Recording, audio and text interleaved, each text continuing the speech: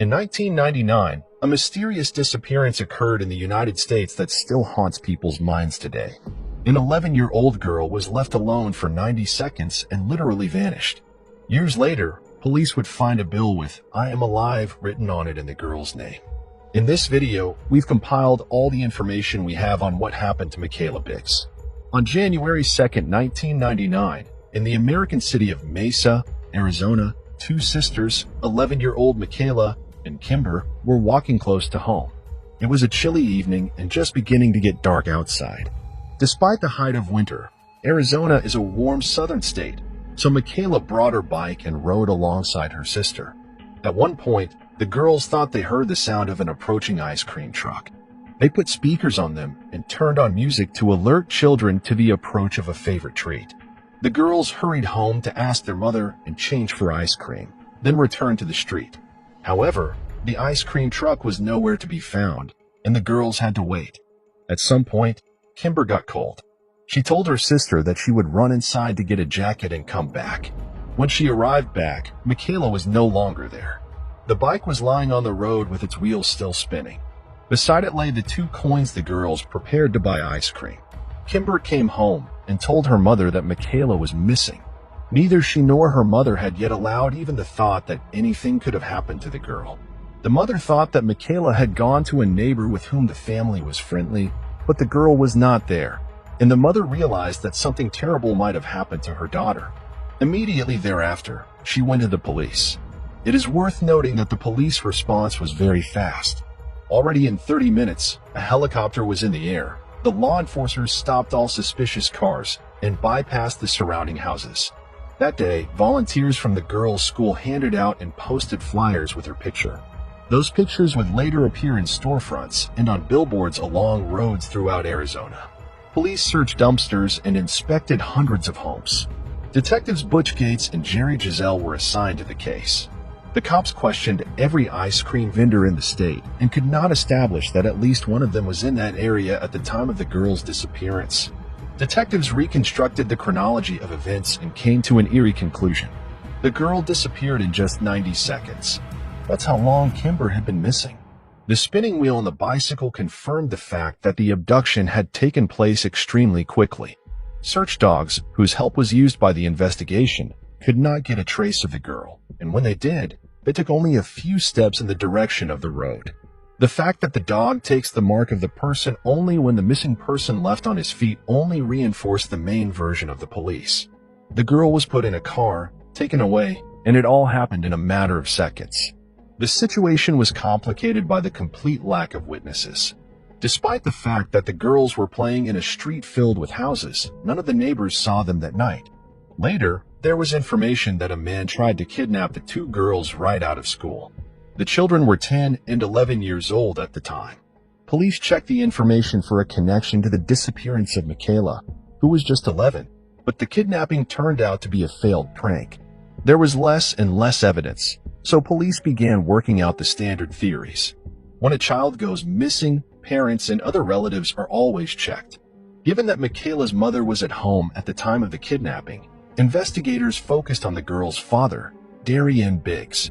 From the beginning, no one really believed in his involvement. Why would a father kidnap his own daughter, especially in such a way, in the middle of the street, in a short period of time when his other daughter was running home? However, it soon became clear that the man had lied about his alibi. During the first interrogation, he stated that he was at work at the time of the abduction, which turned out to be untrue. In reality, he was spending time with his mistress. What happened next was even more interesting. The man failed the polygraph questioning. His wife admitted that she knew about the cheating. Darian himself had told her about it a month before it happened. The couple thought about divorce. Despite the fake alibi, the police eventually stopped considering the father as a suspect. Even in the event of a divorce, his wife had no plans to forbid him from seeing his children. He simply had no motive. In addition, the detectives acknowledged that the lie detector results may have been influenced by the emotional state of the father whose daughter had just been abducted. He may even have laid some of the blame on himself and thought that if he had been home with his family, the tragedy could have been avoided. Detectives also tracked Darian's movements that evening and determined that he simply would not have had time to hide Michaela. The man showed up at home very quickly after his spouse called him to report his daughter missing. Detective Giselle later stated that Michaela most likely did not know her abductor. If it had been the father, she would not have thrown the bicycle and change on the ground. The girl tried to run away from the stranger but simply did not make it. During the investigation, police regularly had leads that led nowhere. An anonymous man called detectives and reported that Michaela's body was in an abandoned factory on the outskirts of town. Police combed the area but found nothing. Later, they received an email from an anonymous man claiming that he was the one who had kidnapped the girl. The FBI fairly quickly traced the sender's IP address and sent a SWAT team to his home in the city of Phoenix. It turned out that the sender was a 12-year-old boy who had just decided to make a joke. Meanwhile, the police had reached a stalemate, beginning to process even the most incomprehensible theories. They combed through 35 abandoned gold in the county, and then even questioned nearly 500 psychics who could supposedly help the investigation. Of course, this went nowhere. One witness was found who had seen a mint-colored sheep shortly before Michaela was kidnapped. The driver was quickly found and proved innocent. After that, the police were already desperate to find the girl because there was literally not a single clue left in front of them. This went on until September 27, 1999, when the quiet county was shocked by another shocking event. A woman living near Biggs returned home and walked into the kitchen to find a middle-aged man with his pants unbuttoned. Without uttering a word, he jumped on the woman and began strangling and abusing her. The perpetrator then set fire to the house and left. Apparently, the attacker thought his victim was dead, but the woman survived. Her neck was broken, but she was able to reach the phone and call an ambulance. Already on her way to the hospital, she whispered to the doctors from her last breath, "Michaela Biggs, the girl who is missing, he took her. You must save her." The whole town was on its ears again. Events swirled rapidly. The police took the case and arrested the assailant. He turned out to be D. Bullock. The man was a well-known alcoholic in the area, who lived with his wife and 3 children, repaired wrecked cars, and occasionally disrupted public order. His house was only 2 blocks from Biggs. D was one of the first to volunteer to help find Michaela and willingly let police into the house to search, but not into the trailer in the backyard. For the trailer, he demanded a warrant. Agree, this behavior is extremely bizarre. A man with a bad reputation volunteering to help find a missing girl, giving the police a look around his house without any questions, and suddenly forbidding them to look in the trailer. From then on, Bullock became the prime suspect. Even though his wife provided him with an alibi for the time Michaela was kidnapped, no one believed her story, and most likely she was just afraid of her husband. Detectives began digging into Bullock's past and discovered that he had been tried 3 times for violence and molestation, as well as for kidnapping minors. He didn't get out of prison until 1995, and at that time, none of the neighbors had any idea what kind of monster lived next door. Several times a week, Michaela took private piano lessons from a neighbor who lived across the street from Bullock's house. This suggested that the man may have known the girl long before she disappeared. After Bullock was arrested for assaulting the woman, the police searched his house again and planned to investigate the trailer he had kept them out of earlier, but they were disappointed. The trailer had disappeared without a trace. This was a major blow to Michaela's parents. They were sure their daughter was there, alive or not, but he had disappeared and the police were unable to trace his location. Bullock was sentenced to 15.5 years in prison for the September 27, 1999, attack on the woman. He categorically denied any involvement in Michaela's disappearance. This is not surprising. For the attack on his neighbor and the atrocities he did to her, 15 years in prison would be a lenient sentence by U.S. standards. A confession to kidnapping an 11-year-old girl, on the other hand, could have landed him straight in the electric chair. The parents could not accept that their only hope for the truth was gone. The mother and father wrote Bullock a letter directly to the prison, and the ultimate question, whether he had anything to do with Michaela's disappearance. No one hoped to get a confession, but the criminal answer took the parents by surprise. He wrote that the conversation was too personal and suggested that her parents visit him in prison. At that moment, hope rekindled in the hearts of the parents that Bullock would confess, but they were greatly disappointed. Sitting across from the perpetrator, the father asked if he had anything to do with his daughter's disappearance. Bullock simply replied that he had nothing to do with her disappearance. The conversation continued in this vein for several more minutes, after which the perpetrator simply picked up and left accompanied by security. It looked as if he was just teasing the parents, giving them false hope, and destroying it by looking them in the eye. For a sadist like Bullock, the suffering of others can bring unsurpassed pleasure. This is apparently why he arranged the meeting with the grief-stricken grandparents. Afterwards, Michaela's father confessed that he was convinced that Bullock was involved. He stated, "I was sitting a few feet away from the guy who killed my daughter, and there was nothing I could do about it." At this point, even the most staunch hopes of solving the case were abandoned. Absolutely everyone believed that no new leads would ever emerge. Years later, they would realize that they were wrong, but more on that later. On the 5th anniversary of Michaela's disappearance, the parents buried an empty coffin, finally saying goodbye to their daughter. During this time, their marriage broke up. They changed residence and were reluctant to contact journalists. Until 2018, the case went into a long drawer. The police simply had nothing to work with. But out of the blue, an event occurred that stirred up all of America. On March 14, 2018, a dollar bill excellently dropped at a police station in Neenah, Wisconsin. On it was written in stubby handwriting, "My name is Michaela Biggs, kidnapped from Mass. I am alive." The bill was found by a local resident who was collecting coins and dollar bills in a jar. He was the one who came across the dollar, after which he reported the find to the police, and they instantly reopened the investigation. Michaela's mother rushed nearly 2,000 miles away to look at the handwriting and see if the message was actually written by her daughter. Other relatives also came to the station, but they all made a disappointing statement. The handwriting looked nothing like Michaela's, and the name was misspelled. The mother suggested that the bill might be someone's extremely unfortunate prank. The other relatives also supported this theory. Despite this, the police attempted to trace the bill's path. Alas, it was almost impossible to do so. Paper money changes owners so many times that it was impossible to find the author of this inscription. Experts who studied the bill suggested that he was made by an adult man who was trying to imitate the handwriting of a child. Despite all this, the message on the paper bill seems highly suspicious. Could it have been someone's prank? The chance of police and relatives finding out about the bill is extremely slim. It could have been passed around for years, or it could have settled in a bank vault and no one would have noticed it. The fact that it ended up in the hands of a concerned person who reported it to the police is more of a miracle than inevitability. As for the handwriting, the most obvious version cannot be ruled out. Michaela may have written in a hurry for fear of being caught. Besides, she'd been missing for 9 years before the bill appeared, assuming someone helped her captive. Did they give her something to write all that time?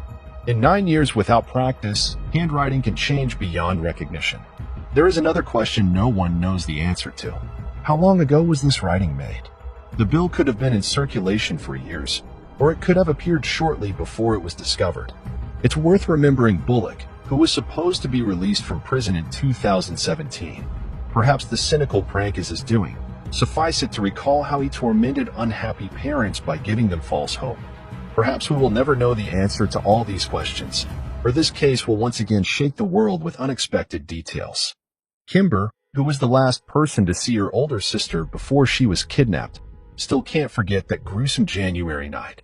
For a long time, she blamed herself for going home to get her jacket, but now she realizes that against an adult kidnapper, she would have been helpless. Kimber raises her young son, to whom she constantly talks about his Aunt Michaela. She calls her an angel who looks out for him. The girl, as well as the rest of her family, is sure that Michaela was kidnapped by Bullock. But without evidence, it can never be proved unless the criminal himself decides to confess to deal another blow to the missing girl's family. Do you think there's any hope that the writing on the bill was done by Michaela herself and she is still alive?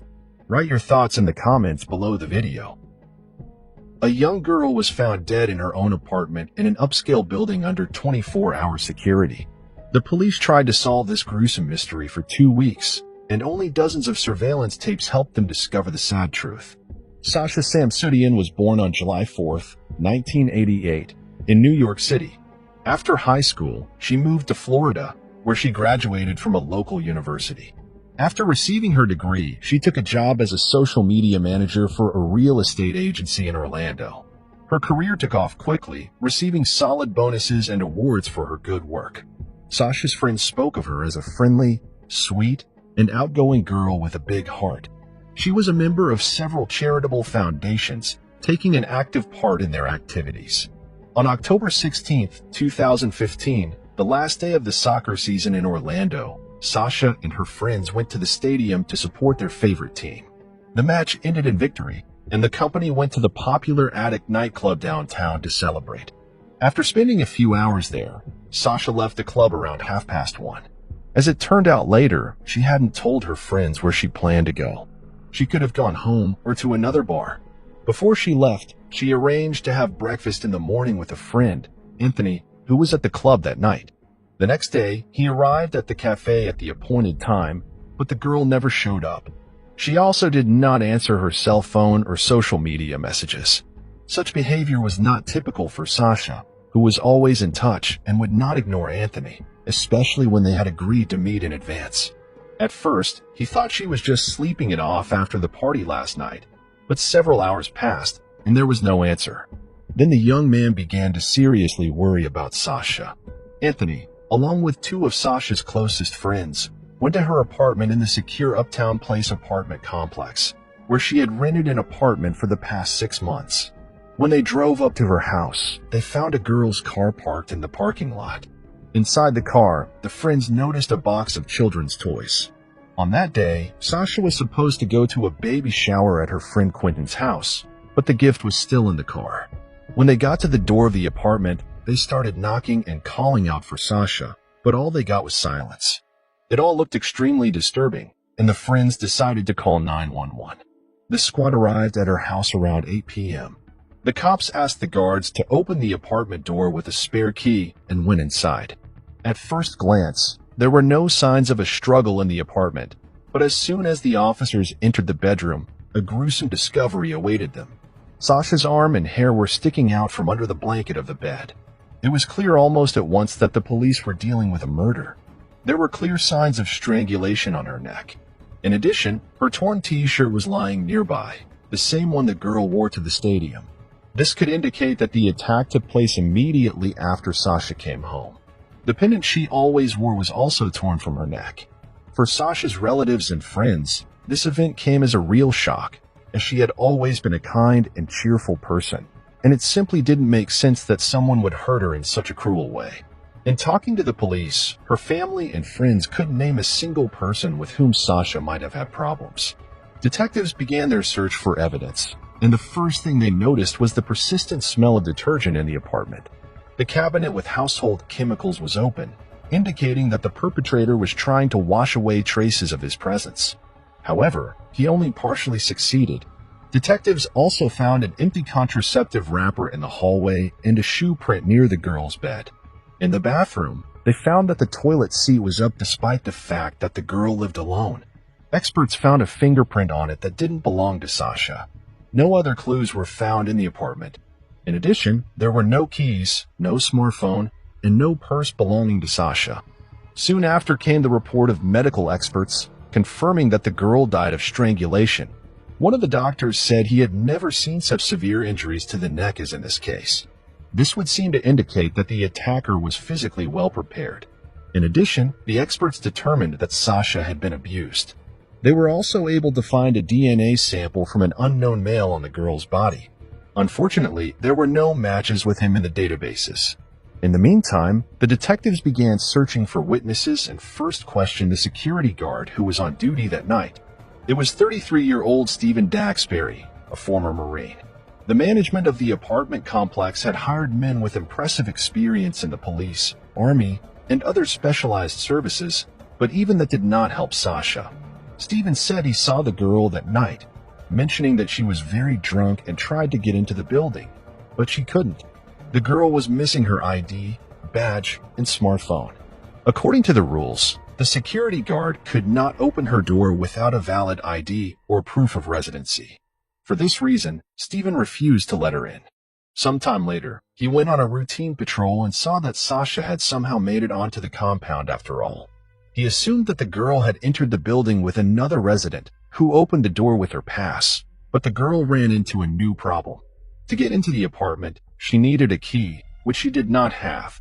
Each door in the complex also opened with a code lock, but Sasha couldn't remember the right code. She turned to Steven and asked him to walk her to her car to look there for the keys again. Without the guard with his pass, she would no longer be able to get into the complex. Steven went with her, but there were no keys in the car. Sasha suddenly stated that she remembered the code to the door, and they went back to her apartment. But there again, the girl was unable to enter the correct password. After that, the guard said he had to go back to his post. He promised to help her solve the problem if at the time of his next round Sasha still could not remember the right code. However, the next time he went to patrol the area, Sasha was nowhere to be found. It was not until the morning that Steven noticed her in the company of a man he had not seen in the complex before. The guard failed to describe his appearance in detail, so the police had to look for this unknown man practically at random. We could only hope that this man might have been caught on one of the 15 security cameras set up on each floor of the building and near the exit. In addition, the detectives requested footage from cameras located along Sasha's route from the club to his home, a 10-block stretch. On such a stretch, there was almost a 100% chance that the girl was caught in the lens of at least a few cameras. After studying the footage from the club and the surrounding area, investigators immediately spotted Sasha. They could see her leave the establishment and head in the direction of the house. She stood out with her brightly colored outfit, wearing white pants, a purple t-shirt, and flip-flops. It was apparent in these dark shots that the girl was stumbling and staggering slightly, indicating that Sasha had been drinking quite a bit of alcohol in the club, which matched the security guard's testimony. It was also apparent that Sasha left the club alone. A little later, another camera caught her, and this time, she was walking in the company of two girls. The police showed her pictures to Sasha's friends, but no one recognized them. This led the detectives to believe that the three met on the street. It was important for the detectives to find these girls because they might have valuable information. To do this, they sent their photos to the local media, and soon the women were identified. During the interrogation, the girls said that they saw Sasha on the street. At that moment, two men approached her and tried to get acquainted with her. Given that it was late at night, the girls were afraid for Sasha and decided to walk home with her. This helped get rid of those annoying men.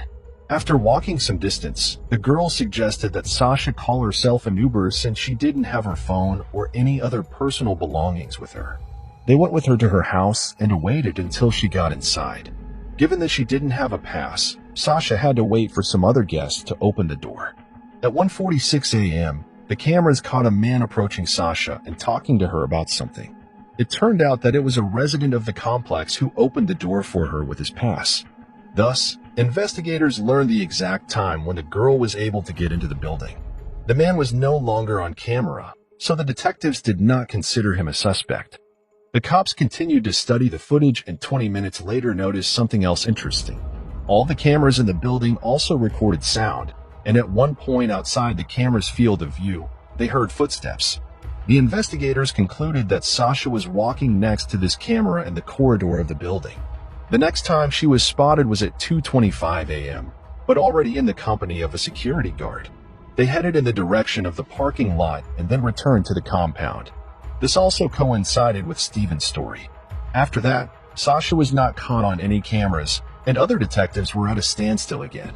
The police decided to question the guys Sasha had been in a relationship with in the past. This idea had to do with the method of murder. More often than not, strangulation is motivated by passion, and the culprit is someone close to them. The first guy's name was Taylor. Again, Sasha broke up a long time ago but continued their friendship.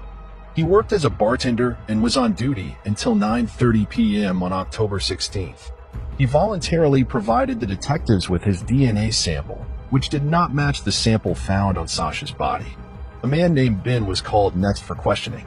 In addition to being in a relationship with Sasha, he was also the last person she wrote to before she died. Detectives discovered that at 5:12 a.m., Sasha had sent him a text message that only included his name, Ben. This was very strange, especially when you remember that according to the story of the security guard and the two girls, Sasha didn't have her phone when she returned from the club. Investigators also learned that Sasha had planned to meet Ben this weekend. However, the man had an alibi. On the night of the murder, he was with friends. In addition, he voluntarily provided a DNA sample, which also came back negative. By that time, the detectives had finished examining all the available camera footage and noticed something strange.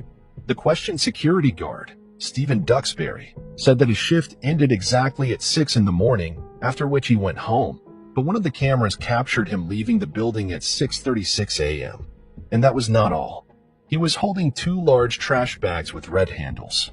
Exactly the same ones were lined in Sasha's apartment. After speaking with the management of the apartment complex, the police learned that it was not the responsibility of the security guards to take out the trash. A logical question arises. Why was Stephen late for work for almost an hour, hiding this fact from the police and carrying garbage bags allegedly taken from Sasha's apartment? Given all these suspicious points, investigators offered the security guard a polygraph interrogation. When asked if he had ever entered such an apartment, Stephen answered in the negative, and the machine recorded the lie. Next, he was asked if he knew how Sasha died. 3 different questions came up. Was she poisoned, attacked with a sharp object, or strangled? At the last question, Stephen's post jumped sharply. Information about the girl's cause of death had not been released anywhere, and the guards simply couldn't know. Even when the police came to Sasha's apartment with the other guards, they were not allowed inside. It turns out that Stephen could only know the correct answer if he was in the girl's apartment at the time of the murder. Despite all this, it is almost impossible to convict a person on the basis of a polygraph reading alone. So the police had to look for additional evidence. Investigators asked Stephen to show them the shoes he was wearing that night. He provided them with a pair of shoes, and their soles did not match the footprint found in Sasha's apartment. However, the police also obtained a search warrant for his apartment, where they found other shoes, and they showed an exact match. Moreover, the fingerprint from the toilet in Sasha's apartment matched the events. By taking his DNA sample, experts quickly found a perfect match with a sample found on Sasha's body. Police learned even more gruesome details after examining Stephen's phone. At about 5 a.m., he was searching on Google for how to quickly pick a combination lock door. The same one had been installed on the door of Sasha's apartment. Detectives finally found a severe bite mark on Stephen's arm, as well as numerous scratches on his body. All this was enough to arrest the man and charge him with murder. With that set of evidence, no one had any doubt about a conviction anymore. According to the investigation, Stephen saw that Sasha was heavily intoxicated and decided to take advantage of it. After waiting for some time after the girl entered her apartment, he opened the electronic lock, and then he abused and killed the girl. Only one question remains unclear. Judging by the bites and scratches on Stephen's body, Sasha struggled to fight back and most likely screamed. How come none of the neighbors heard that? The house she lived in was quite old, and the noise insulation there must have been extremely mediocre. After Stephen had finished with Sasha, he began to cover his tracks.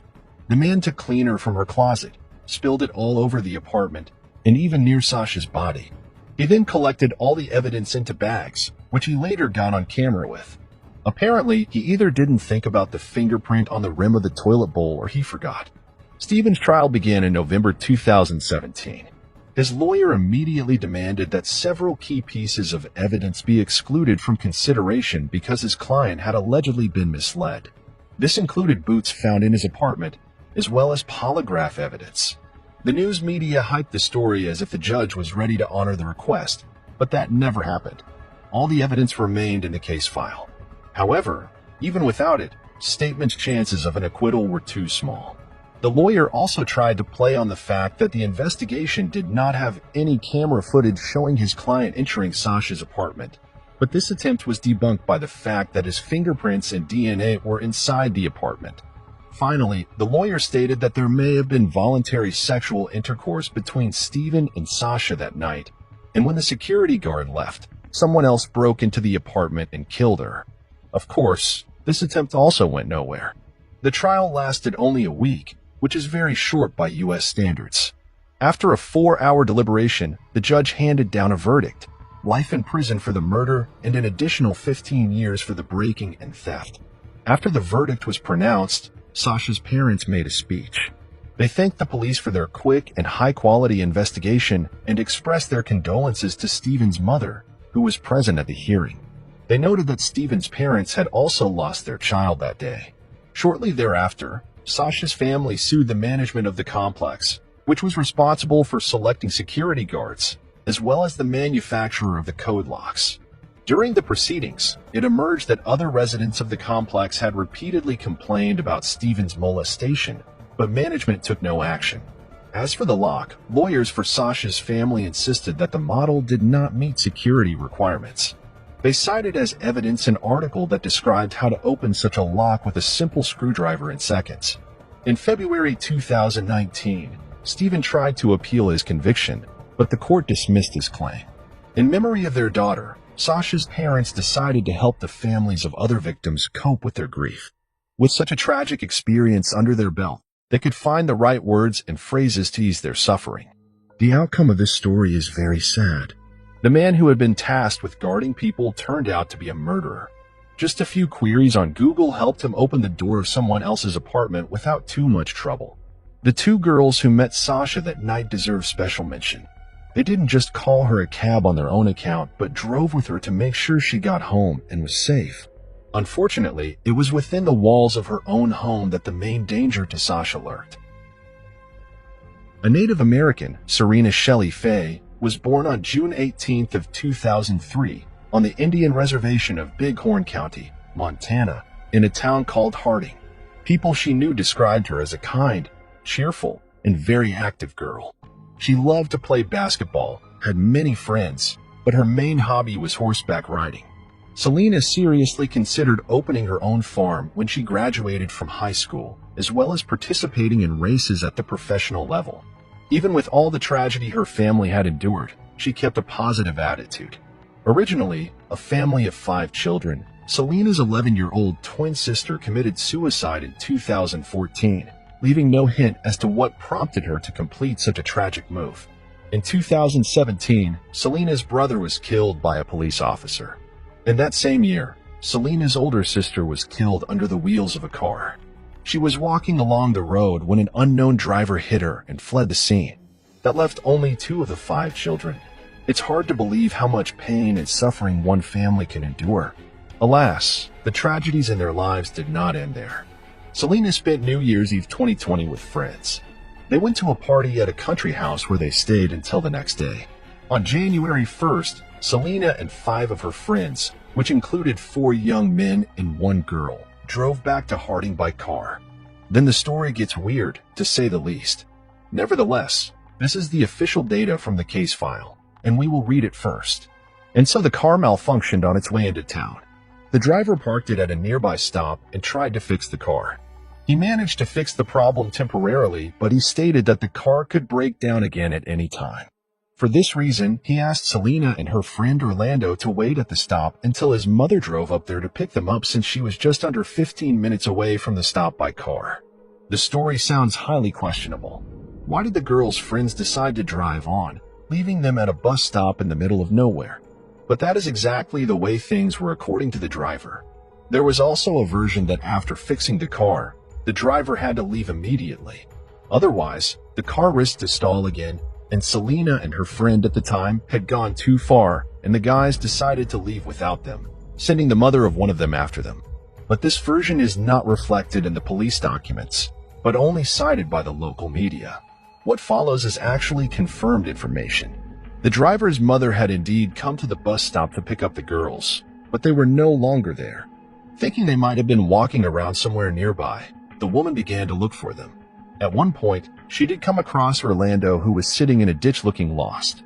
Her shoes were missing and all her feet were covered in scratches. Selena was nowhere near her. The shocked woman tried to ask Orlando what had happened, but she said she had absolutely no memory of how she got here and didn't even know where she was. Then the woman contacted Selena's parents and told them she was missing, and they immediately contacted the police.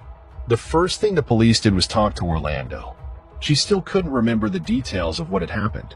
She only told the detectives that she had seen Selena just walk off in the direction of the road into a field, and her friend never saw her again. Upon hearing this story, Selena's parents couldn't understand why their daughter would go off in some unknown direction for no apparent reason. The problem was that it was freezing outside, and the girl was clearly not dressed for the weather. She was wearing a light jacket, sweater, and jeans. I think you've already realized how strange this whole story is, but that was just the beginning. On the same day, police organized a large-scale search within a radius of about 6 kilometers of the place where the girl was last seen. Hundreds of people, including service dogs, mounted police, helicopters, ATVs, and even drones with heat sensors, were involved. The FBI also became involved very quickly. The case may have taken on such proportions because of a sad statistic. Native Americans in Montana go missing far more often than other segments of the population. Most of the time, police are as reluctant as possible to investigate these cases and sometimes refuse to do so at all. Locals regularly come out in protests and try to reach out to the federal government, but Native Americans continue to go missing. In addition, Selena's relatives immediately turned to news outlets for help in making the story public and speeding up police work. News of Selena's disappearance quickly spread throughout the city, and hundreds of volunteers joined the search for her. Most were also Native Americans, including students from her school. Adults helped scour the area, and teenagers posted flyers and distributed information about their classmates' disappearance throughout the city, but the search yielded no results. Of course, police examined the car in which Selena and her friends drove home, and also questioned all her friends who had been with her that day, and here are things that are just as strange. Investigators have not released any information related to this. The friends may not have told them anything useful, but the public was waiting for at least some details. Then the police decided to pursue another theory. What if Selena had been kidnapped from that bus stop? This theory ran counter to the story of a friend who claimed Selena had gone into the field, but the kidnapping theory received some support as well. A witness reported seeing a green car with Wyoming plates near the bus stop. As the days went by, the search yielded no results. So most people began to consider the kidnapping version as the main one. Reports poured into police that people had seen the girl in various places, but all these leads proved useless. Police examined security camera footage of the places where Selena was allegedly seen, and she was not there. The police also tried to track the location of the girl's smartphone, but they were unsuccessful. It was turned off. The investigation continued in such ignorance until January 20th. On that day, 3 weeks after Selena's disappearance, the most mysterious event in the whole story happened. The girl's body was finally found. It was found just a mile from that very bus stop. The body was discovered by the Bighorn County Sheriff, who went by the Indian name Big Hair. Let's refresh your memory on key points. Hundreds of volunteers on foot, dozens of horseback riders, service dogs, a helicopter, drones with heat sensors, and a search radius of about 6 kilometers. For all that, the body is found within a kilometer of the bus stop. At this point, everyone had one question. How could they not notice? Of particular note is the fact that the place where Selena was found is practically a bare field. The Bighorn County Sheriff's Office said the preliminary version is that death was due to natural causes. On February 28th, more than a month after the body was found, the results of the medical examination came back. The report signed by 4 doctors cited hypothermia as the cause of death. All of this raised even more questions and distrust on the part of the public. Not only were search parties unable to locate Selena in an open field for 20 days, but she also allegedly died of hypothermia, a kilometer from the road. Let's take a look at what the temperature was that day.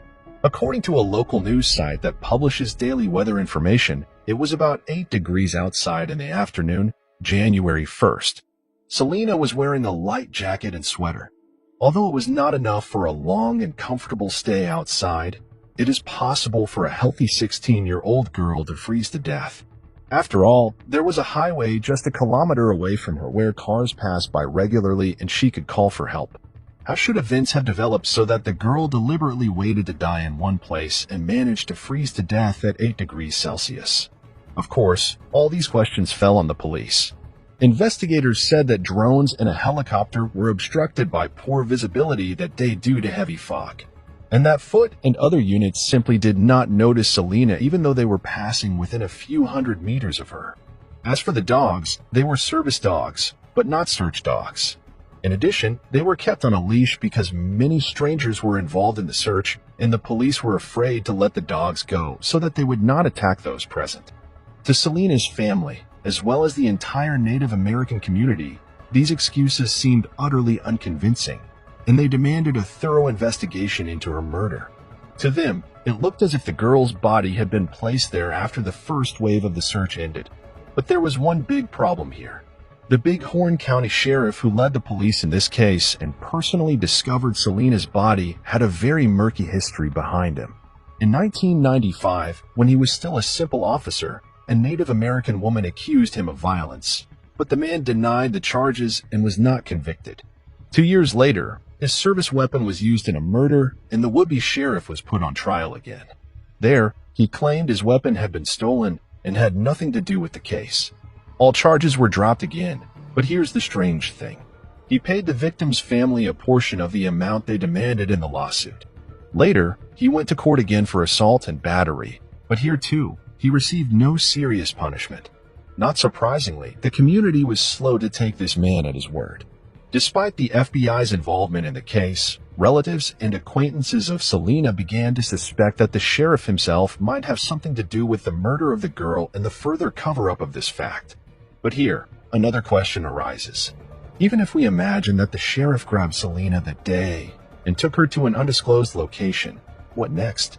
The 4 medical examiners signed a report that clearly stated there were no marks on the girl's body indicating a violent death. They could only confirm death from hypothermia. Given the FBI's involvement, could the sheriff have gotten the 4 doctors to cover something up? Or could he have kept Selena outside until she actually died of hypothermia? Sounds doubtful. There is another version of what happened. The teens were drinking on New Year's Eve, as the initial toxicology report indicates.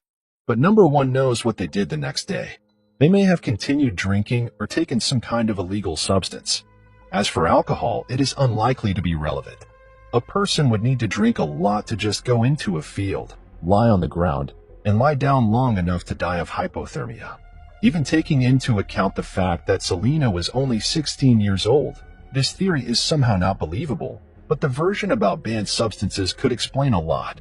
First, let's remember Selena's friend who was sitting in a ditch with no shoes and scratched feet.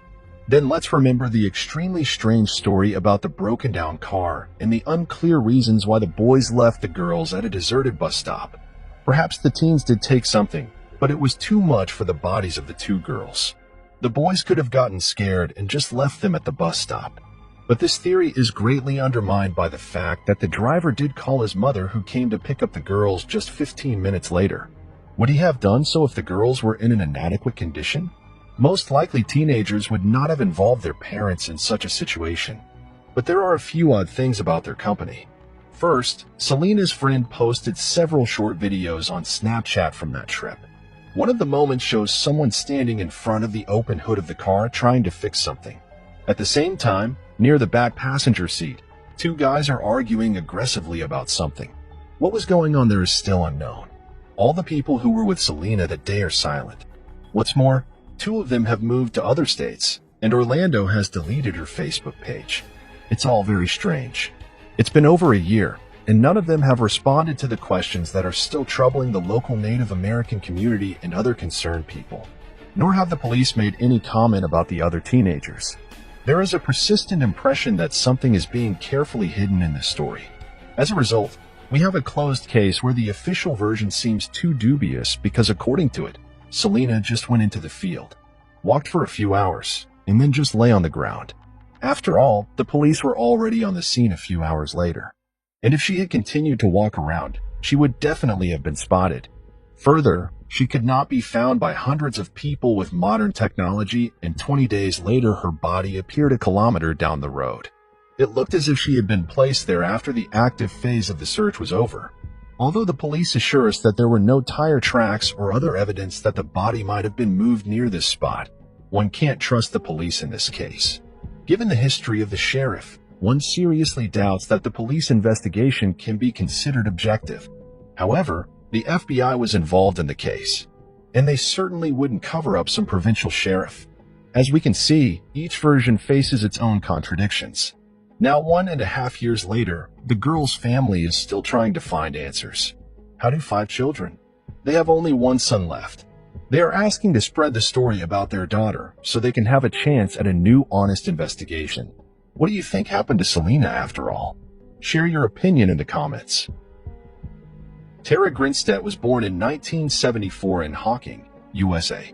During her high school years, she actively participated in beauty contests, winning prizes. The girl, from an early age, set a goal to get a quality education. So the money earned in competitions, she put aside to pay for her education. After college, Tara earned a master's degree in education and landed the job she had long dreamed of. She became a high school history teacher in Asla, Georgia. This tiny town was a typical low-rise America. Its population did not exceed 4,000 people, most of whom knew each other well. Life was quiet and measured. None of the locals could think that any serious crime could occur in Asila. Sarah Grinstead had worked at the local school for several years, and during that time, she had developed a great relationship with both staff and students. She was a kind and outgoing person who was always supportive and helpful. In October 2005, this help came in handy for Tara's students who were preparing to participate in a local beauty pageant, given the fact that their teacher had won prizes at similar events many times.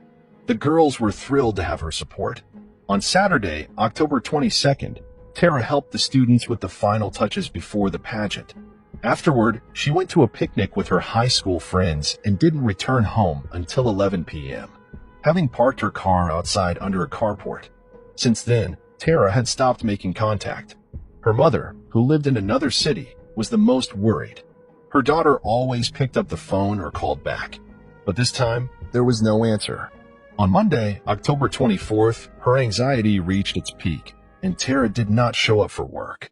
Such behavior was highly unusual for her.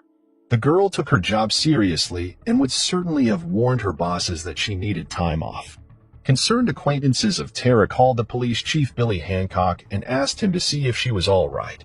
At 10 a.m. that morning, he went to her address. The policeman thought the woman's phone was just dead and that she was either sick or had overslept. When he arrived at her house, he found Tara's car in its usual spot. Her doors were unlocked, but that didn't surprise Billy.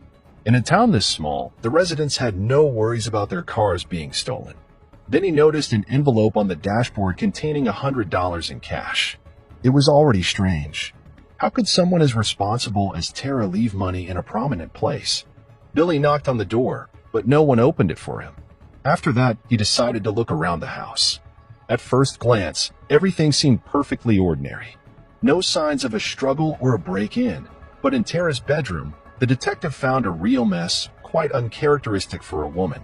Her belongings were on the floor, including the clothes she had last been seen in. Her cell phone was on the nightstand charging. It looked as if Tara had left the house briefly, but she was nowhere to be found. On the ground outside the house, the police found the first piece of evidence that suggested a possible crime. There was a latex glove lying around that someone might have used to conceal her fingerprints. The detectives did not consider the possibility that the glove might have belonged to Tara. Hardly anyone used such gloves at home. Since then, the Georgia Bureau of Investigation, the equivalent of the FBI only at the level of one state, got involved in the case. The main version of the investigation was kidnapping. There was very little evidence. Besides the glove, the detectives found only two questionable things. Tara's torn chain was lying on the bedroom floor, and her alarm clock was not in its usual place. But all this did not help detectives solve the mystery of her disappearance. For the small town, this Monday was truly a terrible day. Tara's house was cordoned off, and the school had a meeting. Tara's co-workers and students tried their best to help in the search by forming a group of volunteers. They printed out a stack of flyers with a woman's picture and information about her disappearance. And within hours, the flyers were posted all over the city. Volunteers stayed home that day until 1 a.m.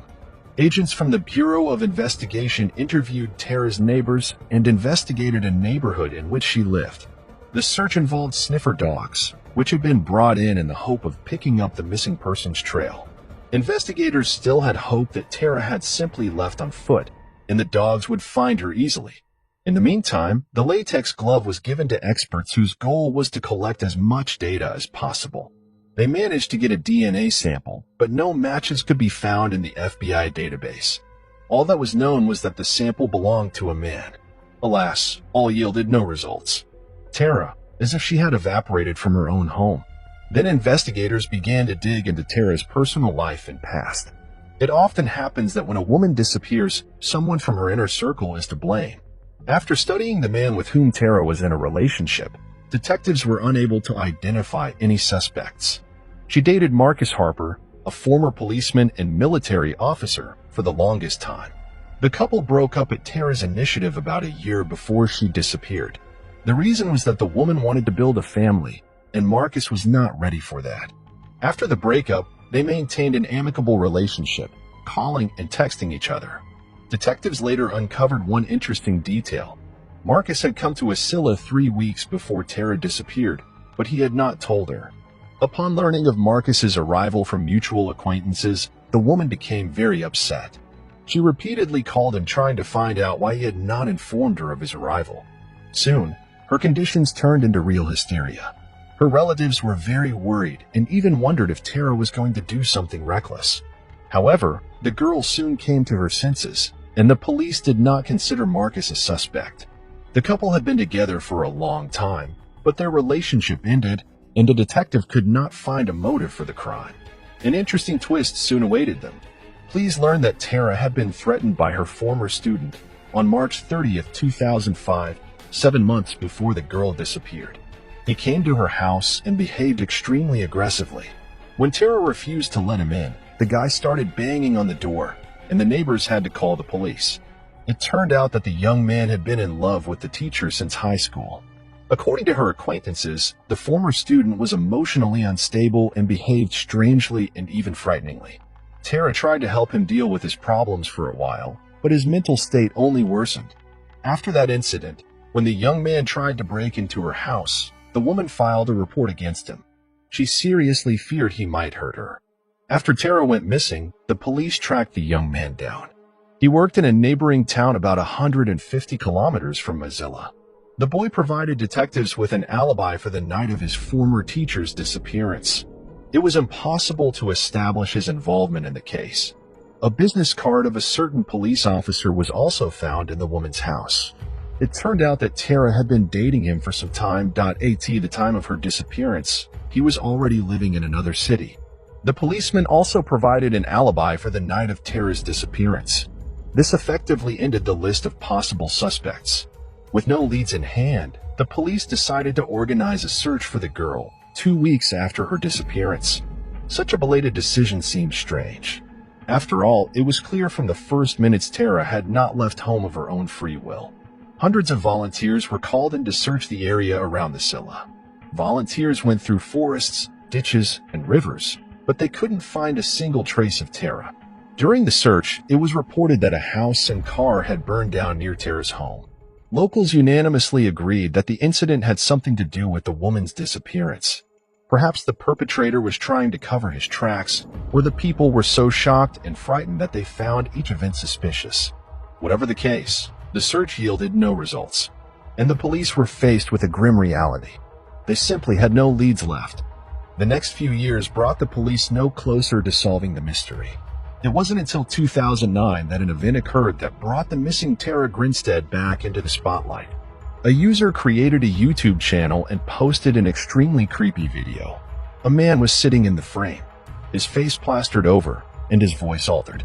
In the video, he claimed to be involved in the disappearance of 16 girls, naming them by name.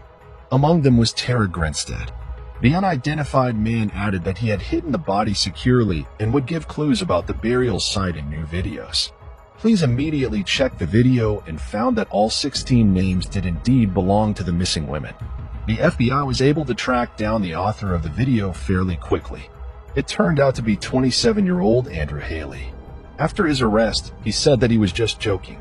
The police could not connect Andrew with any of the 16 missing girls, but he still could not avoid a trial. For perjury and tampering with evidence, the man was sentenced to 2 years of forced labor and 13 years of probation. Momentary hopes of solving this cold case faded, and once again, the police were left without a single lead. In December 2010, Tara Grinstead was officially declared dead because there was simply nothing to work with. As the years passed, the townspeople remembered Tara Grinstead's disappearance perfectly.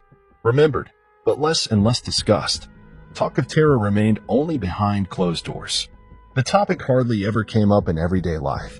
The town had changed forever. Fear and mistrust permeated the locals for years to come. It wasn't until 2016 that something happened that got people talking openly about Tara again. Atlanta-based journalist Payne Lindsay created his own podcast devoted to mystery cases. And for the first issue, he took on the Tara Grinstead case. The man and his colleague traveled to Asala, where they met private investigator Maurice Gutwin. Together, they began working on the case literally from scratch. They had no access to police records, so the only available source of information was the people of the town. At first, they were only able to talk to friends and relatives of Tara. Outsiders avoided talking about the missing girl in every way, but it didn't last long. Lindsay's enthusiasm managed to revive interest in the case, and soon the people of Asala were discussing it again. Lindsay and Gutwin worked through every possible lead. They considered 3 possible suspects: Tara's ex-boyfriends and the student who tried to break into her house. Along the way, they talked to anyone who might have any useful information. They were so passionate about the case that on several occasions, they thought a clue was literally 1 step away. One day, Payne received a call in which an unknown person suggested they look for remains on Tara's property. The police did so, and at some point, they managed to find the bones. True, experts quickly determined that the bones belonged to an animal. Despite the excitement and a new wave of interest in the case, no serious progress was made. Or rather, they failed to solve the case directly during the creation of the podcast, but it was this amateur investigation that was decisive, and the long-awaited denouement came completely unexpectedly. In early 2017, Brooke Sheridan came to the police. Her story shocked the detectives, who no longer believed that the truth would ever come out. Brooke told investigators that her ex-boyfriend named Bo Duke had once confessed to her. He had helped his friend dispose of Tara Grinstead's body. Upon learning of this, the girl repeatedly begged the guy to confess to everything, but he remained silent. After listening to Brooke's story, the police did not rush things. Who knows? Maybe this woman just wanted fame and attention, especially when a successful podcast got everyone talking about the case again. The detectives decided to play it safe. They asked Brooke to wear a wire and go to Bo to beat out a confession, and it worked. The man didn't deny his involvement, and the police had probable cause to arrest him. To their surprise, Bo immediately cooperated with the investigation and laid all his cards on the table. Later, detectives would say that he was just tired of living with his burden on his soul. Late that night, he got a call from his friend and former classmate, Ryan Duke. He asked to borrow a truck to help him with something, then added, "I've broken into Tara Grinstead's house to steal some money, but something didn't go according to plan, and I killed her." According to Ryan's story, after a party with friends, he went for a drive. At this point, he decided to break into someone's house to steal money, and his choice was Tara's house. He was under the influence of illegal substances at the time. After opening the door with a credit card, he broke into the house and began looking for money. Tara spotted him. A struggle ensued between them, from which only Ryan came out alive. When Bo arrived at Tara's house in a truck, they loaded the woman's body into it and drove her into the woods. The two of them then got rid of the body for several days. This story shocked the residents of Asala. Jukes and Duke were never considered suspects, for they simply had no motive. Nor were there any clues that could link these two to the disappearance of the woman. Despite a full confession, Bo Dukes would not testify against himself in court. At the trial, he spoke to Tara's relatives, wept, and apologized for what he had done. Bo spent a long time in the military, was a veteran, and had many decorations, but the court ruled 25 years in prison for helping cover up a crime. Tara Grinstead's murder trial by Ryan Duke was set for April 1, 2019, but the Georgia Supreme Court postponed the trial on March 28, 2019. After Duke's attorney said they were unconstitutionally denied funding for experts to testify on Duke's behalf. The trial began on May 9, 2022. At trial, Ryan Duke pleaded not guilty to murder and charged Bo Dukes with murder. On May 20, 2022, a jury found Ryan Duke not guilty of murder, aggravated assaults, and burglary, but guilty of concealment of death. At trial, Duke testified that his confession to the murder was false, telling the jury that he had done it under the influence of drugs and in fear of the real killer, his friend with a similar last name, Dukes. He said, Bo Dukes woke him up in the mobile home where they lived together in 2005 and told him he had killed Tara Grinstead. then showed Dukes their teacher's purse and wallet. Although her body was never found, investigators matched Grinstead's DNA of bone fragments found at the location where Ryan Duke testified to investigators that he and Bo Dukes had burned her. On May 23, 2022, Ryan Duke was sentenced by the Erwin County Superior Court to 10 years in prison for concealing the body. The sentence imposed by the judge was the maximum penalty allowed. By the time Ryan Duke was sentenced, he had already served about half of that sentence while awaiting trial. Prosecutors insisted that Duke's confession included details that only the killer knew, such as Duke telling investigators that he called Grinstead's home from a payphone after running away from home to see if she would answer. When she didn't, he returned and found her dad. Investigators also found Duke's DNA on a latex glove found in Grinstead's yard. However, his testimony raised enough doubt in a jury's mind that he was acquitted of all charges except concealing her death. Bo Dukes was subpoenaed to testify but refused to answer the court's questions, citing his Fifth Amendment right against testifying against himself. When the truth about this high-profile case came out, Tara Grinstead's friends and relatives relieved themselves of the burden of obscurity. Her mother confessed that all these years she had secretly hoped for a miracle, that her daughter would return to her alive. Alas, reality turned out to be cruel, senseless, and devoid of any miracles. At least now, the whole world knows exactly what happened in that little town back in 2005. Write your opinion about it and give it a like. Casey Joe's daughter was born on December 21, 1989, in the American town of Pocatello, Idaho. The locals were mostly religious and close-knit, accustomed to a quiet and measured life. As was often the case, none of them could have imagined that something so terrible could happen in the town. Cassie was a cheerful, kind, and responsible girl who never got into trouble. She was an excellent student, listened to her parents in everything she did, and helped her family whenever possible. In September 2006, Casey, who was 16 at the time, agreed to look after her in-laws' house. Her Uncle Frank and his family were planning to go out of town for the weekend. Someone had to feed and walk the dogs while they were away, and Casey had no problem agreeing. Even though their house was in the middle of nowhere, her parents weren't afraid to let Cassie go there alone for a few days.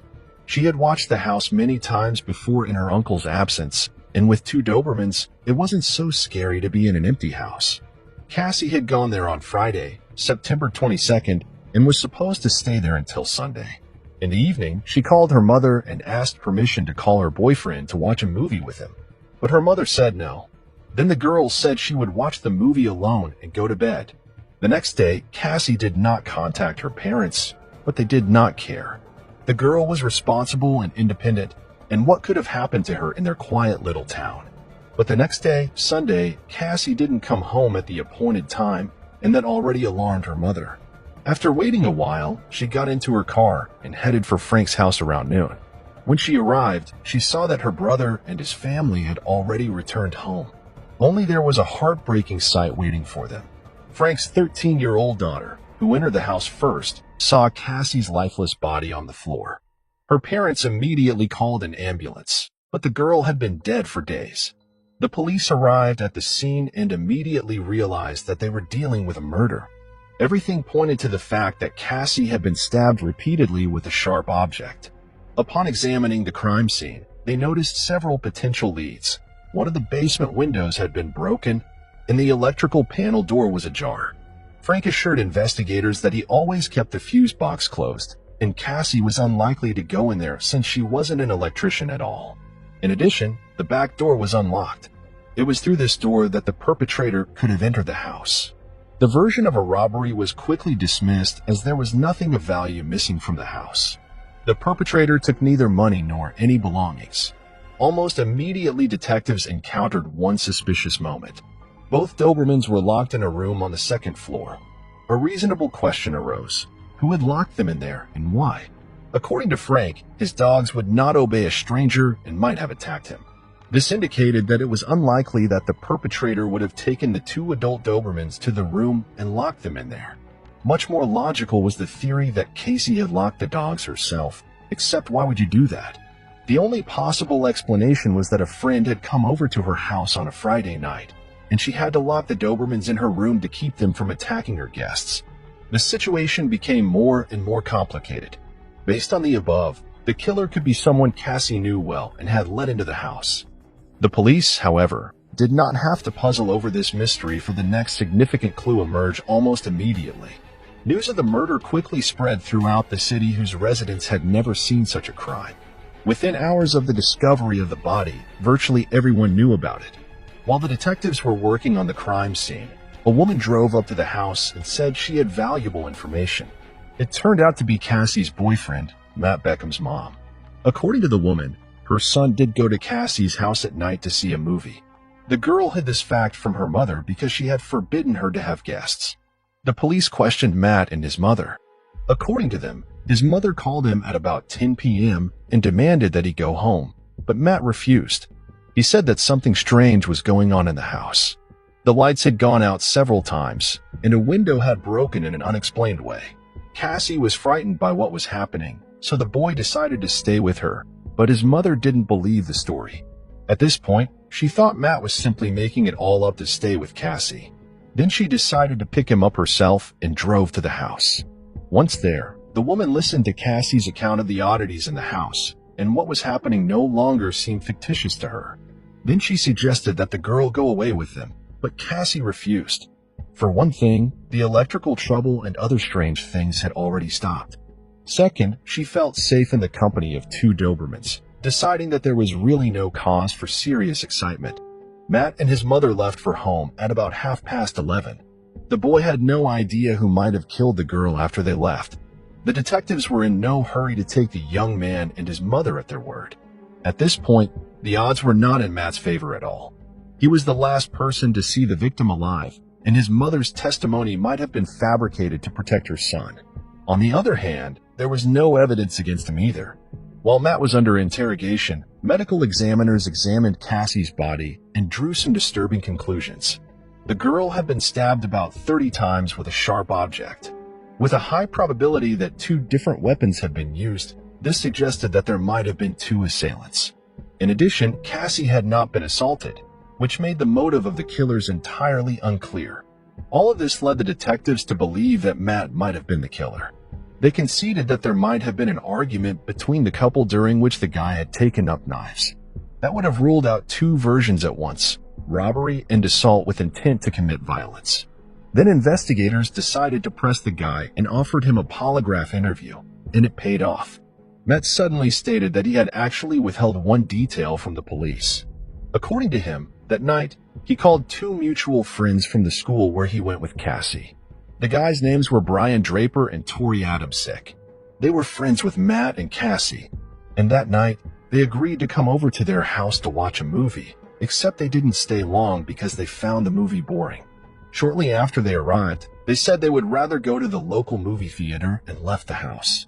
As Matt was driving home with his mother, he called Tori and said he was on his way home. The guy had planned to meet his friends that evening, but they were already sitting in the movie theater.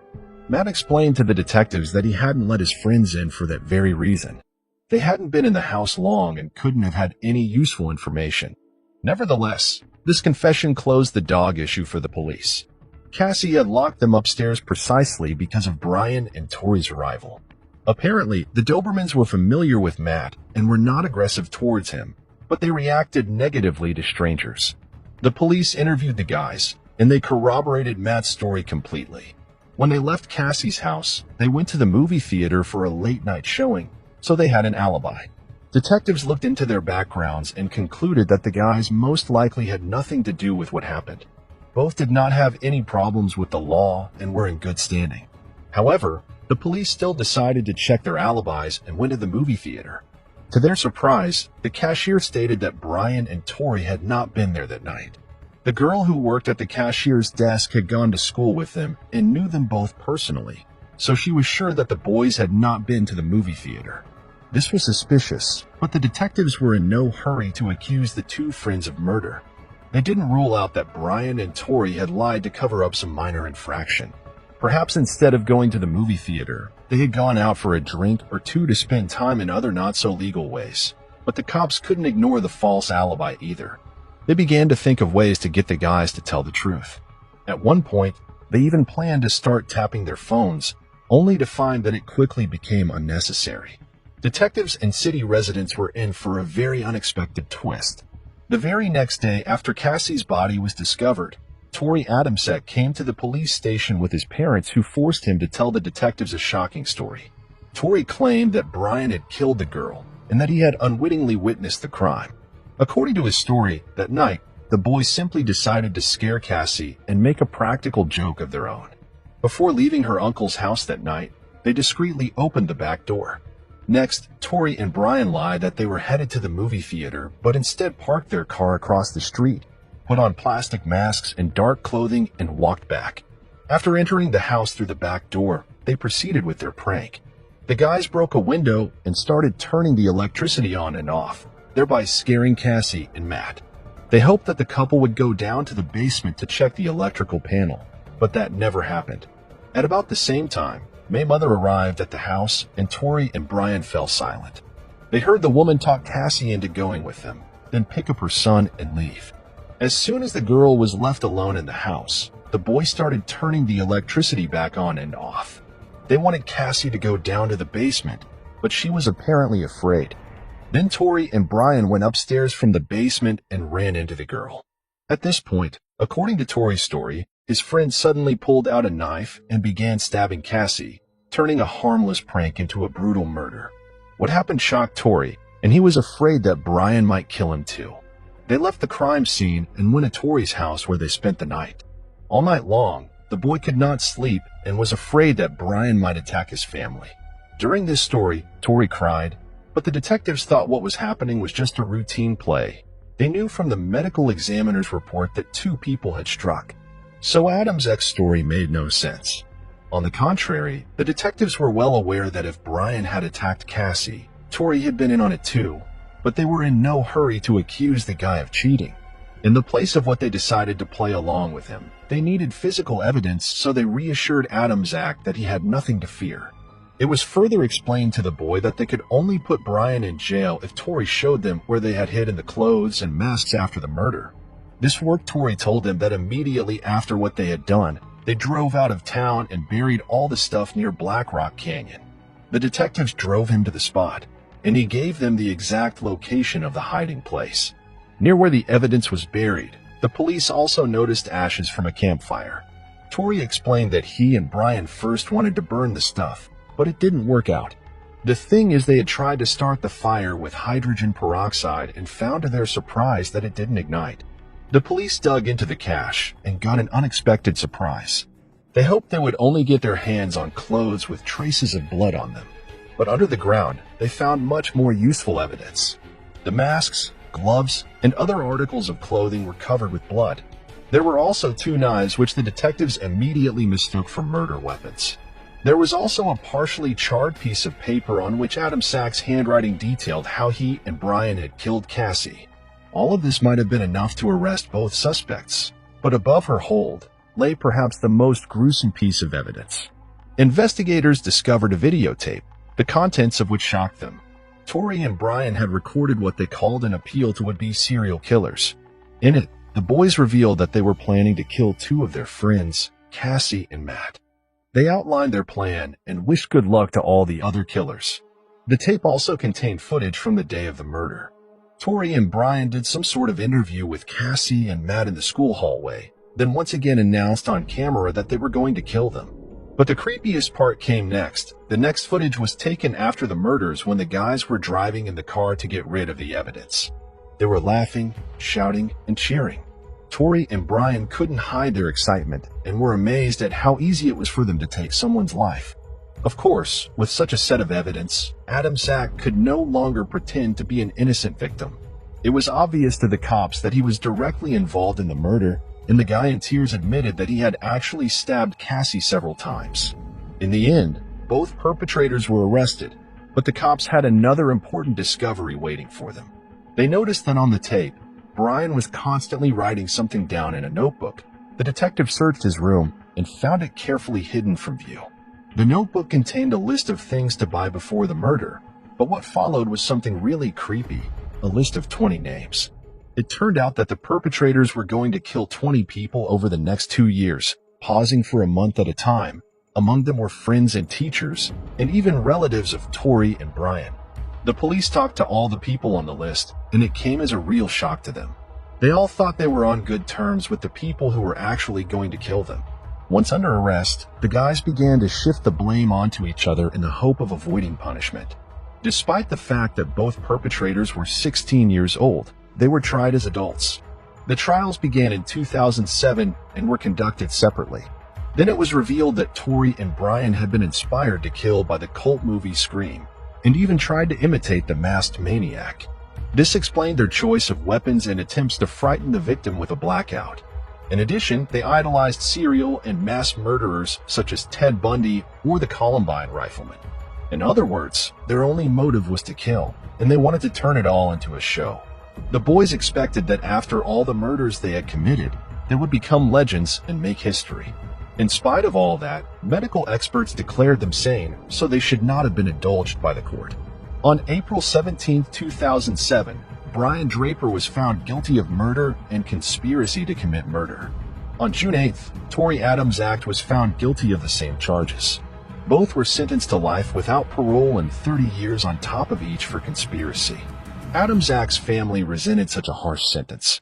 They felt that the court should have imposed a more lenient sentence because their son had led the detectives to the evidence.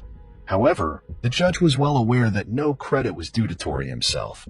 The boy was just scared and tried to blame it on his buddy, and that does not entitle him to any leniency.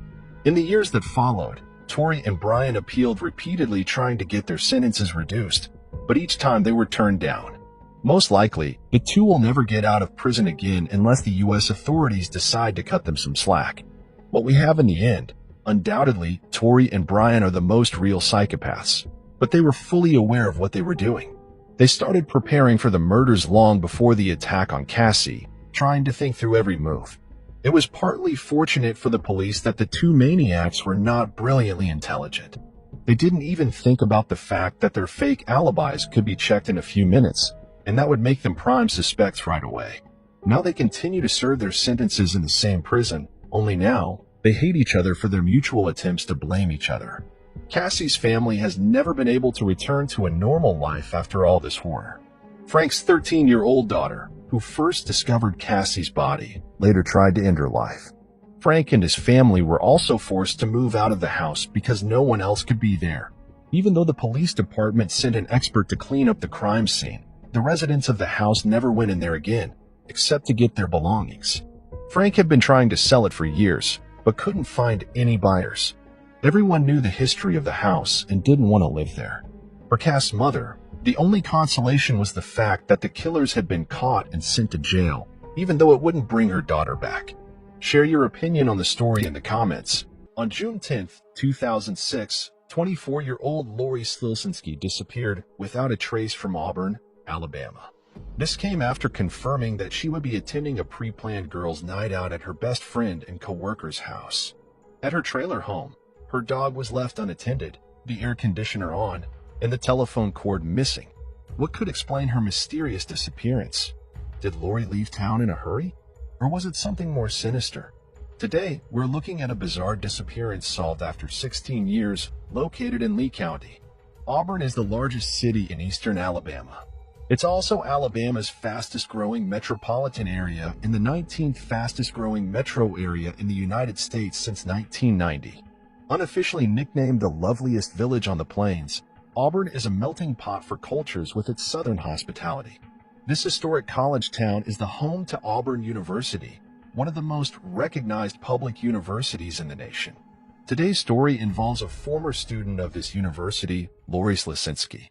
Lori Ann Slilsinski was born to parents Casey and Arlene Slilsinski on September 21, 1981. Gifted with blue eyes and blonde hair, Lori was always adored by her parents and her big brother, Paul. The family was originally from New York State, but later moved south to the rural Alabama farm country near the town of Auburn when Lori was just 13 years old. As a country girl being raised with animals, Lori was an avid animal lover. According to her friends, Lori was absolutely beautiful. She loved spending time with friends, watching movies, riding her bicycle, and playing video games. In addition to all that fun, she was also very studious, and her family tried to support her as much as they could. After finishing high school, Lori enrolled in nearby Auburn University, where she majored in psychology with a minor in criminology. Her parents bought her a mobile home so that she could live off campus in a manicured trailer park that was popular with students. She was living alone with her beloved dog, Peanut, a Yorkshire Terrier. Her close bond with her family remained intact, with her mother calling every day to check up on her. In 2005, she graduated with honors from Auburn University. Soon after graduation, she took up a job in the East Alabama Mental Health Center while still living in the trailer park. She also made plans to go for her master's degree in psychology in the near future. Lori's family was proud of her achievements, unaware of any foreshadowing of evil that was looming over her head. On June 10, 2006, 24-year-old Lori had made plans for a girls' night at her best friend Lindsey Brown's house. They had plans to have a few drinks and watch a movie. Lori first met Lindsey in their junior year at Auburn University, already impressed by Lori's sweet, charming, and outgoing personality. The two girls became friends. The bond only grew stronger when they both got a job at the same mental health facility after completing graduation. Around 6:30 p.m. on June 10th, Lori called Lindsey saying that she had to stop at the store, and then she'd head over to her house for the movie night. Unfortunately, she would never make it there. Lindsey grew worried when she did not hear from Lori again that night or the following day. She called Lori several times and left messages on her home answering machine, but she never heard back from her. When Lori did not show up at her workplace on Monday, June 12th, Lindsey's concerns skyrocketed. It was very unusual for Lori to miss work and not inform anyone. After another no-show at work on the following Tuesday, June 13th, Lindsey, along with another coworker, went to Lori's house to check on her. When they reached the trailer home, Lindsey could not find Lori anywhere. Upon entering, she found the door unlocked and the air conditioning on, which was pretty surprising. She also observed that Lori's dog, Peanut, was inside his crate. He looked well-nourished and happy, as if someone was taking care of him. Amazingly, his crate was unsoiled, even though Lori had been missing for several days at that point. Lindsey felt that something was amiss, as it was unlike Lori to leave her beloved pet alone and unattended. Lindsey remembered that Lori had placed 3 rugs on her kitchen floor as the dog refused to walk on the tile. These rugs were missing, along with the outside trash can when Lindsey entered. Later that same day, June 13, 2006, Lori's mother, Arlene, got a call from her workplace regarding Lori missing work 2 days in a row. Arlene immediately tried to call her but could not get a hold of her.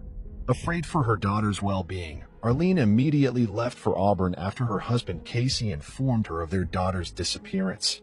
Upon arrival, she entered Lori's trailer and found a disturbing scene. She noticed the door was slightly ajar, and her bed was perfectly made, but there was no sign of Lori. Her car was also missing. With a closer look, she noticed Lori's kitchen rugs, a pillow from her couch, a Galileo thermometer, a green trash can that Lori put a rake and shovel in, and the phone cord for her landline were all gone. Alarm bells rang as Arlene instantly realized something was horribly wrong. She officially reported her daughter missing, while still hoping that she would show up eventually. As the initial investigation was launched, and police scanned through Lori's trailer home, they could not find any significant evidence that could link a possible suspect. However, they noticed there were obvious signs of struggle and scuff marks on the wall. There was semen discovered on Lori's bedsheet, and traces of blood were also found on the doorknob. A coat hanger and a single golden hoop earring were also found at the scene. Police would soon recover surveillance footage on June 10, 2006, showing Lori stopping at an Alabama Walmart. That was the last known sighting of Lori, and nobody had any clue what happened to her after that. A tip would, however, soon come in later that afternoon. Arlene got a phone call from one of Lori's friends, 25-year-old Daryl Richard Dennis, commonly referred to as Rick. Rick told Arlene that he met Lori the day she went missing, and he thought she might have gone off to make a drug deal. Lori had met Rick Dennis at a bowling alley where he worked. She often hung out there when she was still a student. Arlene knew him because Lori invited him to spend Christmas with Lori's family in 2005. Lori felt bad for not having a family of his own. However, Arlene could not believe what Dennis was claiming, despite her daughter's close friendship with him. She did not believe that Lori would ever be involved in drug dealing. She thought that he was simply lying through his teeth but didn't have any clue as to why. On June 14, 2006, for days after Lori's disappearance at approximately 4:40 a.m., her car was found fully ablaze on an impasse near the bowling alley where Rick had previously been employed. From that point on, the investigation shifted from a missing persons case to a possible homicide. According to investigators, the fire destroyed any traces of evidence that would have possibly been found inside the car. However, Lori was not inside the vehicle at the time it was burned. A hand-rolled cigarette was on the ground near the car, and a gas can was also found close by in the woods. This horrified Lori's family, and they were almost certain now that something very bad had happened to her. Investigating the information Innes provided to Arlene was their only clue at the time. When Innes was brought in for questioning, he repeated the same story he told Arlene, only adding more details this time. He claimed that he and Lori grew marijuana together, suggesting she might have gone off to sell her share of the weed they grew. He also added that Lori could have been dealing with shady people. Police raided Lori's trailer. However, even after a thorough search, the police were unable to find any evidence of Lori dealing drugs. During the interview, investigators also took note of several scratches on Rick's hands and arms, which he claimed came from his dog. More concerning things came to light when investigators talked to Lindsay. According to Lindsay's account, she had heard Rick Innes speaking in the background when she and Lori last spoke on the phone the day she vanished. Since Innes was known to be a friend of Lori, Lindsay did not think much of it at the time. Lindsay claimed that when she texted Rick inquiring about Lori's whereabouts, he said that she was fine when he left her. Lindsay also informed the investigators that before her disappearance, Lori had told her that Rick had written a love letter to her, feelings that were not reciprocated. Lori had mentioned she was not romantically attracted to Rick and was planning to discuss it with him. Investigators found out that Innes told her friends about his letter and Lori's rejection. When police re-interviewed him, confronting him with the new information collected from Lindsay, he admitted meeting her hours before her disappearance but insisted that Lori was fine and was preparing to go to the store when he left her house. However, investigators discovered several inconsistencies in his statement. They began focusing on Rick Innes as their prime suspect. Their suspicion only grew stronger after searching his car, finding several items of interest, including a knife, cleaning supplies, and handcuffs. To gather more evidence, investigators delved into his past, uncovering a shockingly dark history. Innes had murdered his mother and stepfather when he was only 12 years old. On March 3, 1993, just 10 months after their marriage, Innes beat his mother to death with a baseball bat after shooting her in the face in their trailer in North Montgomery, Alabama. He similarly murdered his stepfather with a shotgun. After the murders, he revealed his plans to kill his stepsisters, which shocked investigators. Although his past murders were gruesome, due to his age at the time, he could not be tried as an adult. He spent 9 years in jail for the double murder. After his release, he moved to Auburn, where he met Lori. Following Lori's disappearance, Innes became the prime suspect, but without direct evidence or Lori's body, charging him for her murder was impossible. Innes left Auburn, moving elsewhere and eventually settling in Huntsville, Alabama in 2007. By then, Lori's case had gone cold. Even after moving to Huntsville, Innes remained the prime suspect. Investigators reopened Lori's case in 2016, and Agent Mark Whitaker of the Alabama State Bureau of Investigation, along with his team, started reinvestigating. Innes remained their main suspect, given his past, but without more evidence or a body, proving his guilt was challenging.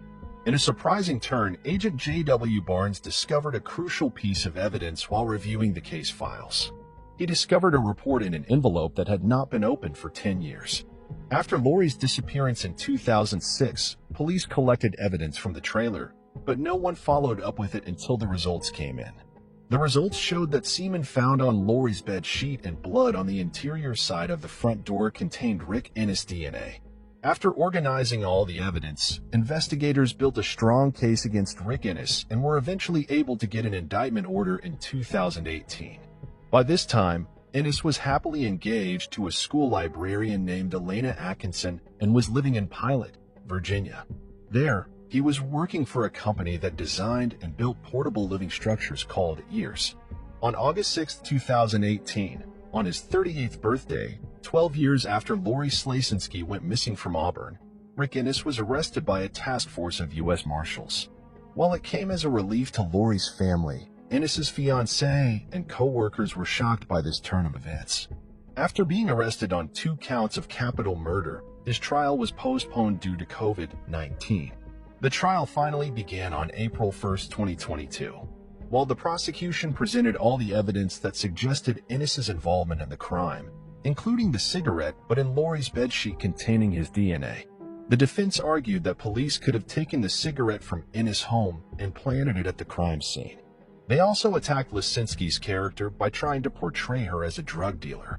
To explain how his DNA got on the bedsheet, Rick claimed that he had consensual sex with Lori before her disappearance, suggesting that they were still intimate despite Lori's rejection of his advances. However, his story did not seem very convincing, especially when 2 more witnesses came forward with jaw-dropping information. One of his former co-workers in Alabama, Jeremy Brooks, stated that on June 9, 2006, just 1 day prior to Lori's mysterious disappearance, he received a call from Ennis asking if he could bring him gas and if he could keep the gas tank. Jeremy rejected his request. Later, after police found Lori's scorched car and a gas can, it matched the description of a gas can that was missing from the bowling alley where Ennis worked. Another of his former co-workers from South Carolina, Terry Booth, testified about the chilling experience she had with Ennis years prior. Terry remembered asking Ennis why he moved from Auburn. Ennis told him that he had to get rid of a body. Although he thought Ennis was just joking with him, the announcement of his arrest for Lori's murder proved otherwise. Although Rick Ennis continued to deny all allegations against him and maintained his innocence, jurors came up with a guilty verdict after 2 days of deliberation. He was facing the death penalty for the crime, but the DA agreed to take the death penalty off the table after consulting with Arlene. Arlene later said that she felt agreeing to a life without parole sentence for Rick Ennis would save her from years of potential appeal hearings, but would also ensure that Ennis would never be free. On April 14, 2022, he was sentenced to life without parole. He remains incarcerated in William E. Donaldson Correctional Facility in Bessemer, Alabama. For Arlene Slasinski, the outcome was bittersweet. With tears in her eyes, she shared that it meant she had to finally accept that Lori was never coming home, an incredible hope that a portion of her heart always clung to. Let us know in the comments section what your thoughts are on this tragic case. Do you think Rick Ennis will ever give up the location of Lori's remains? On July 31, 1999, 17-year-old high school seniors and best friends, J.B. Beasley and Tracy Hawlett, began their journey from their hometown of Dothan, Alabama. They were headed towards a birthday party for J.B. in Headland, Alabama, but the girls ended up getting lost along the way. In a phone call to her mother from Ozark around 11:30 p.m., Tracy informed her mom that they were heading back home. However, neither girl would ever make it home. Their lifeless bodies would be found the next day in the trunk of their car, raising the long-debated question of what might have happened to them. Did it have something to do with the party? Or did the girls run into trouble on the road heading back from Ozark, located in southeast Alabama near the Florida border? Ozark is known as the home of Rucker, situated in the heart of Dale County. It's a typical charming southern town, home to nearly 15,000 people. It's a nice place for both raising a family and spending retirement years. However, the town was not the sort of place to hit the headlines until the gruesome double homicide of 2 high school seniors in 1999, which baffled the community for years to come. J.B. Hilton Green Beasley was born on July 31, 1981, to parents Cheryl and Hilton Lanyard Beasley in Troy, Alabama. After her parents separated, she moved to Dothan with her mother in 1984. She was adored by her mother as well as her stepfather, Joey Begun, whom her mother married after a few years. She grew up in a nice home in Dothan, along with her 4 sisters. J.B. grew up to be a very outgoing girl who was involved in various activities, including cheerleading, dance, piano, and swimming. She even modeled for several agencies along with her sisters. Besides all of her hobbies, she loved hanging out with her friends and family. It was high school when J.B. met fellow cheerleader Tracy Hawlett, and the two did not take long to become best friends. Tracy Jean Hawlett was born on March 3, 1982, to parents Carolyn and Robert Hawlett. Unfortunately, her father, who worked in the Dothan Police Department, died when Tracy was only 5 years old. Her mother later remarried a man named Mike Roberts, who helped raise Tracy along with her mother. Unlike JB, Tracy was a bit shy but never hesitated to put people before herself. She was also very protective over her two brothers, who were much younger than her. Even at a young age, she was a responsible older sister. Tracy also attended Northview High School and regularly received good grades and was a cheerleader alongside JB. As both girls were blossoming into their adulthood, JB and Tracy were oblivious to their dreadful fate, which would strip them of all their future hopes and dreams. On July 31, 1999, at around 10:05 p.m., JB and Tracy left Dothan in JB's black 1993 Mazda 929 to attend a birthday party organized in JB's honor in Headland, just a few miles north. However, the young girls, being unfamiliar with the roads leading to their destination, soon found themselves in trouble. Within a few minutes of starting their journey from their hometown, they got lost. Around 10:30 p.m., JB and Tracy stopped at BP Gas Day near the intersection of routes 173 and 431 in Headland in search of directions. Using a payphone at that gas station, they called their friends to get better directions to the party. After the call, the girls kept driving to reach their destination but instead ended up in Ozark, Alabama, about 24 miles northwest of Headland, realizing they still did not understand the directions to the party. At 11:30 p.m., the girls stopped at the Big Little store. Although the store was already closed by then, Tracy called her mother from the store's payphone. She informed her of how they got lost and ended up in Ozark and that they were now planning to come back home. At the same time, a woman named Marilyn Marin and her daughters stopped at the gas station to buy a soda. The girls then asked her for directions back to Dothan. Marilyn tried to explain the way as well as she could, and the young girls seemed to understand. Marilyn would later say that she noticed that the girls looked nice and polite with a clean and tidy car. Marilyn remembered seeing the girls pulling out of the parking lot and turning right just as Marilyn had directed. Although nothing seemed amiss at the time, JB Beasley and Tracy Hollett never made it home. The following morning, August 1, 1999, at around 8 a.m., Tracy's mother called the police to report her daughter missing. It did not take police long to find their first clue regarding the girls' whereabouts. Later that day, after Tracy was reported missing, cops successfully located JB's car, which had been parked on Herring Avenue in Ozark. The most bizarre thing was, despite having filled the gas tank the day before, the tank was almost empty. The car was muddy, the driver's side window was partially down, yet the doors were locked. However, police could not find any signs of a forced entry into the vehicle. Inside the car, JB's driver's license was lying on the dash. The purses of both girls were still inside the car, along with their cash. The only known missing item was JB's car keys. However, there was no sign of either of the girls. A pump was recovered from the trunk lid of the locked trunk, which gave the police a foreboding feeling that something was horribly wrong. Assessing the scene, cops theorized that the locked trunk could provide them with significant clues. But without the keys, they could not open the trunk. It took them 6 long hours to discover that they could open the trunk of the car with the help of an interior latch without needing a trunk key or a locksmith. Upon opening the trunk, police made a grisly discovery. The lifeless bodies of the two girls were stuffed inside. Both girls were fully clothed, but their pants were soiled from the waist down. Both girls had been shot once in the head, Tracy in the temple, and JB in the right cheek. Tracy had a 9mm shell casing on her leg, scratches on her arm, and her jeans had thorn briars on them. JB's clothes, on the other hand, were muddy and dirty, especially her newly purchased shoes. Although authorities concluded that the teenagers were killed execution style, they had most likely been killed inside the trunk. As the families were informed about the heart-wrenching discovery, authorities formally started their homicide investigation.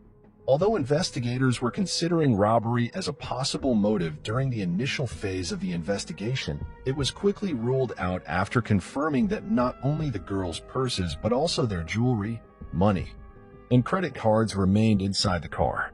Autopsies later confirmed that there were no traces of alcohol or drugs in their system. The report also suggested that neither girl had been sexually assaulted prior to their demise. This basically ruled out the possibility of the crime being sexually motivated. However, more than 2 months later, the state crime lab issued a report indicating that there were traces of unknown semen on JB's bra, panties, and skin. The palm print recovered from the lid of the trunk also remained unidentified. With no matches in the system and number one to compare their evidence against, authorities were left without much to go on. As word of a double murder of 2 teen girls spread like wildfire, authorities were no closer to zeroing in on a suspect. A reward was also put out in an attempt to gather information regarding the murder, but it did not uncover any new leads. However, authorities seemed to soon get an unexpected breakthrough. On September 1st, exactly 1 month after the bodies of JB and Tracy were found, a longtime Ozark resident, 28-year-old Johnny William Barentine, walked into the Ozark Police Department to tell a bizarre story. He claimed that he had been a witness to the high-profile double homicide of the Dothan teenagers. Barentine told police that on the night of the murders, around the same time Tracy Hollick called her mother from the payphone at the Big Little store, he went out to buy milk for his 2-year-old son. He claimed that while he was out, he had witnessed the horrendous act. He returned home at 1 a.m., visibly upset, and told his wife that he'd been hit by a black truck near Herring Road. In the days following JB and Tracy's murder, when he shared the information with some of his friends, they convinced him that he should go to the police with this information as it could be linked to the murders of Tracy JB, which would not only help police crack the case, but could also get him the reward as well. Disturbingly, in the 4 hours of interview with Ozark police, Barentine changed his story 6 times. According to then Ozark Police Chief Tony Spivey, Barentine initially said that on the night of the kill, he had seen a black truck speeding away from the area where the girls were found. But as the interview continued, his story kept evolving and changing. Finally, he claimed that he'd picked up a tattooed man he didn't know, and the two drove by the Big Little store. He further claimed that the man, to whom he'd given a ride, got into the car with 2 girls, whom Barentine identified as the deceased Dothan teenagers. He said they ended up on Herring Avenue, where the man forced the girls out of the car. A struggle occurred between the men and the girls as they were trying to get away. After placing them in the trunk, Barentine said he saw something in that man's hand moments before hearing 2 gunshots. And when the man returned, Barentine again gave him a ride from the scene and then went home. In another version, Barentine confessed to investigators that he knew the man he'd picked up and given a ride to and identified him to be his neighbor. Alarmingly, Barentine himself lived less than a mile from where police discovered the bodies. Police did not buy his story, naming him the prime suspect in the murder of J.B. Beasley and Tracy Hollick. Ozark police arrested Johnny Barentine on the spot, charging him with 2 counts of capital murder. But there were several problems with his accounts. Barentine never mentioned sexual activity that would account for the semen on J.B.'s clothing and body.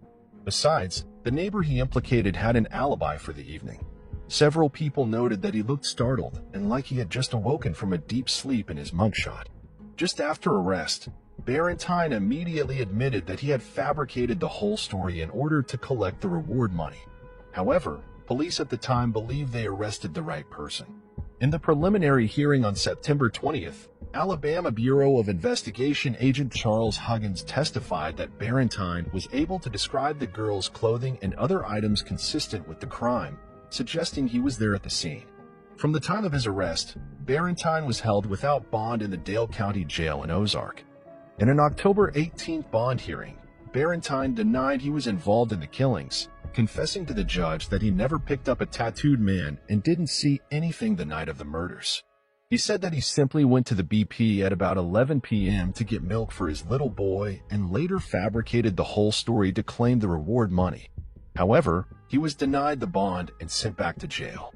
Even during this turbulent time, Barentine's family members never stopped supporting him. They even gave interviews to the media, professing his innocence, saying he was incapable of hurting anyone. Barentine's lawyer, Bill Kimmons, also maintained that his client was not responsible for the double murders in any way, shape, or form. He further stated that the 4 hours of continued interrogation took a toll on Barentine, who had wrapped himself in this massive ally.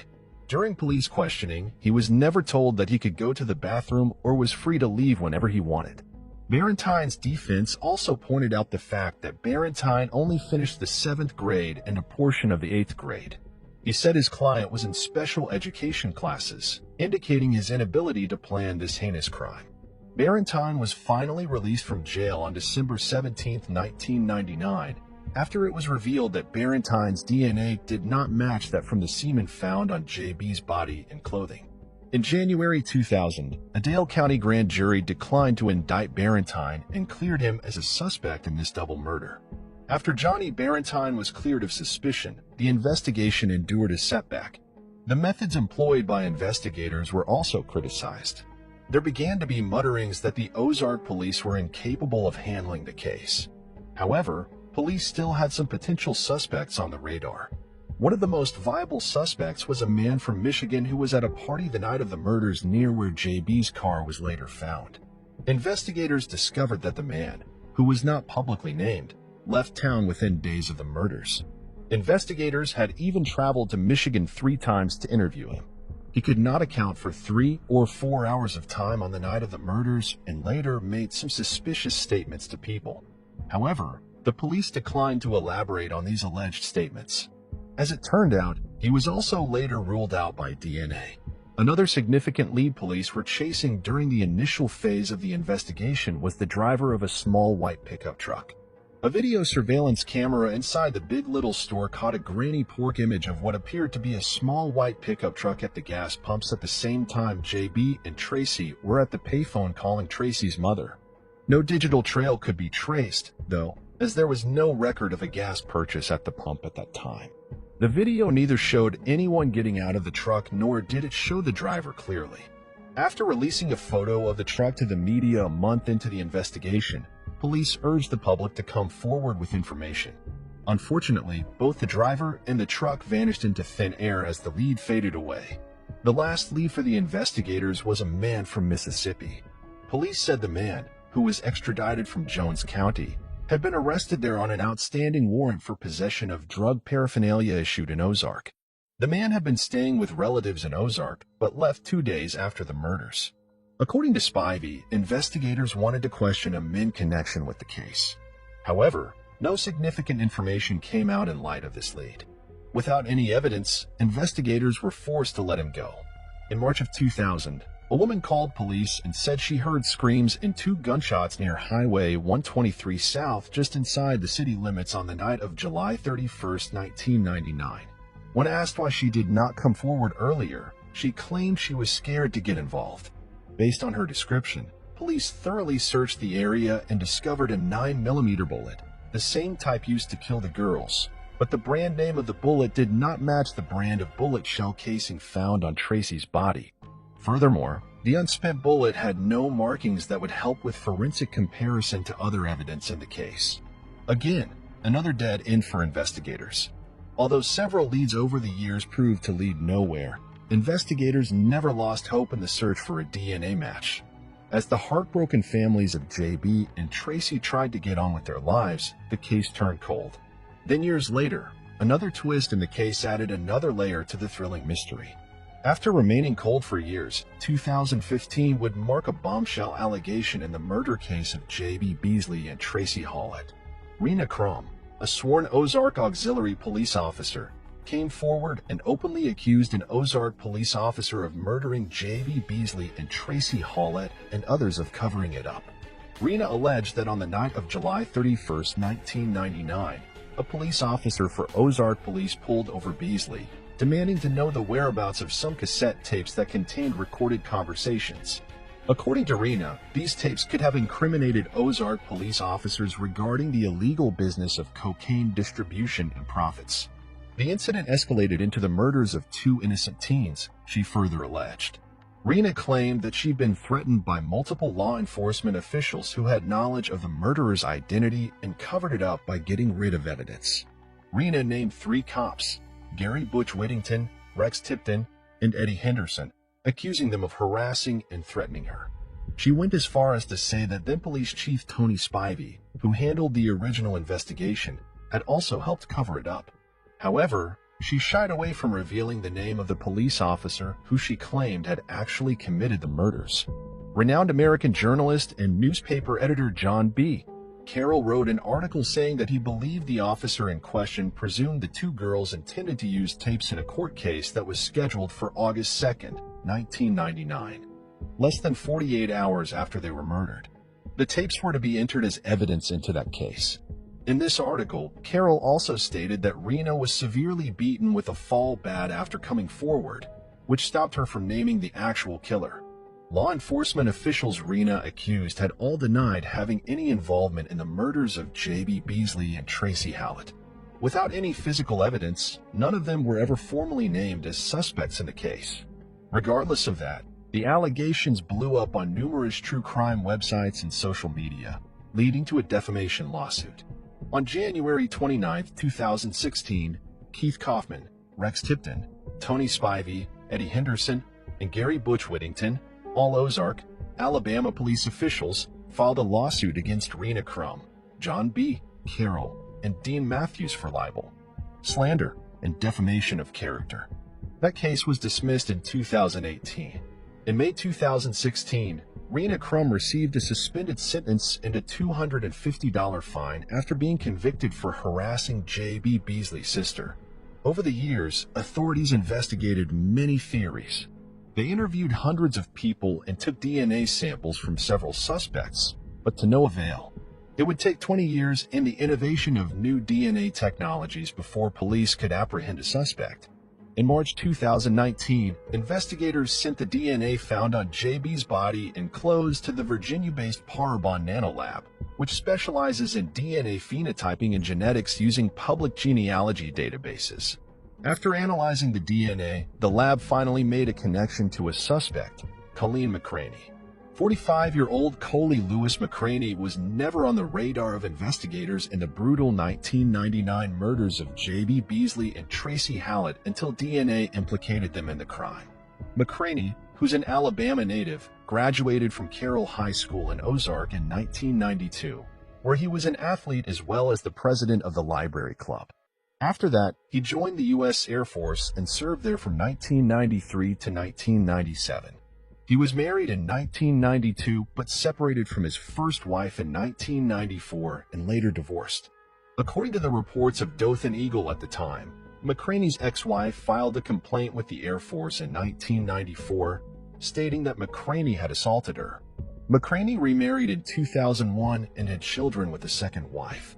Other than failing to pay child support in 1990, McCraney had no criminal record in the past 20 years or so. He'd been working as a trucker all of his life and had worked for several trucking companies in Alabama over the years. In recent years, he co-founded a church and worked as a bishop there. At the time of the killings, he was around 26 and living on Lisenby Drive in Ozark, about 1 mile away from where the bodies of J.B. Beasley and Tracy Hallett were found in 1999. 2 decades after the slain high school seniors J.B. Beasley and Tracy Hallett were found, Coley McCraney was arrested after a traffic stop in Daleville, Alabama on March 19, 2019. In the interview with police after he was taken into custody, McCraney said he did not know the investigators did not clarify any motive for the murder. The news of his arrest was a great shock to the Ozark community and the Ozark police chief, Marlon Walker, who went to school with McCraney, as it seemed that the many twisted strands in this baffling case were finally all being tied together. There was to be one more revelation. The now 53-year-old Rena Crum, who previously accused the Ozark Police Department of covering up the murder, recanted her allegations as she testified during a hearing for McCraney in August 2022. McCraney, now 49, is facing 5 counts of capital murder charges for the shooting deaths of J.B. Beasley and Tracy Hallett. He now sits behind bars in Dale County Jail as of the time of arrest. His bond has been denied pending his trial on April 17, 2023. The news of finally apprehending the killer was a relief to the families of both girls. However, reliving all the haunting memories through the trial and hearings is another painful journey still to come. We can only hope that the families can heal through a sense of peace that their daughters are finally getting justice more than 2 decades later. Do you believe McCraney is responsible for the murders? If so, what was the motive? Do you find any validity in the police cover-up claims? Let us know what your thoughts are in the comments section below. On November 24, 1989, Central Washington University student, 18-year-old Mandy Stavik, suddenly went missing after taking a jog through her neighborhood. Her body was discovered by a search team 3 days later in a nearby river. So what exactly happened to Mandy? Did she drown while taking a swim? Or did something much more sinister happen to her? Today's case will take us to Acme, a town in Whatcom County, Washington, United States. It's located in the South Fork Valley between the northern Cascade Mountains and Lake Whatcom.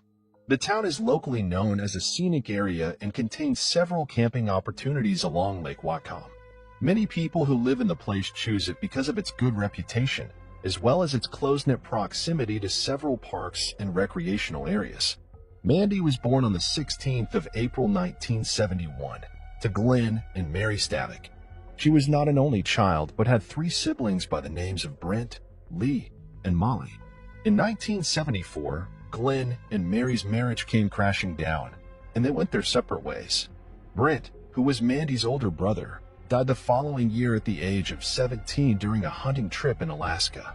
Following this, Mary relocated from Palmer, Alaska, to Acme with her 3 children, and they began a new life there. Mandy was in the 7th grade around this time.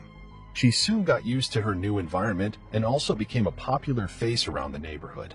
She was full of life, and it was just impossible not to love her. At school in her new environment, Mandy excelled, not only in academics but also in other extracurricular activities. She was a member of the school band, and she could play the flute, clarinet, and saxophone. She also had a love for athletics, which made her join the basketball team. Her passion for sports did not stop there, as she could also play softball and ride on horseback.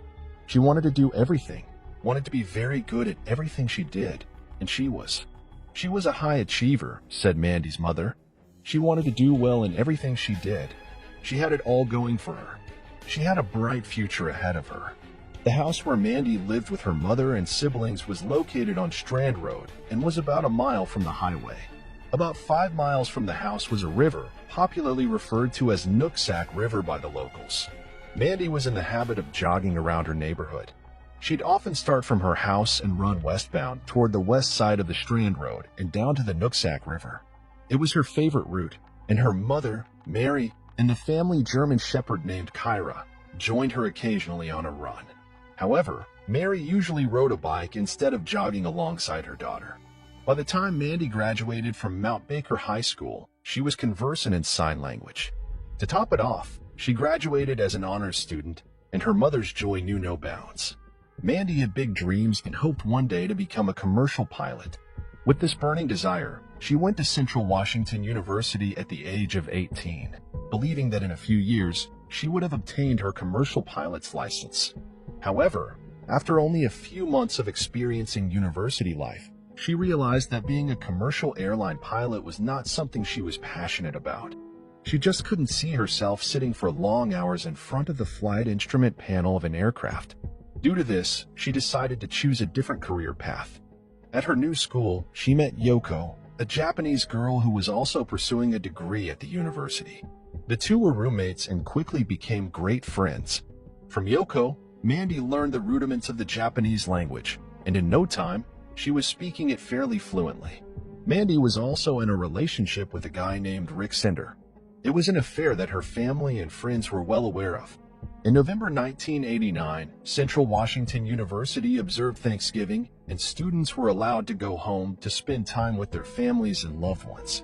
Mandy said goodbye to her friends at school and traveled down to Acme to be with her family. Yoko also went along with her. When the two arrived there, everyone was happy to see them. It was a full house, as some relatives were also around for the holiday. Mandy quickly went around to introduce her Japanese friend, and in no time, Yoko was feeling like she'd been part of the family for a long time. The atmosphere around the house was generally lively, and no one had any idea that a terrible disaster was close by. The present was what they were all focused on, and they went about eating and drinking with no worry for the future. The following day, which was November 24th, Mandy and Yoko got out of the house and took a walk around the neighborhood. She used the opportunity to show her sighted friends some points of interest. When they got back to the house, they settled down to a tasty meal. Around 2 p.m., Mandy announced that she was going out for a jog. Mary could not join her because she was busy attending to the relatives that were around, and Yoko also decided to stay indoors and busy herself with something else. Mandy changed into a light-colored sweatshirt and teal-green sweatpants. On her feet, she wore light blue running shoes that had purple stripes. She also grabbed her Walkman so she could listen to music while out jogging. At around 2:30 p.m., she left the house, and Kyra, the German Shepherd, followed at her heels. That was the last time she would be seen alive by her mother. 2 hours went by, and neither Mandy nor the dog returned. Mary began to slightly worry. She knew her daughter was someone who kept a routine, and so she should have been back from her jog. It was very unusual. I was panicked. Mandy was so consistent in what she always did. There was no reason for her not to come back, Mary said. While Mary was still trying to figure out what might be wrong, Kyra bounded into the house with her tail tucked between her legs. Mary looked around for Mandy, but realized that the dog had returned alone. She immediately dialed Rick's number, feeling Mandy might have stopped by her boyfriend's place before finally coming home. However, when Rick picked up, it wasn't the word she was expecting. He told her that he hadn't seen Mandy, and she knew immediately that something was terribly wrong. After getting off the phone with Rick, she called the sheriff and informed him about what had happened. She also reached out to as many people as she could think of to notify them about Mandy's disappearance.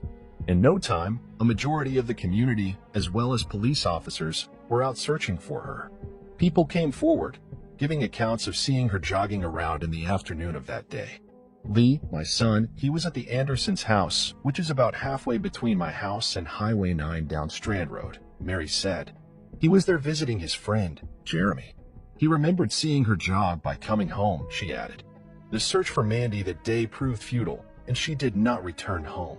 The following day, the search intensified, and Detective Ron Peterson led a team of officers to comb through the woods and various places around the neighborhood, especially along the trail where she was known to jog. But there was no sign of her anywhere. 2 days after Mandy vanished without a trace, a team assigned to search for her came across something odd. They were checking the side of the road when one of them saw a pair of green sweatpants. Mary was called to the scene to identify if the clothing items were Mandy's. I didn't remember exactly what she was wearing, but I didn't think they could have been. For one thing, they were dirty, and they had ripped holes in them. And Mandy wouldn't have ever worn anything like that, Mary said. Due to Mary's uncertainty, the pants were collected and sent to the laboratory for analysis to determine if they were Mandy's, but the results returned nothing that could be of help. November 27, 1989, marked 3 days since Mandy went missing. Her family was devastated about not knowing what had become of her, but they remained hopeful that she would be found alive. The hope was that they'd find her alive, Mandy's older sister Molly said. We just prayed that they would find her alive. You think to yourself, God, maybe she's just hurt. She can't get home, she added. Officers decided to look at the surrounding water bodies and, with the help of a neighboring district fire department's boat, they began their search of the Nooksack River. Detective Ron led the team. We came around the corner and we got out of the main river and then into a little side channel, and I could see pink. Something pink, Detective Ron said. The object they saw was stuck in some river debris, and when they got close enough, they realized it was the body of the woman they'd been looking for. She was not wearing anything except for the striped running shoes she'd worn out to jog several days earlier. The search team stopped the boat, and Detective Ron retrieved Mandy's body from the knee-deep water. Afterwards, it was placed in a body bag and taken away for an autopsy. Mandy's family were informed about the discovery and the state in which her body had been found. They were shattered by the news. It was all too much to take in. I remember running out of the house. I ran off into the field, and I just remember screaming at life at God. How could something like this happen? Molly said. When news of Mandy's death spread, the community was thrown into commotion. The fact that a murder had been committed in a usually peaceful and instant-free place was unsettling, and residents began to eye each other suspiciously. Detectives immediately began an investigation to understand what had happened to Mandy. The state of undress in which she'd been found made detectives strongly suspect foul play. However, there was no way to tell this for sure since the area she'd been found in was undisturbed, and there was no obvious sign of struggle. There were scratches on Mandy's arms and legs, and detectives believed she must have gotten them while running through thorns. She also had an obvious injury at the back of her head. The autopsy conducted the following day after the body was recovered revealed that she had died by drowning. Detectives were puzzled by this because the part of the river where her body was found was shallow, so it seemed highly impossible that it had been an accidental drowning. There was also evidence to suggest that she'd been sexually abused, leading detectives to conclude they had a homicide case on their hands. They speculated that whoever killed Mandy had abducted her using a weapon, then sexually assaulted her. After trying to flee, the assailant caught up with her, striking the back of her head with an object and ultimately drowning her in the river. The first person suspected was Rick. He was questioned immediately, but detectives found nothing tying him to Mandy's death and he was cleared. To shed more light on the situation, Detective Ron, trained in DNA recovery, collected evidence from Mandy's body and sent it to the FBI for testing. An unknown male's DNA profile was established, but no match was found in the database. The investigation intensified, following up on tips and analyzing the DNA of about 30 men in Acme, but no leads surfaced. On December 4, 1989, a memorial service was held for Mandy at her former high school, attended by about 1,000 students paying their respects. Mary, in pain, spoke during the service about Mandy's survivor attitude and the challenge to learn and grow from tragedies. It hadn't been easy, but on the other hand, I have made some friends. Since there was not much to go on, the case went cold. Years went by, and Mandy's killer remained a mystery. In 2009, the case was assigned to Detective Kevin Both. He got to work and began taking a close look at the available evidence. I started going through who's been interviewed, who's been talked to, Detective Kevin said.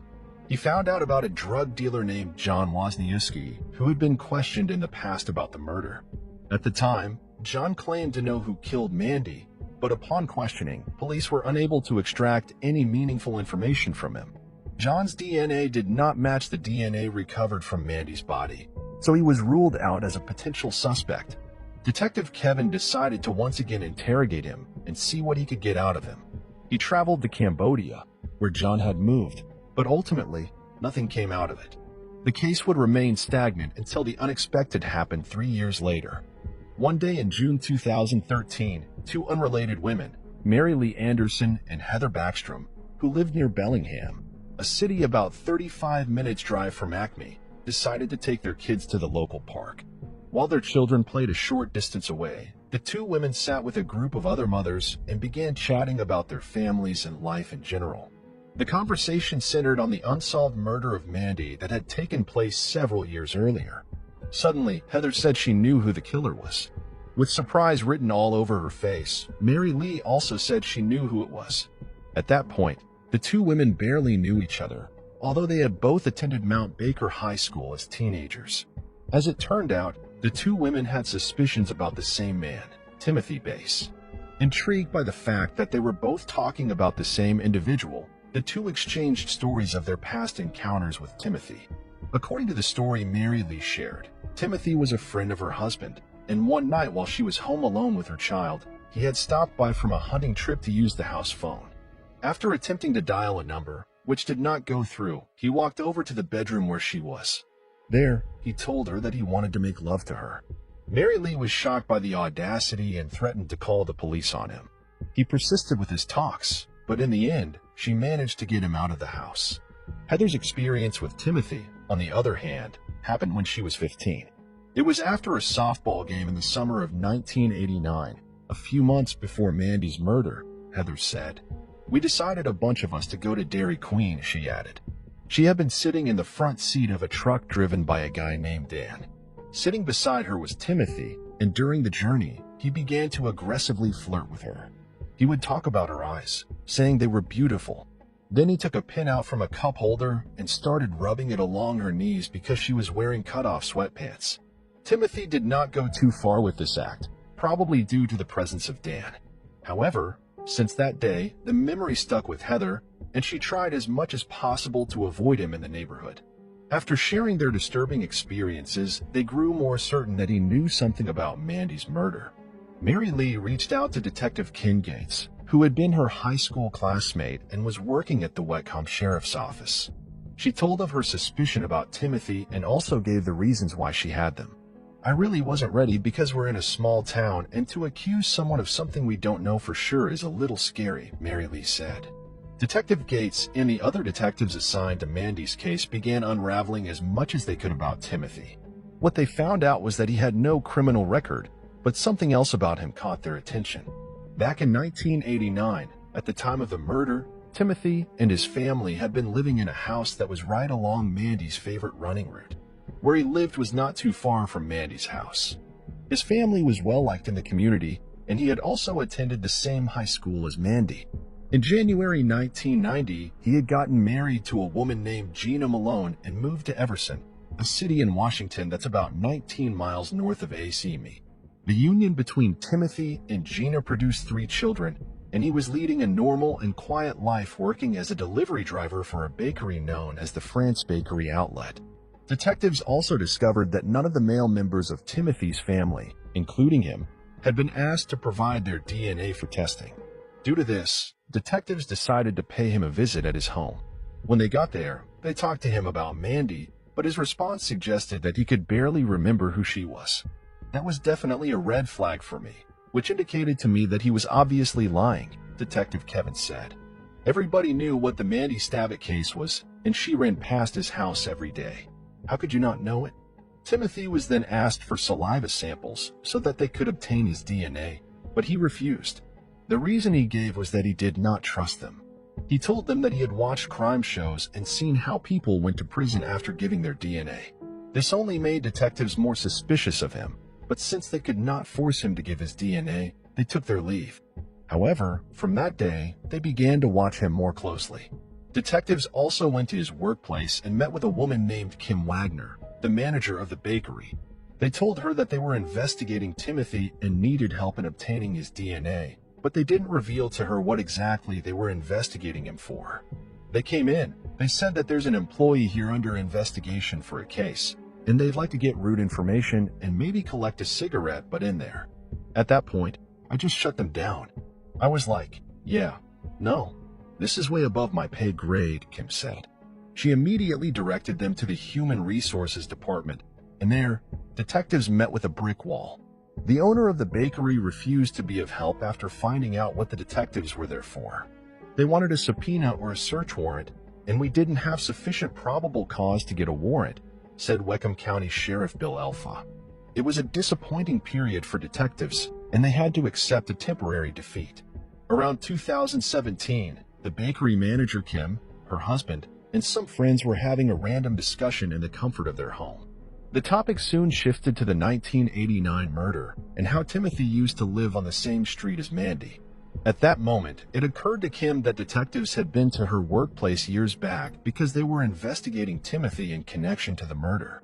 A short while after this, detectives went back once again to the bakery in the hopes of getting Timothy's delivery route. When they got there, they met with Kim. This time around, she offered to help them get Timothy's DNA sample. They had to decline her offer because they did not want to involve a civilian in their investigative work. However, they agreed to accept any evidence she brought to them. I 100% volunteered to do it, Kim said. The reason I wanted to know was I'm a mom now. If something happened to my daughter, I'd want someone to help me. And the thought of her mom never having an answer of who did that to her daughter. If I could help her find that piece, I wanted to do it. For several weeks, Kim had no luck with getting her hands on any item that contained Timothy's DNA. For some strange reason, he always took his trash home with him and was in the habit of wearing gloves while working. Then one day, he probably got carried away and threw away a plastic cup. Luckily, Kim saw him doing this, and she acted fast. I looked in the garbage, and my heart was beating out of my chest, Kim said. I grabbed it, and I put it in my desk drawer. I was like, oh my God, that just happened. She eventually passed on the cups to detectives who immediately sent them for testing. All that was left was to wait. So about 3 months later, we got the results from the state crime lab, and Katie from the crime lab says, Kevin, we've got a match, Detective Kevin said. After hearing those words, Detective Kevin was overjoyed. He knew that after so many years, the case was finally solved. On December 12, 2017, detectives went to Timothy's workplace and arrested him there. He was charged with the rape and first-degree murder of Mandy. When he was interrogated, He denied having anything to do with the murder, but told detectives that both he and Mandy had been having a secret relationship. The reason why his DNA was found inside her, according to him, was that he had slept with her hours before she disappeared. When Mandy's family heard Timothy's claim about a secret relationship, they immediately made it clear that he was lying. "There's no way my sister would have a physical relationship with Tim Bass," Molly said. She was way out of his league, to put it bluntly. Since Timothy maintained his innocence, the case went to trial. But months before the trial began, his attorneys made attempts to have the DNA evidence rendered invalid. Their reason was that the way detectives had collected the evidence violated Timothy's Fourth Amendment right. However, much to their disappointment, the judge decided that the evidence would be presented at trial. During this period, Timothy's wife Gina filed for divorce. The trial began in May 2019, and during the 2 weeks it lasted, Timothy's attorney tried to convince the court that he was guiltless. However, many witnesses, including Timothy's younger brother Tom Bass, came forward to give testimony against him that further sealed his fate. When Tom was called to the witness stand, he revealed that while Timothy was under investigation, he had told him that he had slept with Mandy several years back. He then asked Tom to lie to the police that he had slept with her. Tom also recounted another incident where Timothy had asked his mother to also lie that they were Christmas shopping at the time of Mandy's disappearance. Despite all of these revelations, Timothy's attorney still tried to give an excuse for his actions, but the jury was not moved. They had made up their minds. On May 24, 2019, Timothy was found guilty of Mandy's murder. At the age of 50, he was sentenced to 27 years in prison. For Mandy's family, the sentencing brought a sense of comfort. Mary, who never thought the case would one day be solved, had the following to say: "Definitely closure, I feel. After all, they've got the guy that did it. He'll spend enough years in jail, so if he ever does get out, his life will be practically over." Sadly, the life of a young and ambitious woman like Mandy was brought to an abrupt end. However, there's still relief in knowing that her killer has been brought to justice. But do you think there was a chance that both Mandy and Timothy had a secret affair? Or was it something he said out of desperation? Let us know your thoughts in the comment section. On October 11, 1991, Linda Little, a waitress at a restaurant in Daytona Beach, Florida, suddenly vanished without a trace after getting off work. Her disappearance puzzled detectives for several years until the killer received spiritual enlightenment while incarcerated, leading to a chilling confession. So what happened to Linda? Where did she go after leaving work that night? Was she followed, or did an unfortunate twist of fate put her in the wrong place at the wrong time? Today's case will take us to the city of Daytona Beach, located on the east coast of Florida Panhandle. It's famous for its white sandy beaches and world-renowned international speedway, making it a go-to spot for racing enthusiasts. The city boasts several resorts, attractions, and, of course, beautiful ocean views that attract millions of tourists yearly. Let's first go back to the beginning, though. Linda was born on the 29th of October 1947 in North Carolina. Not much is known about her early life other than she grew up with 3 siblings and a close-knit family. Joy Little, Linda's younger sister, described her as someone with a lively spirit and whom people enjoy being around. When Linda was around the age of 19, she gave birth to her first and only child, whom she named Mike Parrish.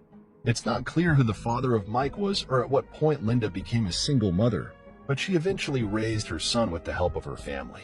In 1989, at the age of 41, Linda moved out of North Carolina and began living in Daytona Beach, Florida. Her apartment was a stone's throw away from the popular Broadway Bridge located in downtown Daytona, and she lived alone. To make ends meet in the new city, she took up a job as a waitress at the Chart House restaurant on South Beach Street. Everyone in her workplace loved her due to her positive energy. The pay she was getting at her new place of work wasn't really much, but it was enough to get by. Linda enjoyed biking and would often cycle to and from work, among other places. At the time, she owned a blue and rust-colored Murray touring bike, which she rode almost everywhere. At some point, she began a romantic relationship with a man from New Smyrna Beach, an area about 24 minutes drive from Daytona Beach. Linda was at a good place in her life. She had her job, a boyfriend, family, and friends. Things were looking up, and she seemed genuinely happy. Little did she know that her happy life would be snatched away from her all too soon. October 11th, 1991, made it about 2 years that Linda had been living in Daytona Beach. Those 2 years had gone by in a flash, and it seemed to her like it had been less than that. On the morning of October 11th at around 1 a.m., she finished her shift at the restaurant and prepared to leave. Attending to hungry customers all night long had drained her, and she couldn't wait to be out of the place. She immediately changed into black stretch pants and a white shirt, said goodbye to her coworkers, and made her way out of the restaurant with a backpack. Linda was someone who was particular about her appearance and always had a change of clothes and makeup for after her shift, which she usually carried in a backpack. She got on her Murray touring bike and headed towards a bar located on Broadway. This bar was known as Matey's Brig Bar. She had plans to have a drink or two with some friends there before finally going home. When she got to the bar, she hopped off her bike and parked it in a spot she felt was safe. After doing this, she made her way inside the noisy bar and, in no time, spotted some of her friends sitting and chatting animatedly at a table. She went to meet them and joined in the conversation. Their talk soon centered on Linda's love life, and she was more than happy to tell her friends all about her new romance. She told them that she and her boyfriend had plans to go on a vacation that weekend. She brought out a map of Florida from the backpack she was carrying and began pointing out the places she and her boyfriend planned to visit. Linda's friends were excited for her. The one thing they didn't know was that Linda was not telling them the whole truth. She and her boyfriend were not going on any vacation. Although it was something they had both agreed on, much to Linda's disappointment, the boyfriend had called off the plan at the last minute because he wanted to go deep-sea fishing instead. It's not clear why Linda told her friends that the plan was still on. At around 2 a.m., Linda decided to take her leave. She said goodbye and made her way out of the bar. She got on her bike and pedaled in the direction of her house. She stopped at a 7-Eleven that was located a short distance from her apartment to purchase some chocolate milk and a donut. After paying for the items, she got on her bike once again and rode off. That was the last time anyone would see her. The following day, Linda did not show up for her shift at work. It was unlike her to miss a day of work, and both her coworkers and employer found her absence strange. On rare occasions when she'd missed work in the past, she'd call in to inform her employer or get someone to cover her shift. Despite that, her coworkers at the Chart House restaurant went about their duties religiously, and the day soon went by. They expected that by the following day, she would report back to work. However, the following day, there was still no sign of Linda. Her coworkers became even more worried and feared that something was really amiss. One of them decided to call Linda's sister Joy Little to inform her about what was going on. We all knew that something was wrong. Joy Little recalls when she was told about her sister's disappearance. A friend and co-worker of Linda by the name of Barbara Sheridan finally reported her as missing 3 days after she had mysteriously disappeared. Meanwhile, Linda's co-workers and friends were not the only ones who had noticed her absence. The landlord of the apartment where she lived had also gotten worried when he did not see her for days. He too called the police and reported her missing. Daytona Beach detectives, suddenly faced with the task of finding the missing woman, went to her apartment believing that perhaps they could find some clue there that would give them an idea of what had happened to her. With the aid of the landlord, they entered Linda's apartment and began looking around. Everything was in order, and it did not seem as if the living space had been disturbed. Her bed looked as if it had not been slept in. Due to this, detectives began to suspect that she had not made it home after work on October 11th. At that point, they knew they had much serious work on their hands, but they were determined to get to the root of the matter. After the search of her apartment was completed, they began questioning people in the neighborhood as well as her co-workers and friends. It was while doing this that they discovered that she had been to the Matey's Brig Bar and then the 7-Eleven store after her shift ended. But nobody seemed to know where she'd gone after that. It was all so mysterious. During their investigation, they also questioned her boyfriend since there was a likelihood that he would know something about the situation. But after interviewing him, they were still no closer to the truth. There was nothing that could be used to link him to Linda's disappearance. He told the detectives about the canceled vacation they'd wanted to go on, and how it had been initially planned to celebrate their first anniversary. In addition to all this information, they also discovered that the boyfriend was a married man. When Linda's family found out about this, they were shocked. They believed that Linda had probably not known that the man was married before getting into a relationship with him. Police intensified their search and even employed the use of the K-9 unit to aid in the search for Linda. Areas around where she was last seen were thoroughly combed through. They even began searching bodies of water, but all of their efforts proved to be futile. There was no sign of Linda or the bike she had been seen riding. It was as if she had just vanished into thin air. Detectives knew that something bad had happened to her, but there was no evidence that could link her disappearance to foul play. There's no telling what happened. We had nothing to go on, said Daytona Beach Police Deputy Chief Steve Barrett.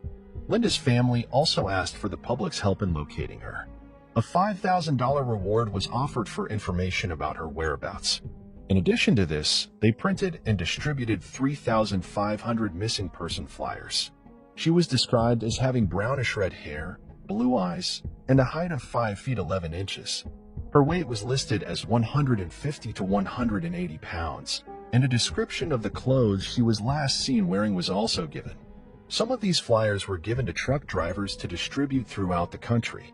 Billboards with the same information were also put up in strategic locations within the city. As a last resort, Linda's family even turned to a self-proclaimed psychic to help find her. The following year after Linda went missing, her father died. The family was left to suddenly deal with the loss of another family member, which was no doubt devastating. In 1996, Linda's family received a phone call that was both shocking and mysterious. The man who called claimed that he had met Linda in North Carolina. When asked for his name, the man refused to provide this, and he immediately hung up. The man was never heard from again, and to date, no one knows who he was. In 2011, 20 years after Linda went missing, her family was interviewed by the local media. In an interview with the Daytona Beach News Journal, they revealed that they had not given up the search for her but remained hopeful that she would one day be found. "I've never grieved for her," Joy Little said at the time. "I've worked on her behalf because that's what I feel I'm supposed to do. I'm trying to get to the bottom of questions that have gone unanswered," she added. In 2016, the case was handed over to a new set of detectives in the Daytona Police Department, but regardless of how they looked at it, nothing made any sense. The evidence available was just not enough to make any tangible progress, and the detectives were left frustrated. The case would remain dormant for 4 more years until early January 2020 when something unexpected happened. The Daytona Beach Police Department was contacted by an inspector from the Tomoka Correctional Institution, also located in Daytona Beach. The inspector contacted them about an inmate who claimed to have information about an unsolved murder. The inmate in question was a 51-year-old man by the name of Michael Shane Thompson, who was serving a life sentence for the 2007 murder of a Titusville woman named Sherry Carmento. Thompson and Sherry had been childhood friends who had reconnected after he got out of prison in late 2006. He had been imprisoned back in 1994 on a long string of charges, which included robbery, grand theft, and burglary. After his release, Sherry allowed him to stay with her family for a few days. During his stay, he would end up beating her to death with a metal fence post and a hammer. He then dragged her body to the laundry room where he concealed her body under a pile of clothes. After this, he fled the scene in her vehicle. He eventually sold it to a group of people for an undisclosed amount. It did not take long for Sherry's body to be discovered by her boyfriend. Michael was soon found and arrested. During the interrogation, he admitted to killing Sherry. He revealed that she and Sherry had been intimate, and he believed that she might have knowingly given him AIDS. This, he said, was the reason why he had killed her. However, when an autopsy was conducted on Sherry's body, it was revealed that she did not have the disease. When detectives learned of these details, they were instantly curious to find out what he knew about the unsolved murder of Linda Little, which he had contacted them about. An interview was immediately set up, and Townsend sat down to talk to detectives from the Daytona Beach Police Department. During the interview, he confessed that he was the one who killed Linda back in 1991. Detectives couldn't believe their ears. To make sure that he wasn't mistaking Linda for someone else, they showed him a picture of her. He confirmed that she was the woman he remembered killing, saying, "No doubt about it, no doubt." According to his statement, he'd been living in Orlando but decided to travel to Daytona Beach to celebrate his birthday. He had arrived in the city on October 10, 1991, and had met Linda the following day at a resort hotel bar that was located at 701 South Atlantic Avenue in Daytona Beach. Unfortunately, it just appears it was a random meeting. And unfortunately, on the wrong day at the wrong time, Linda just met the wrong person, Detective Sergeant Denardi with the Daytona Beach Police Department said. After having a few drinks, they left the club in Michael's car. While driving, he suggested to Linda that they should take a shower for some reason, and she had gotten very upset. According to Thompson, she then freaked out and began to yell and scream at him. He, meanwhile, was growing increasingly angry at all the noise she was making, and when he could not bear it anymore, he hit her hard across the face with the back of his hand. Afterwards, he proceeded to strangle her to death. When he realized that he'd killed her, he immediately thought of his next step. He drove to Kenton County in the state of Georgia, and there, he dumped her body behind a movable waste container. Detectives were amazed by all the details he was able to provide. They knew then that the case was finally solved. In addition to killing Linda, Michael also told detectives he had killed 2 women in Memphis, Tennessee. After the confession, he revealed that the reason why he had chosen to finally come out and tell the truth was that he had found God in prison. Michael also claimed that his predisposition to violence was because he had been sexually abused by his stepfather and some family friends when he was a child. Daytona Beach Police Chief Jakari Young stated he blames his mother and other women in his life for not protecting him as a child. As a result, he developed a hatred for women. Detectives have tried searching for Linda's remains in the area where Michael revealed that he dumped her body several years back, but they haven't had any luck. Through the dedication of detectives, the sustained hope of Linda's family, as well as the confession of the killer, Linda's case was finally solved. But what exactly happened to Linda's body remains a mystery. What are your thoughts on this sad case? Do you think Townsend's childhood abuse reinforced his hatred towards women? Or do you think it's just a pathetic excuse of a mindless killer? Let us know your thoughts in the comment section. Please don't forget to like. Lori Nesson. Any detective will tell you that sometimes all it takes is one piece of information to solve a case.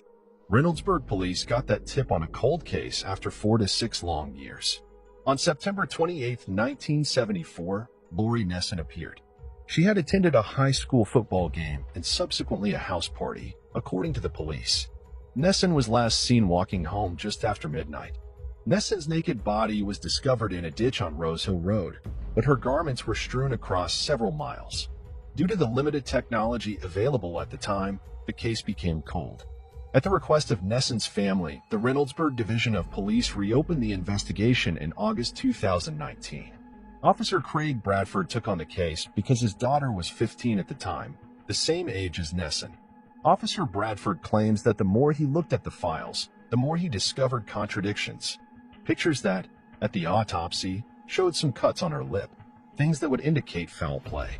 The time of death on Nesson's Odyssey also didn't match up with when the teen was last seen. Bradford presented his findings to the Eckling County coroner in 2020, who agreed to investigate the case. A few months later, the coroner's office amended the cause of death to undetermined homicidal violence. Then in December, a local news channel broadcasted an update on the nascent situation. After the program aired, someone contacted him with information that night. The caller was Karen Adams's cousin, and she said the news article of Lori's death was quite similar to her cousin's homicide. A similar case had happened 6 months after Nesson's death on March 9, 1975. Adams, then 17, was walking from her Whitehall home to a friend's house when she disappeared. The next day, her body was discovered in a ditch on Vangert Road near Blacklick. The similarities were too strong to ignore. The authorities contacted the Franklin County investigator who was in charge of the Adams case, which had been solved in 2011. The Franklin County Sheriff's Office Detective Chuck Clark told him that they believed the 2 guys who killed Adams also killed Nesson. I've always suspected these 2 individuals were involved in something bigger than what they were caught for, Clark added. They drank, drove around the city, went anywhere they pleased, and approached girls and young ladies who were alone. Robert Meyer was 70 years old when DNA evidence tied Tim and Charles Weber to Adams' murder in 2011. He was apprehended by authorities in Cincinnati. He was sentenced to 15 years to life in jail, but he died in prison just a few years later. Weber, on the other hand, was already deceased and cremated, but his son submitted a cheek swab that revealed his DNA, proving his involvement in Adams' murder. Meyer and Weber were identified as the men responsible for Nesson's death by the Ohio Bureau of Criminal Investigations.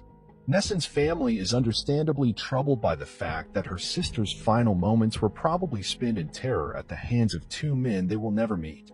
According to investigators, Meyer and Weber both had a criminal background that put them in the old Ohio Penitentiary in the 1960s.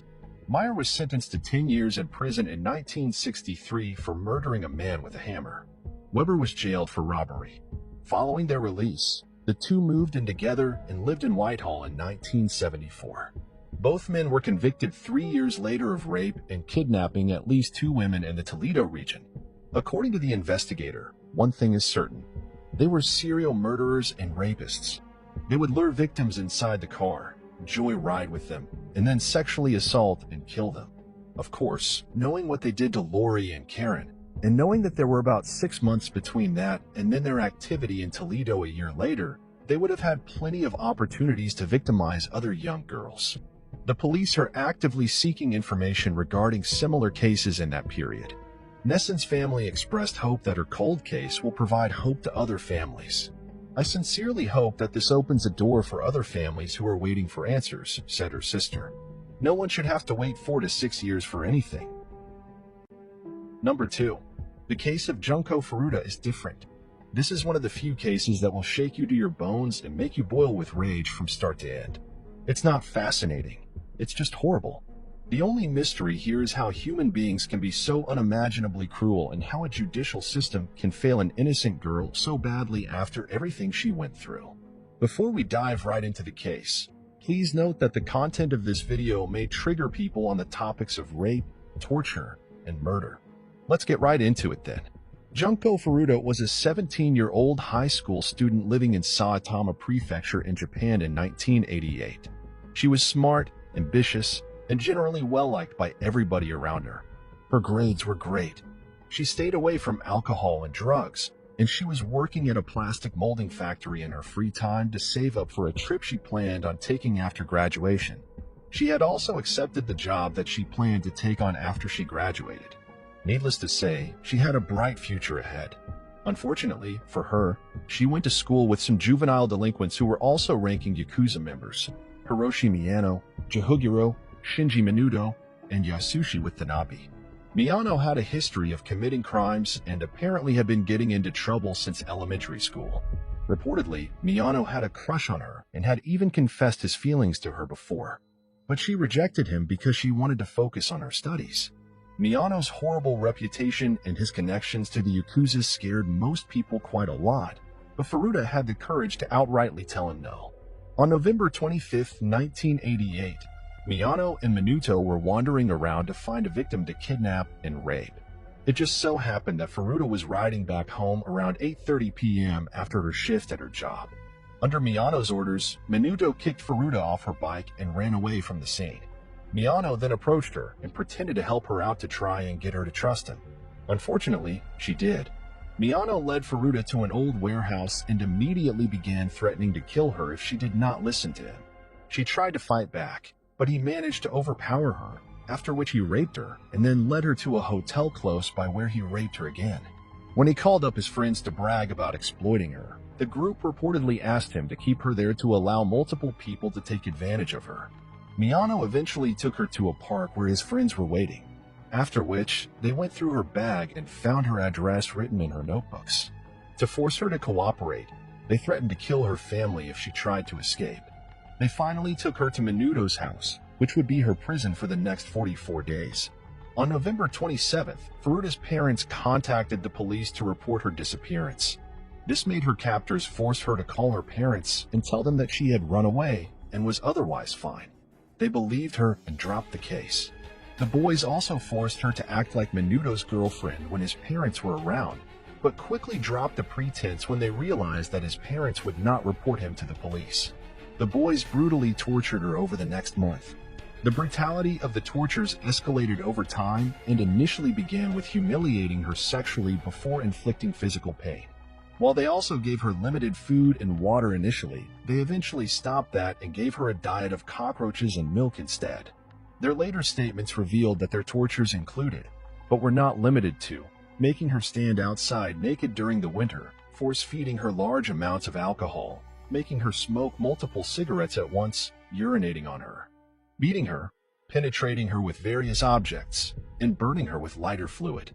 They even stated that at one point, they penetrated her with a hot light bulb that exploded inside her. Take a moment to let that sink in. Animals treat other animals better. These boys turned into complete monsters while Faruda continued to do her best to defy them and fight back. Not before long, however, the severity of the attacks and her near-to-nothing diet began to take a toll on her body. She became crippled and could not move at all. Her face became swollen, she was severely malnourished, and her body was so injured that it became unable to urinate. As a result, her flesh began to rot while she was still alive. Her condition made her captors lose all sexual interest in her, and they found another 19-year-old woman to gang rape, who, like Faruda, was also on her way home from work. On January 4th, 1989, a final brutal attack on her would end her life. Miyano had lost a game of mahjong the night before and decided to vent his anger out on Faruda. For over 2 hours, her captors tortured her and beat her repeatedly. They poured lighter fluid on her and set her on fire multiple times, which she apparently tried to put out before she became unresponsive. They dropped dumbbells on her stomach, forced her to drink her own urine, placed short candles on her eyelids, and dropped hot wax all over her body. At some point, they covered their hands with plastic bags to continue beating her. She eventually went into a state of shock and began to convulse, after which she succumbed to her injuries and soon passed away. The following day, Minuto's brother called to inform them that Faruda may have died, after which the panic group loaded her body in a drum and filled it with wet concrete. They went on with their lives until Miyano and Aguru were arrested on January 23rd for the gang rape and kidnapping of a 19-year-old from December. Women's underwear was found at the redresses, and they were finally questioned over 2 months later. During their interrogation, Miyano thought that one officer knew about his role in Faruda's murder, thinking that Igura might have been fast. Out of sheer chance, he told the officer where to find her body, which puzzled them since they thought that he might have been talking about another unsolved murder. The police found her body in the concrete drum the next day and identified her by her fingerprints. Several arrests were made immediately afterwards. The court initially kept the identities of the boys a secret because most of them were still minors. But a Japanese magazine called Shukin Banshu found out who the accused were and published them. They said that because of the severity of the crimes that they committed, they did not deserve to have the right of anonymity. All of the accused pleaded guilty to the charges of committing bodily injury that resulted in death instead of murder. This is where the case gets even more heartbreaking. The ringleader Miyano was sentenced to just 17 years in prison. He appealed to the court, but they gave him an additional 3 years instead. The rest of the boys got much lighter sentences, serving only 7 to 8 years because they were below 18 at the time. All of them were released by 2010 and went on to commit more crimes, with Minato even being charged for beating and slashing the throat of another man. Another incident shows that after Aguru was released, he was soon arrested again for beating a man for 4 hours because he thought that his girlfriend was involved with him. He allegedly boasted about his role in Faruda's rape, torture, and murder, and even told his victim that he had killed 4 and knew how to get away with it. Faruda's grave was also vandalized numerous times by Aguru's mother later on because she believed that her son's life was ruined by her. Yeah, this case is beyond messed up. I know that while researching for this video, I was disturbed for days.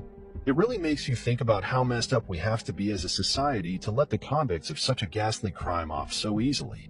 Because guess what? If you don't give monsters like this the punishment they deserve, it only encourages them to commit more crimes.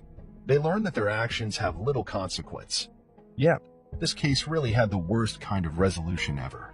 What makes this case so unimaginably horrible is not just the gruesome treatment Junko went through for 44 agonizing days, but also that she never got the justice she deserved, even over 30 years later. Her rapists, torturers, and killers walk free in Japan today and have carried out more crimes since then. To give you some perspective, people who have been arrested for carrying marijuana have received longer sentences than these actual monsters.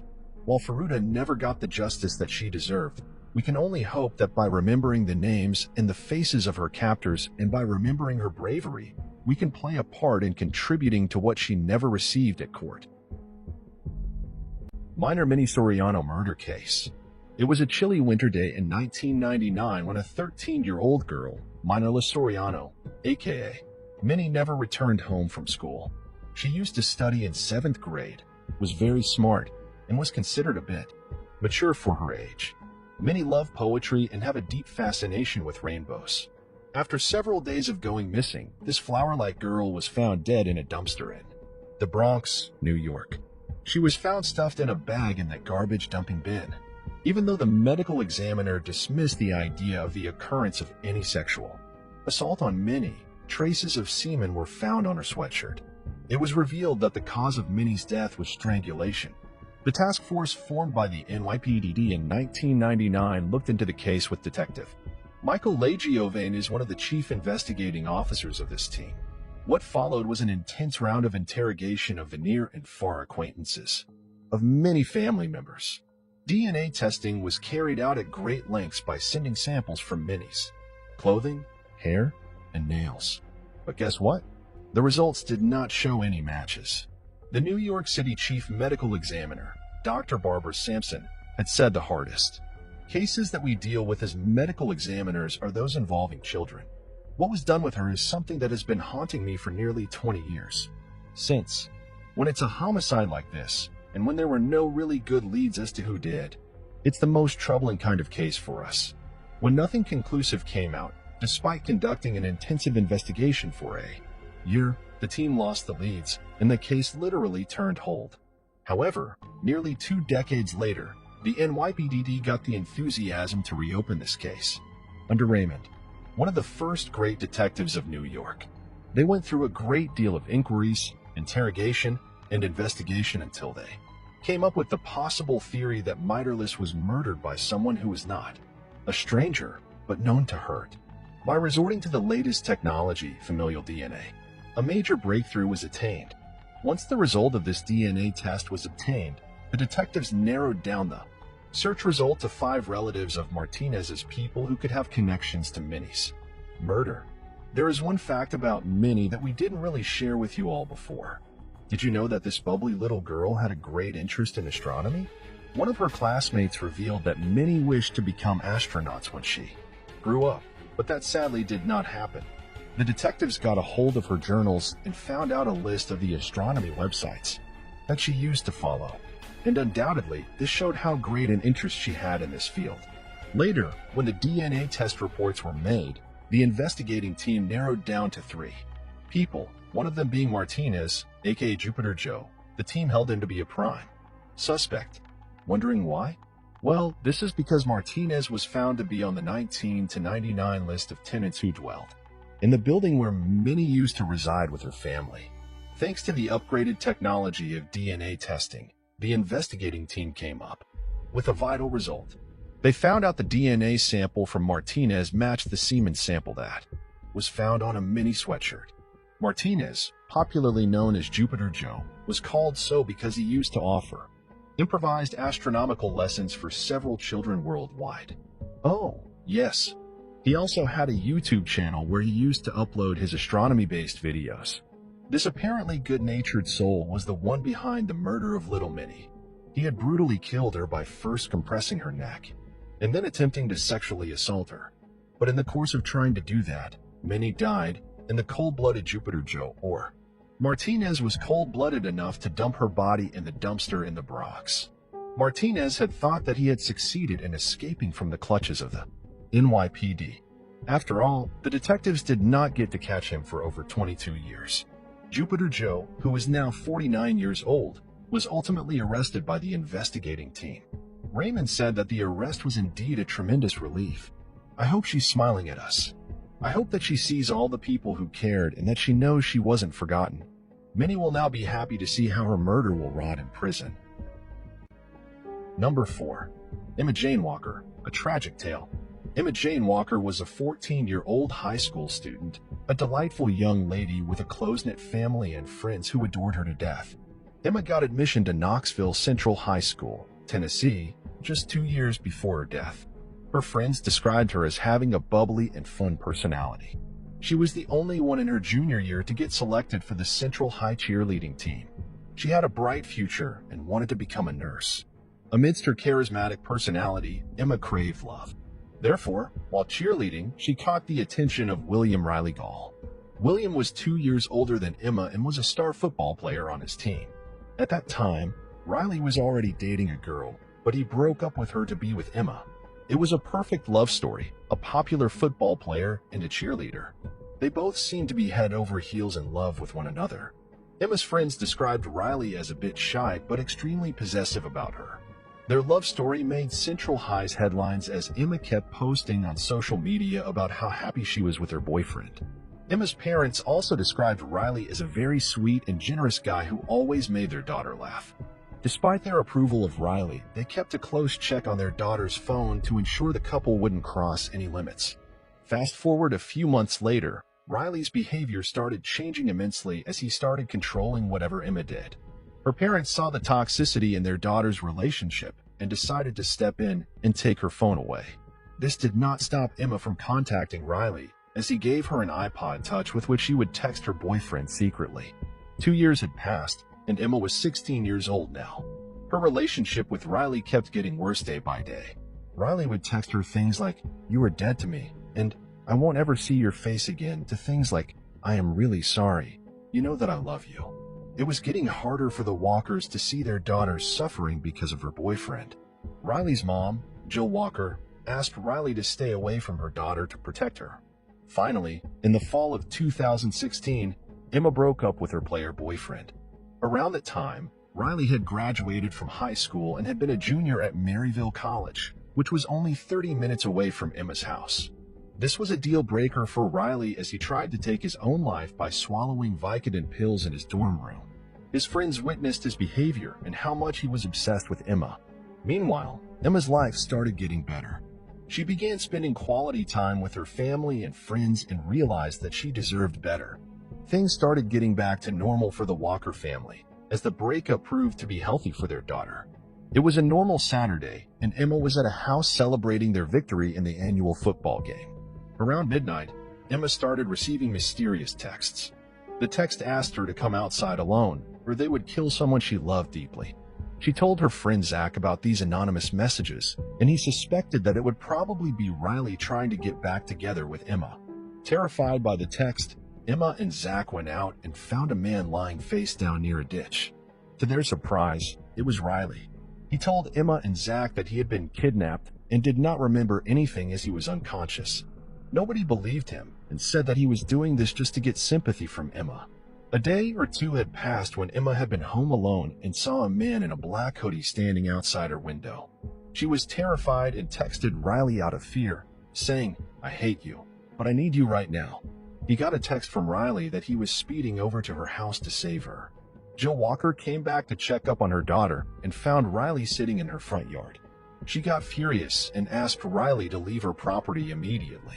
Emma told her mom the entire situation and asked her to be gentle with Riley, as he was only there to help her. Emma's friends again suspected that the mysterious man who was talking to her was none other than Riley himself. Following the days after this incident, Emma's parents never left her side, as they were scared for their daughter. By Sunday night, everything had returned to normal. November 21st, 2016. It was a normal Monday morning when Jill Walker went to her daughter's room to wake her up for school. To her surprise, her daughter had no pulse. She freaked out and called 911 immediately.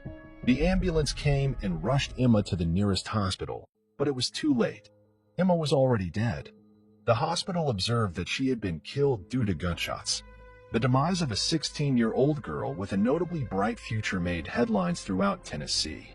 The investigations began as the Walkers and the entire Central High community mourned the loss of Emma Walker. Many condolences came in, including Emma's ex-boyfriend, who started posting her photos on social media, claiming how much he missed her and hoped that she would be in a better place.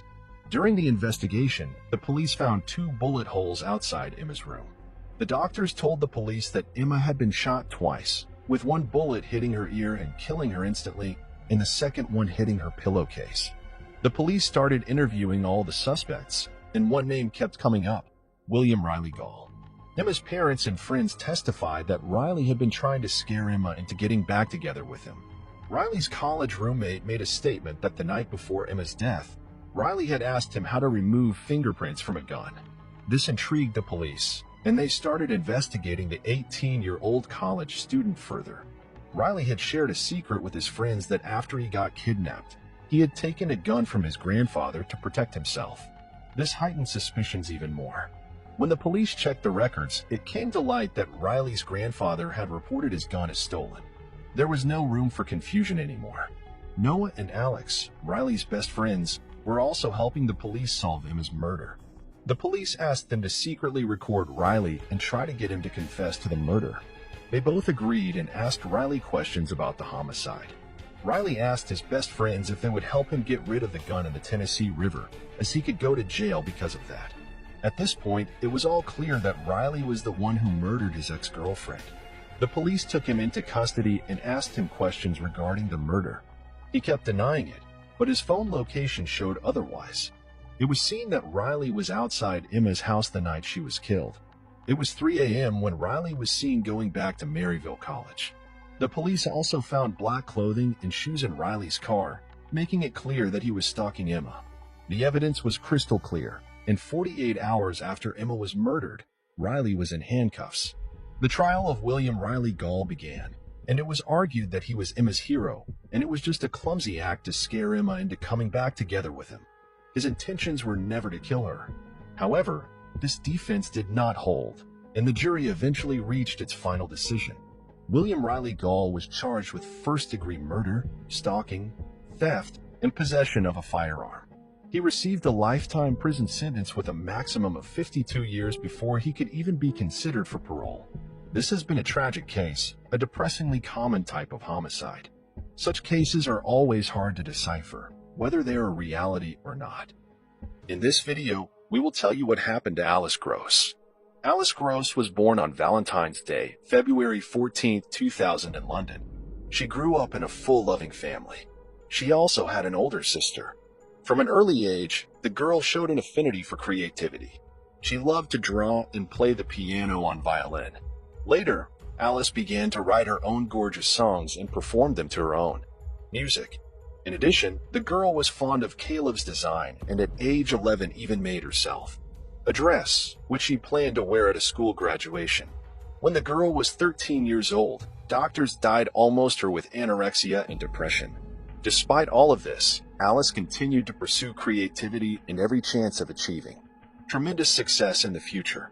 On August 28, 2014, Alice told her mother that she was going on an outing.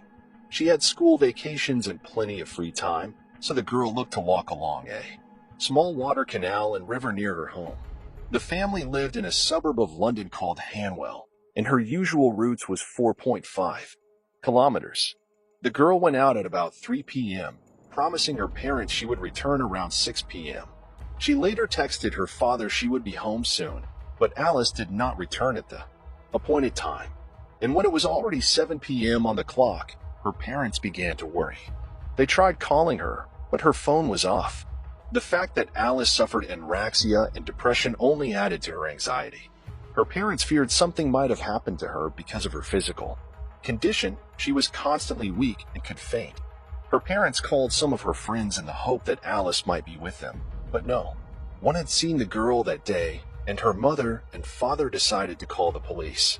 They immediately began a search, and the first thing they did was to investigate the route Alice usually took. Her relatives and friends of the family also joined the search. Alas, they could not find any trace of the girl, but detectives were able to find several witnesses. Thanks to their testimony about the places where Alice had passed, the police were able to determine her route more accurately, which in turn allowed them to narrow the search area and select several street cameras that could have captured her. After examining the footage, detectives did locate Alice. Almost immediately after leaving the house, she was caught on the first camera, heading along the Grand Union Canal. A short time later, she was spotted in the Bryanford area, which was further down the canal. The last time the camera captured her was on her way back near her home. The girl was walking near the Trappers Way Bridge. The police also reported the missing teenager to the media, and they broke the news about the case all over London. In the first hours after her disappearance, thanks to that, Detectives received several calls from witnesses who had seen Alice. Unfortunately, none of this brought the police any closer to finding the girl. Based on camera footage and witness accounts, she disappeared on her way home, having traveled most of her usual route. But what happened to her remained a mystery. 3 days went by as police continued to examine camera footage in nearby neighborhoods and surveyed local parks and other secluded areas. At the same time, patrol officers went door to door to homes along Alice's route and asked questions of local residents. On September 1st, the girl's relatives recorded a video message begging her to return home. They also asked anyone who had any information about her whereabouts to contact the police. At the time, investigators were considering several theories. The first and most troubling was the kidnapping version. Despite the fact that most of Alice's route was along city streets, there were many remote and hidden areas where the girl might have been attacked. In addition, the London police often encountered situations where people kidnapped right in the center, let alone in the suburbs. The second was a theory about running away from home. Alice's parents feared that depression might have driven her to such a decision. They also didn't rule out the possibility that the girl might have taken her own life because of her illness, but to the police, this version seemed unlikely. At 14, Alice was unlikely to be able to run away and hide, especially without help. And if she had taken her own life, she would very likely have been found by now. The case attracted more and more public attention every day, and on September 3rd, it was handed over to a special unit of Scotland Yard. Although they usually only worked on homicides, the detectives rated the chance of getting the girl home as high. Scotland Yard organized a large-scale search, which was immediately joined by hundreds of volunteers. After seeing the heartbreaking appeal of her parents and sister in the news concerned, Londoners combed the area from early morning until late at night. And the next day, detectives announced the discovery of the first tangible clue. They managed to find Alice's backpack, which contained her shoes worn that day. It was relatively close to her home. This find allowed the police to narrow their search, focusing on a small area near the canal. Investigators realized it was unlikely the girl had taken off her shoes herself, thrown them in with her backpack, and fled. She did not have a change of shoes with her, so the situation became more and more complicated. Scotland Yard decided to release all available surveillance footage of Alice. The backpack with the shoes indicated that the girl might be in serious danger. The main version was still an abduction, but the investigators did not completely rule out the possibility that the girl might have committed suicide. For that reason, they tried to use all available resources to locate her. The publication of the recordings might draw more attention among the public, and someone might remember seeing Alice that day. Along with that, several hundred more people from various agencies were involved in the search, and there were already 600 people working on the case. The investigation was thus the largest since 2005 in terms of the number of police officers involved. Some of them were directly surveying the area, while others were examining footage from hundreds of cameras that could have captured Alice. Scotland Yard also heard a £20,000 reward for any information that could help find the girl. Although police were unable to locate her phone, they asked the cell phone company for details of its less-known location. It turned out that Alice had sent a message to her father from practically the same place where they would later find her backpack. Everything indicated that the investigators needed to focus on that particular location. The decision was made to conduct a thorough inspection of an area of several square kilometers. Every meter of land and water was examined manually. Police teams literally probed the river and canal bottoms for any evidence. 2 days after the discovery of the backpack, it became known that the police arrested a 25-year-old man on suspicion of Alice's murder. The next day, they arrested another man, but refused to comment on the situation until all the details were clarified. However, soon both suspects were released, and Scotland Yard stated that they were unable to establish the involvement of these two people in Alice's disappearance. More than a week passed, and during all that time, there was no progress in the case. It was only on September 16th that the police made another statement. They said they were looking for a 41-year-old man named Arne Sawkins in connection with Alice's disappearance. He moved to England from Latvia 7 years ago. He lived in the area and worked as a construction worker. Scotland Yard became interested in him for two reasons that at first glance seemed unrelated. First, Arnes's co-worker reported him to the police about his disappearance as earliest September 3rd. The man did not show up for work, did not answer his phone, and was not at home. It seemed as if he had simply vanished. Second, detectives found that Sawkins' route from home to work was roughly the same route that the girl had taken the day she disappeared. All of this was not yet enough to draw any conclusions about man's involvement in a girl's disappearance, but detectives soon discovered something really disturbing. In one of the camera recordings, a sorrow middle-aged man riding his bicycle across the bridge where Alice had passed just a few minutes before. This man turned out to be Sawkins. A short time later, he came to the next camera and heard that detectives noticed a very strange moment. The journey between these cameras should have taken only a few minutes, and it took the man on the bicycle practically a whole hour to ride down this road. A reasonable question arose. What was he doing all that time on such a short stretch? The police investigated the area and concluded that he could not have taken the longer route to the next cell because there simply was none. Even more disturbing was the fact that all this was taking place in the very area where Alice's path was allegedly cut short. The cops also concluded that the man's clothes were wet when he pulled onto the road. Continuing to study the cameras, detectives noticed Sawkins on his bicycle returning to the same location 2 hours later after riding back out 50 minutes later. In doing so, he was not caught on the camera located on the bridge. This indicated that the man had spent all that time inside a small blind spot. Besides, he was already wearing different clothes. About an hour later, he was caught on a camera at a local store buying beer. The next morning, the situation repeated itself. Sawkins returned to the same spot between the cameras at about 7 o'clock and also returned there again in the evening. All this was enough to get a search warrant for his house. It turned out that the man was living there with his girlfriend and their 2 daughters together. His roommate also had no idea where Sawkins had gone. When she learned that he was suspected of killing the girl, she stated that Ernest could never do something like that. She described him as a caring and loving father. Along with this, Scotland Yard examined the man's biography and discovered a truly creepy moment. It turned out that the Saul cop had a rich criminal past. In 1998, being in Latvia, he killed his wife in cold blood and calculatedly, having dug a grave for her in the woods for which he got only 7 years in prison. After serving his sentence, he moved to England and the local law enforcement agencies did not even know about his criminal record in his home country. Police officers searched Sawkins' home and found a recently excavated plot of land on his property. They did not disclose whether they found an evidence there, but a significant find awaited them in the basement of their house. A broken back panel from a white iPhone 4S was found there. Alice had the exact same phone. After examining the contents of his computer, the police also discovered that the man had searched the incident for information about Alice Gross's disappearance a few days after the incident. On the basis of all this, Ernest Sawkins was put on the wanted list. Scotland Yard feared that the man might have fled back to Latvia or another European country, so they searched all over the EU, but law enforcement authorities were unable to find a single trace of the suspect. Meanwhile, a month had passed since Alice's disappearance, and on September 30th, police issued a depressing statement.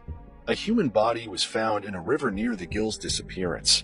At the time, the identity was not yet known, but police shared one eerie fact. Someone had gone to great lengths to arrange for the body to remain underwater and not resurface.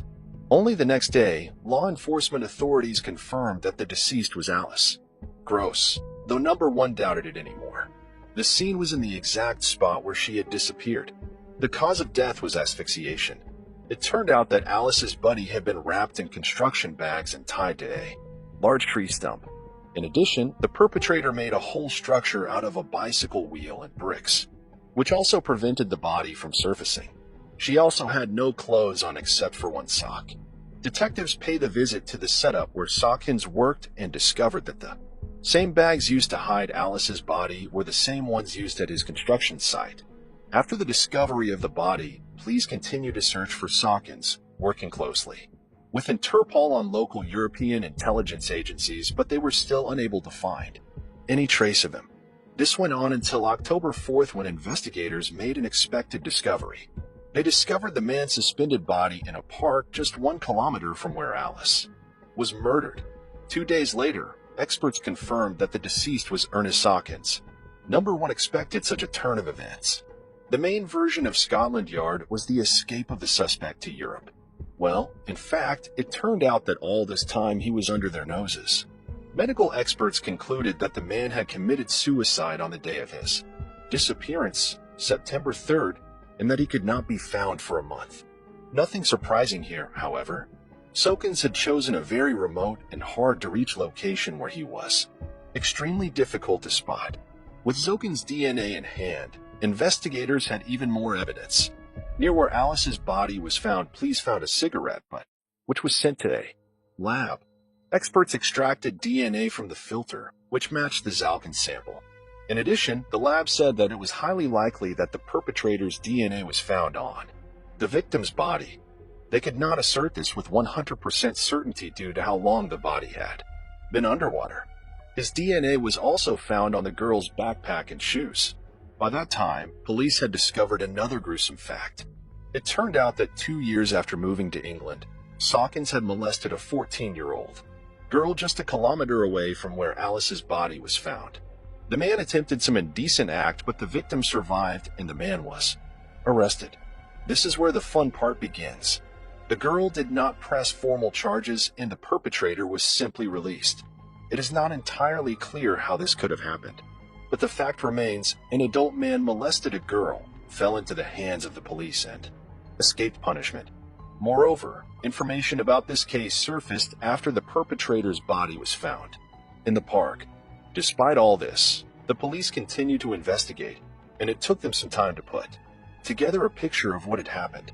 According to their version, on an unfortunate day, August 28th, Sawkins was riding his bicycle along the same route where Alice was walking.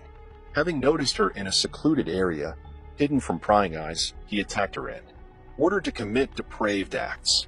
How events unfolded next, we shall never know, but the outcome was tragic.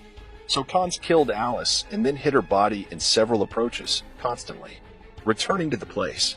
We will also never know why he decided to take his own life after what he had done. Whether this can be called a manifestation of conscience is very debatable. Alice's parents, who survived such a terrible tragedy, were outraged by the government's actions. They were perplexed how the British authorities allowed a convicted murderer to enter the country and stay here to live. They had spent years fighting for the government to increase its control over migrants and keep criminals out. Unfortunately, to this day, they have been unable to make any serious changes. A month after the discovery of Sawkins' body, another interesting event occurred. The medical examiner in charge of the investigation left a folder of case documents on the train. The 30 pages contained important information about the murder, including medical information and undisclosed detail. The public, the media, and Alice's parents harshly criticized the police, but there was nothing they could do about it. However, Number 1 tried to judge the deceased perpetrator anyway. The investigators said that if he were alive, they would have had enough evidence to bring the case to court, but there was no guarantee of a conviction. The problem was that all the evidence against Sawkins was circumstantial, and he had a small chance of getting away with it. Instead, a hearing was held in court in which the jury admitted an already obvious fact. Alice had been murdered. Her death was not an accident. The procedure was formal and played no role. Alice's funeral was held on October 23rd. Thousands of people came out to the memorial that day, and at the end of the ceremony, a beautiful song that the girl wrote and sang herself was shown on the big screen. Next, we will tell you the story of Molly Tibbetts and what her disappearance led to. Molly Tibbetts was born on May 8, 1988 in San Francisco, California. When she was in 2nd grade, her parents divorced and Molly moved to Iowa with her mother and 2 brothers. Her father, however, continued to maintain a close relationship with his children. After high school, she enrolled Iowa State University as a psychology major. In her spare time, she worked at a day camp at the regional medical center. She had an active lifestyle, played sports, and had many friends. She spent the summer of 2018 in a tiny town called Brooklyn, which is also in Iowa. It is barely over 3 kilometers in size and only has 1,400 people living there. It would seem that in such a quiet place, where everyone knows each other, nothing terrible could happen. On July 18, 2018, Molly was going for a run. She was living in Brooklyn with her boyfriend, Bolton Jack, at his brother's house. On the evening of that day, she was in the house alone. Her boyfriend was away at work in another town 210 kilometers from Brooklyn. Molly sent him a picture on Snapchat and went out for a run at about 7:30 p.m. The next day, Molly was supposed to go to work, but she never showed up. This seriously disturbed her family and boyfriend. They all knew that the girl was extremely responsible and never missed work without warning. In addition, she did not respond to calls and messages. As a result, the parents decided to contact the police, who began a search for Molly. From the early days, the case began to attract increased attention across America. As for the residents of Brooklyn, for them, the disappearance of a young girl was a real shock. Nothing like this had ever happened in this tiny town before. People had never locked their doors and were sure of their own safety. Molly's father, Rob Tibbetts, came to Brooklyn from San Francisco and took an active part in the search. He handed out flyers with her photographs, questioned people, and tried in every way to help the investigation. Parents did not give up hope until the very last moment that their daughter would be found alive and unharmed. 3 agencies got involved in the search for the girl: the Iowa Division of Criminal Investigations, the Federal Bureau of Investigation, and the Powashat County Police Department. Together, they worked more than 2,000 leads and interviewed about 500 people. The search for Molly was scattered throughout Brooklyn's neighborhoods. At one point, law enforcement received a report that Molly had been spotted at her truck stop in Kearney, Missouri, 380 miles from Brooklyn. Police checked this information and could find no confirmation. The police, as is proper in such cases, checked the theory that her boyfriend was involved. Statistically, most crimes of this nature are committed by relatives or loved ones, but not this time. Boyfriend's alibi was ironclad. He really was in another city and physically couldn't have been in Brooklyn that night. Time passed, and the search for Molly yielded no results. The Criminal Investigations Division announced the cash reward for any leading to the girl's return, alive and unharmed. The amount grew steadily and eventually reached $366,000. This was very substantial money even by U.S. standards. And for the state of Iowa, the reward was a record at one point. Police said they were narrowing the search for Molly to a few locations around Brooklyn: her boyfriend's house, several local farms, a gas station, a truck stop, and a car wash, or none of it helped locate Molly. The police received hundreds of leads, each of which led to a dead end. There was one episode, however, that struck me as odd. The owner of one of the pig farms where the police concentrated their search was extremely reluctant to contact law enforcement. He denied any involvement in Molly's disappearance, but refused to take a polygraph examination. All this made him an excellent candidate for the role of suspect, but there was no evidence against him. This meant that the police could neither interrogate the man nor search his farm property. As a result, the investigation was again at a standstill. The police tried to find some connection between the farm and Molly's disappearance, but they were unsuccessful, at least at the time. That all changed on the August 20th 1st. A few days earlier, a law enforcement source told reporters that the police had found a body of a young white woman. Of course, everyone immediately assumed it was Molly, and they were right. On August 20th 1st, the police issued an official statement. Molly Tibbetts' body was found in Powashat County, where Brooklyn was located. The parents identified their daughter. Investigators immediately noticed she was missing 2 items she always took with her: a smartphone and a fitness bracelet. Soon, the medical examiner made an official conclusion. The girl was attacked by several blows with a sharp object. This further shocked the residents of Brooklyn. They all knew each other and could not even think that there was a violent criminal among them. The newspapers also broke the story, making the whole of America talk about it. The solution to this gruesome crime was not long in coming. Almost immediately after the discovery of the body, police arrested 24-year-old Christy Rivera, an illegal migrant from Mexico who had come to the United States illegally 7 years before the incident. All the time he had worked on various farms, hiding under the name John Budd. Police came to the Riviera after reviewing camera footage near the route Molly usually ran.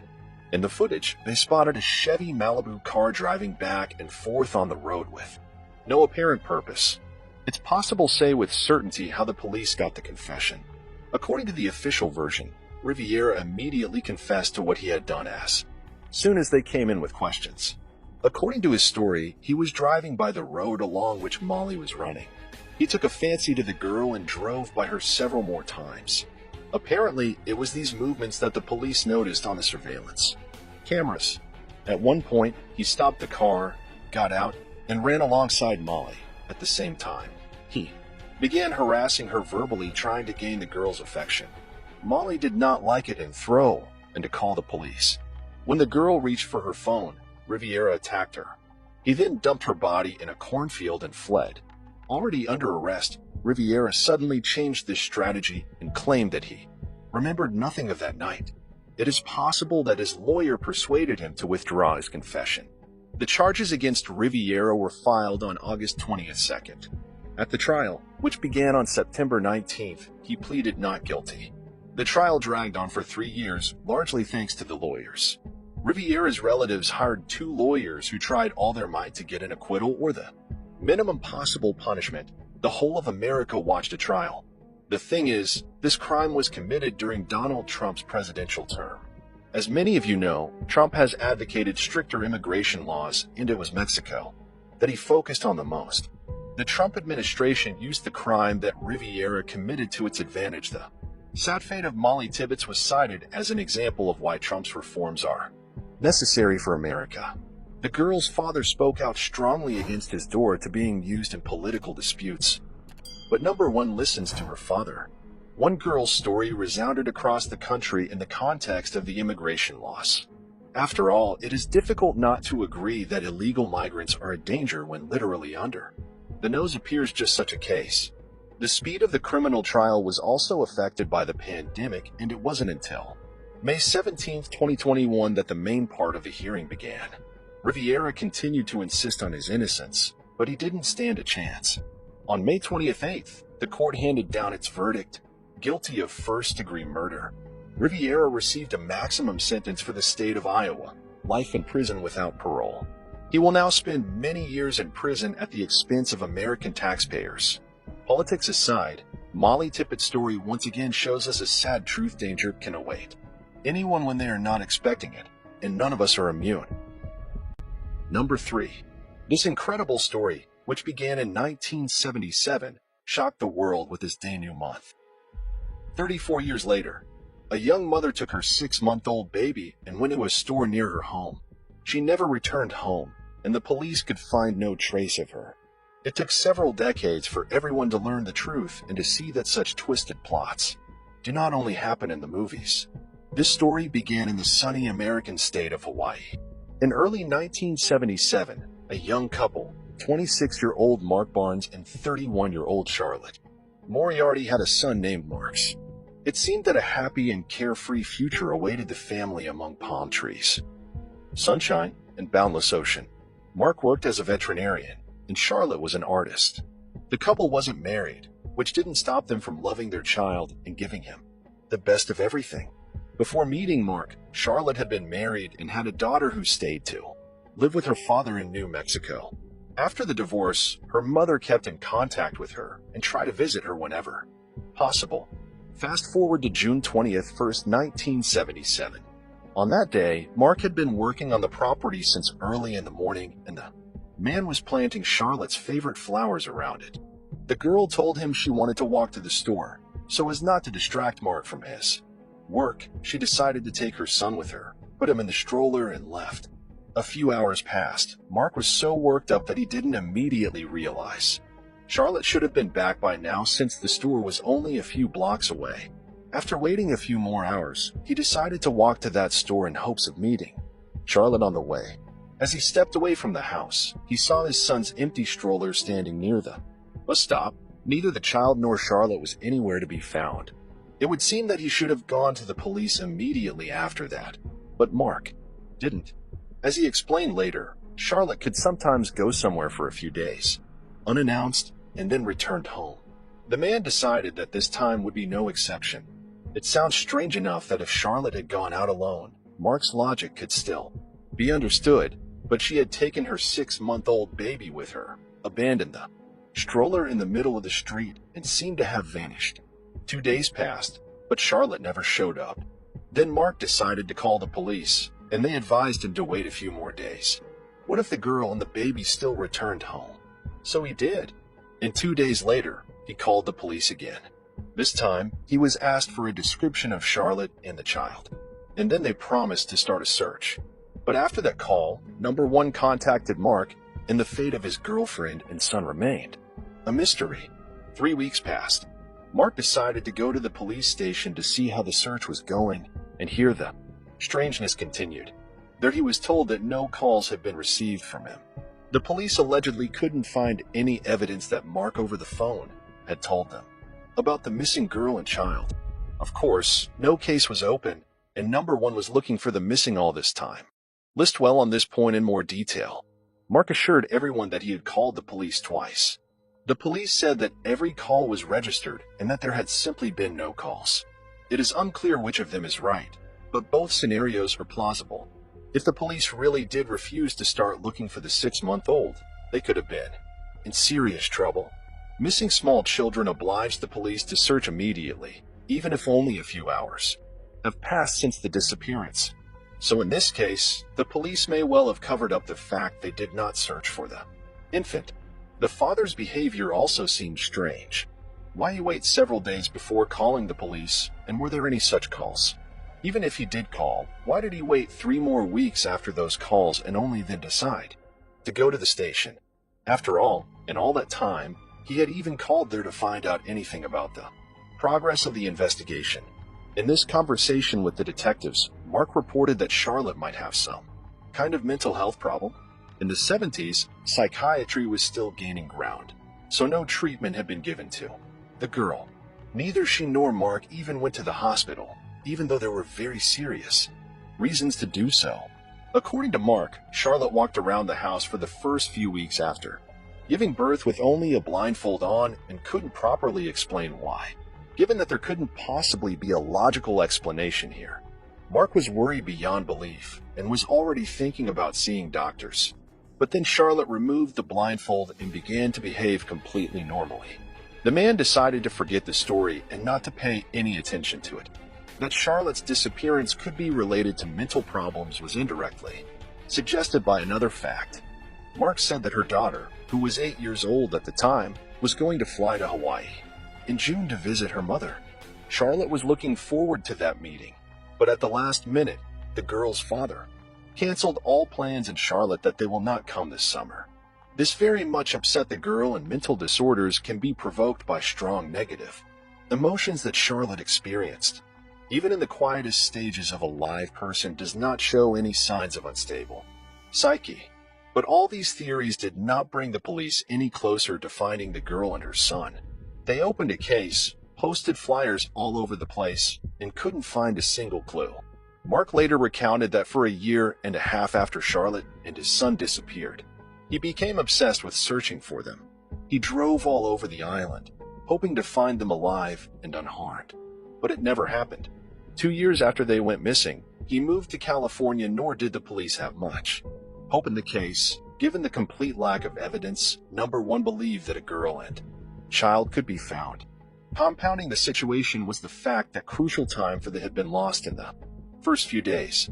24 years had passed. Mark had started a new family, and he had 2 daughters. He had long ago stopped believing that he would one day see Charlotte and Mark's alive. But in 2001, the case took a new turn. Charlotte's daughter from her first marriage, Jennifer, flew to Hawaii and went to the police station. She convinced them to reopen the case of her mother's disappearance. The detectives agreed, put Charlotte and Mark's information into the missing persons database, and created a computer portrait of Mark's growing up based on his childhood photo. The first thing the detectives decided to do was to interrogate Mark because his behavior in the early stages of the investigation seemed strange to them. There was no mention in the old documents that the man had called the police station by phone 2 days after the girl and child disappeared.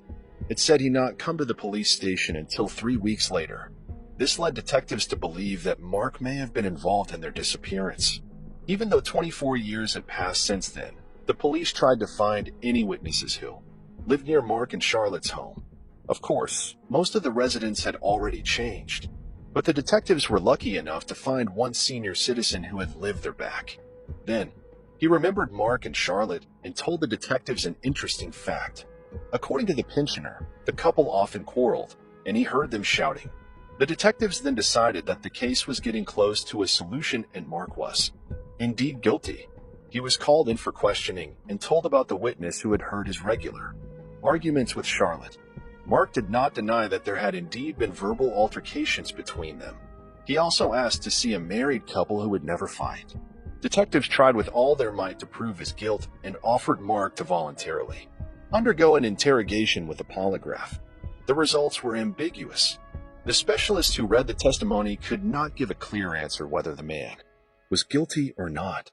A polygraph is inherently an overrated instrument. It is not physically capable of showing whether a suspect is lying or not. Dozens of factors can affect its results can be mistaken for the truth and vice versa. If an innocent person is very nervous during an interrogation or withholds completely different information that is relevant to the questions, the polygraph can make him out to be a liar. In Mark's case, the polygraph was of no use there, but the detectives decided to go at it from a different angle. They obtained a warrant to examine the house where Charlotte and Mark lived in 1977. What interested them the most was the terrace, built shortly after the girl and child went missing. They speculated that Charlotte might not have gone anywhere that day, but might have been hurt by her husband in another quarrel and ended up in the ground under the terrace. It is not clear how the police imagined the events of that day and how an infant fits into the story, but they had no other versions. Forensic dug through the backyard and examined the terrace, but they were unable to find any trace of anyone's remains there. It is not known if they compensated the new owners of the house for the 2 days of digging in the backyard. The detectives admitted they had nothing else to work with and set the case aside. Again, as the last resort, they took DNA samples from Jennifer and Mark, hoping it would someday help. The case went into a long drawer again for a full 10 years, but after that time came the finale to this whole tangled story. Steve Carter, 35 of Philadelphia, had wondered about his past from an early age. He grew up in an orphanage, and at the age of 4, he was installed by a wealthy New Jersey couple. The U.S. Army officer and his wife loved the baby and cared for him as their own. Steve also loved his foster parents, but he always wondered how he ended up in the orphanage. In 2011, he stumbled upon an internet article that told the amazing story of Caroline White, who had been kidnapped from the hospital when she was just 19 days old.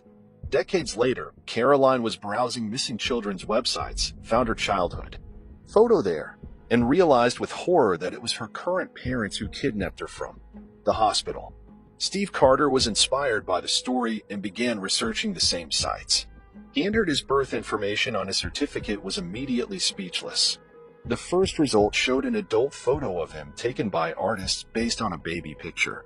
Resemblance was so strong that Carter could not even move in shock. He realized he was the same Max Barnes who had gone missing in Hawaii with his birth mother.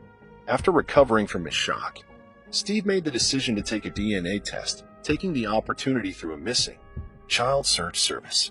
Their database contained DNA samples of Mark and Jennifer taken by the police 10 years earlier. After 8 months of waiting, the test showed an exact match. Steve Carter turned out to be Mark Barnes. Police instantly reopened the investigation. The missing infant found himself 34 years later, but the circumstances of his disappearance were still a mystery, but not for long. His birth certificate helped solve the mystery. First, the certificate was not issued until a year after the birth of the child. Second, his name was Tenzin Amaya, and his mother's name was Jane Amaya. That's what helped the police to connect the two key strands, because that name had already appeared in the reports not long after Charlotte and the child disappeared. The police received a strange call. A woman reported that a girl with an infant baby had knocked on the door in her house and asked for milk to feed her. The police arrived on the believing that the girl was in an inadequate state. She was taken to a psychiatric clinic for evaluation, and the infant was handed over the guardianship authorities. This girl was Charlotte. After a few days in the hospital, she secretly escaped and was never seen again. And the child remained in the care of the state because he did not even have a birth certificate, and it was impossible to identify his relatives. When the truth came out, everyone had a legitimate question: why the police did not compare the disappearance of the girl and the baby to another situation, especially when the infant was left in the care of the state. Couldn't they have realized that they had the very same child in front of them? Now, 34 years later, it's hard to answer that question. Perhaps the police simply didn't know about the disappearance because the two cases, handled by two different precincts. Steve, who by then was working in a prestigious job and had a family of his own, decided to make contact with his half-sister and biological father. They were shocked when the man revealed his own disappearance. Number one believed anymore that the infant might still be alive. Although we don't know what happened to Charlotte, the ending of the story can definitely be considered happy.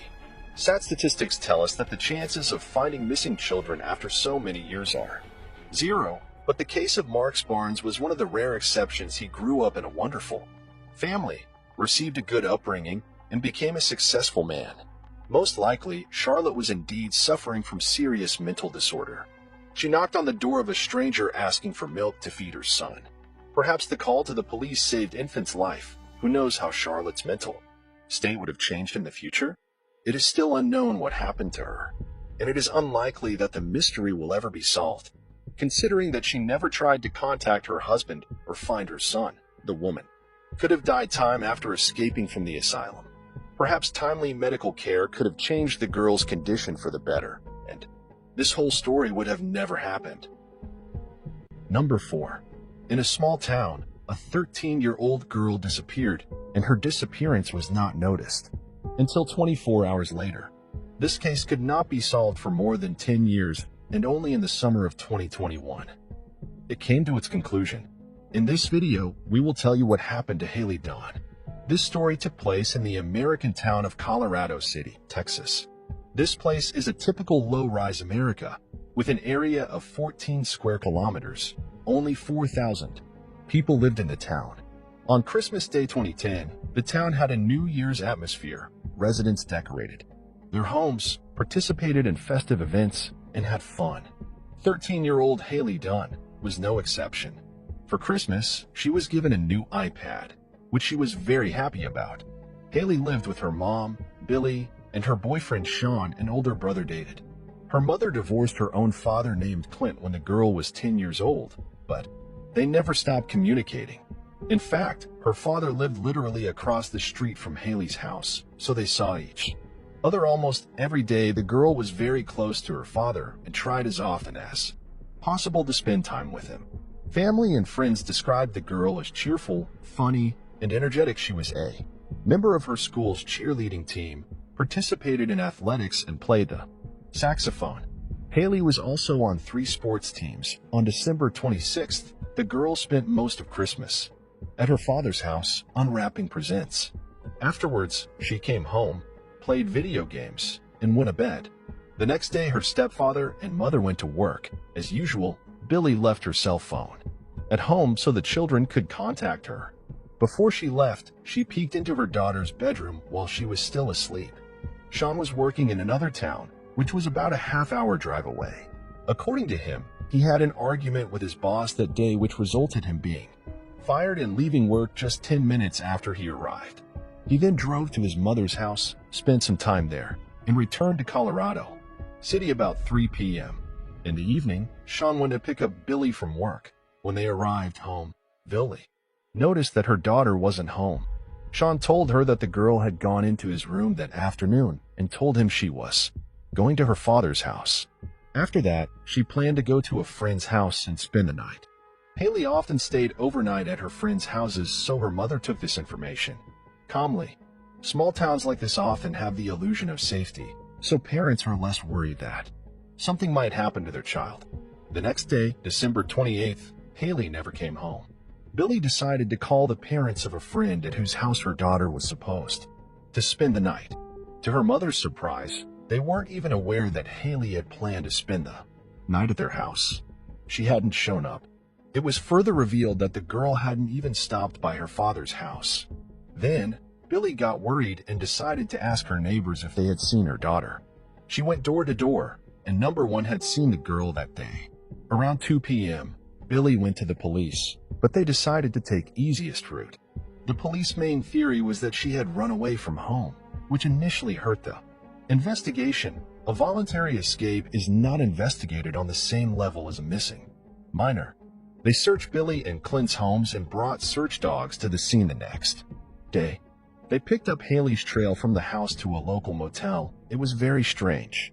None of the motel employees had seen this girl. She wasn't on any security cameras, and a full search of the building yielded no results.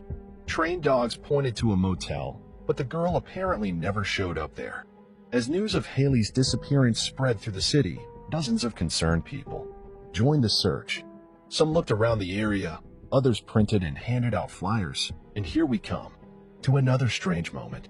Clint, the girl's own father, practically never left the street.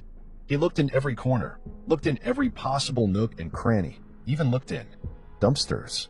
According to him, he just couldn't sit at home and wait. Meanwhile, Billy and Sean were not so enthusiastic. The mother handed out flyers, but refused to go around the neighborhood looking for her daughter. She explained that searching gave her the impression that they were already looking for her body and that there was no chance of finding the girl alive. As for Sean, he took absolutely no part. But that's not the strangest thing either. On December 31st, 4 days after the girl went missing, Billy and Sean threw a New Year's Eve party. They had friends over, listening to music, drinking, and partying. Such behavior on the part of a mother whose daughter had disappeared without a trace seemed simply absurd. On January 3rd, a week after Haley's disappearance, the police finally officially declared her missing. This meant that more serious agencies such as the FBI and the Texas Rangers could become involved. And so it happened. Representatives of these agencies arrived in Colorado City and began their investigation. Volunteers continued to the area, and more than 100 billboards were posted throughout Texas and beyond about the missing girl. Detectives completely ruled out the possibility of an escape. For one thing, they could find no reason why Haley would choose to take such a step. The day before her disappearance, she had been in a fine mood. And for the rest of the time, the girl showed no signs that might indicate a tendency to run away. Secondly, absolutely all her belongings were left in the room. If the girl had decided to run away, she must have taken something with her. The detectives quickly realized that they should take a closer look at Billy and Sean. Their passive attitude toward the girl's search and the New Year's Eve party made one seriously wonder if they cared about Haley. Detectives discovered that on December 27th, the same day Haley allegedly spent the night at a friend's house, Sean and Billy had withdrawn $140 from their bank cards. They admitted that the money was used to purchase illegal substances, which the couple had taken that evening, taking advantage of the absence of their children from home. On January 6th, it was reported that police had questioned Billy and Sean using a polygraph. The results were very interesting. Billy failed on 2 attempts. During the first interrogation, she was under the influence of substances, and the second result showed her lying. Sean also failed 2 interrogations, and from the third, he simply walked away before he even finished answering the questions. And after that, Billy suspected that Sean might be involved in her daughter's disappearance and demanded that he move out of her home. On January 12th, police officially announced that Sean was being treated as a suspect. Several facts helped them come to this conclusion. First, it became known that the couple's relationship had been strained at times. During some of their arguments, Sean had threatened Billy and her daughter with violence. Secondly, among his belongings were found many sheets on which was printed information about serial killers. It later turned out that he and Billy had taken an interest in similar topics together. Next, the police examined the geolocation data from Sean's phone and found that his account of the day Haley disappeared did not match reality. He did arrive at work where he stayed for 10 minutes, except that afterwards, Sean didn't go to his mother's house as he had said before, but headed back to Colorado City, to Billy's house. It wasn't until some time later that he drove to his mother's house. Here is worth bearing in mind that the police tracked the phone Sovassal towers, which have a range of several miles, so detectives could only roughly estimate where Sean might have been. On top of that, it turned out that he wasn't fired. He left on his own initiative. The man arrived at work, told his bosses he was leaving, and headed back to Colorado City. After interviewing Haley's friends and other acquaintances, detectives found even creepier details. The girl repeatedly spoke of being afraid of Sean. Haley admitted to her best friend that she preferred to spend time outside or at friends' houses because she didn't feel safe around Sean. She once told her grandmother that she often saw Sean standing in front of her bedroom door in the middle of the night. Each time, she was afraid he would come into the room. Soon, the police became aware of a conversation with Haley's uncle. Discussing the girl's disappearance, her uncle said roughly the following: "I can't believe anyone would hurt a child." Sean's response was extremely strange. He said, "It's like killing a deer." With all this information in hand, the detectives concluded that Haley had not lived in the most prosperous family. Her mother and stepfather often drank and used illegal substances and threw parties. Sean's behavior seemed highly suspicious, but there was no direct evidence against him. Eventually, the police contacted Child Welfare, who made the decision to remove Haley's older brother. On February 24th, police searched the house in which Sean lived with Billy, as well as his mother's house. A huge discovery awaited them. They found more than 100,000 obscene images of minors on a removable drive and hard drive. The police also seized his laptop, but apparently didn't have time to examine its contents.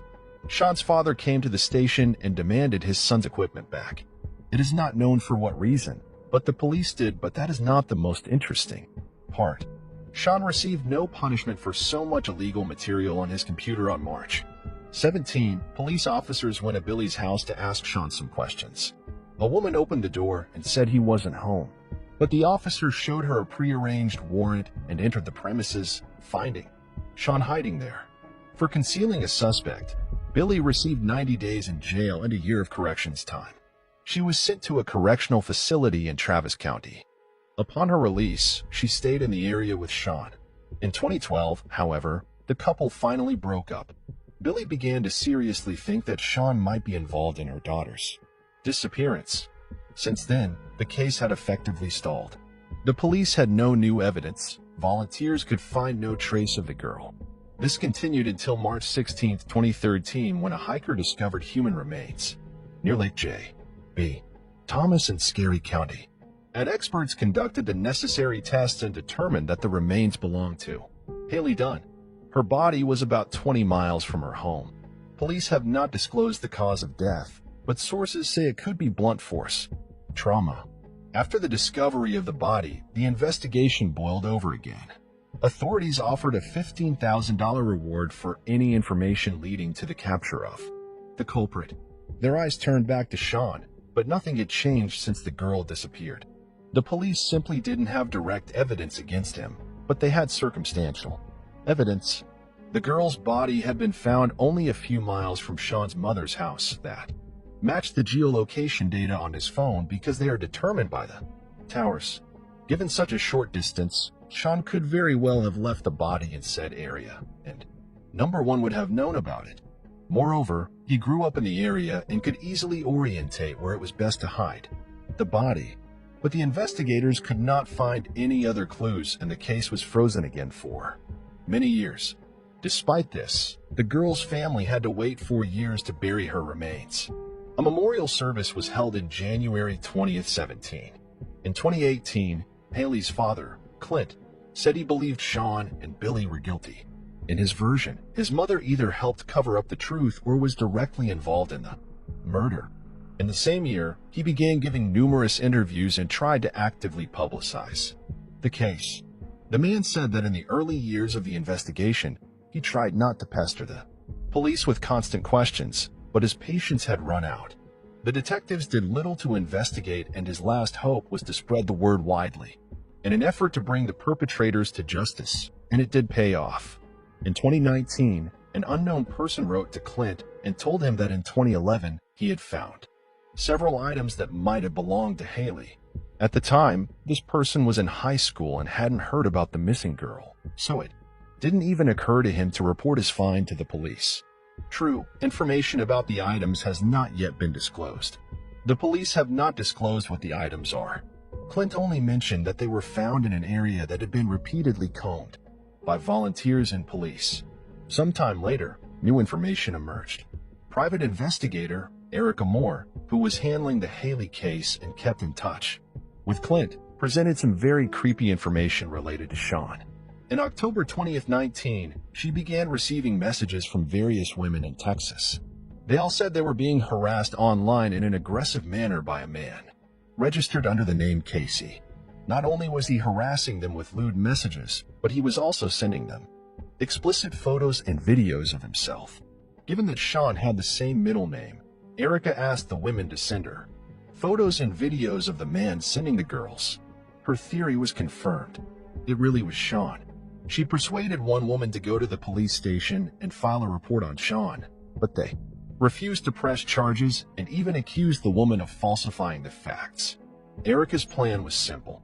She was convinced that Sean was involved in Haley's death.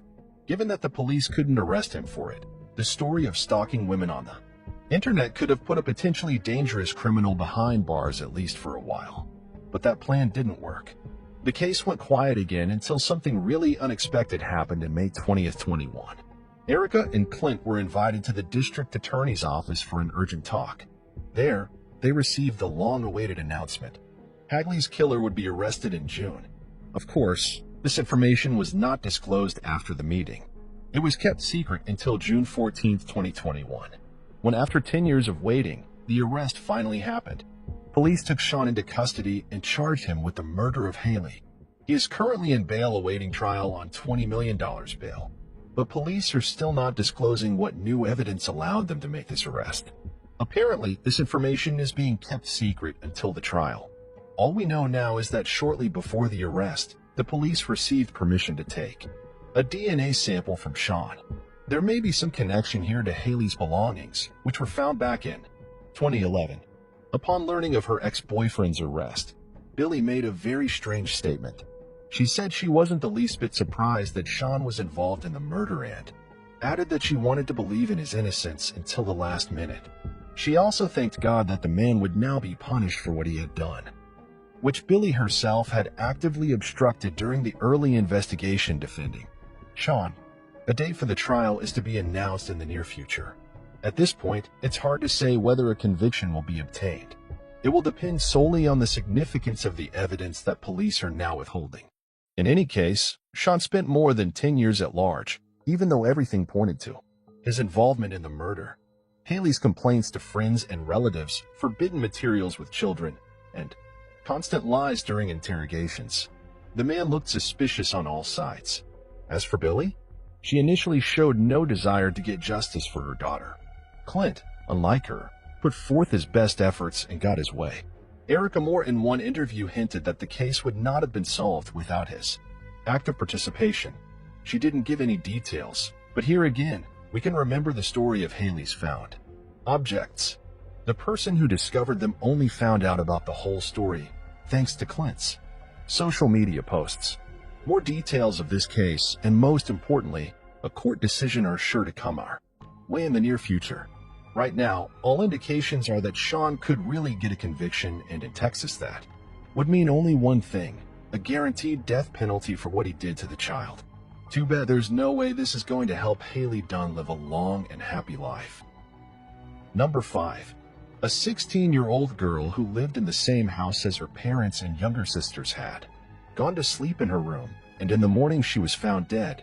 The police immediately realized they were dealing with the murder, but none of her relatives heard anything that night. It took 31 years to finally solve the case, but number 1 was prepared for this turn of events.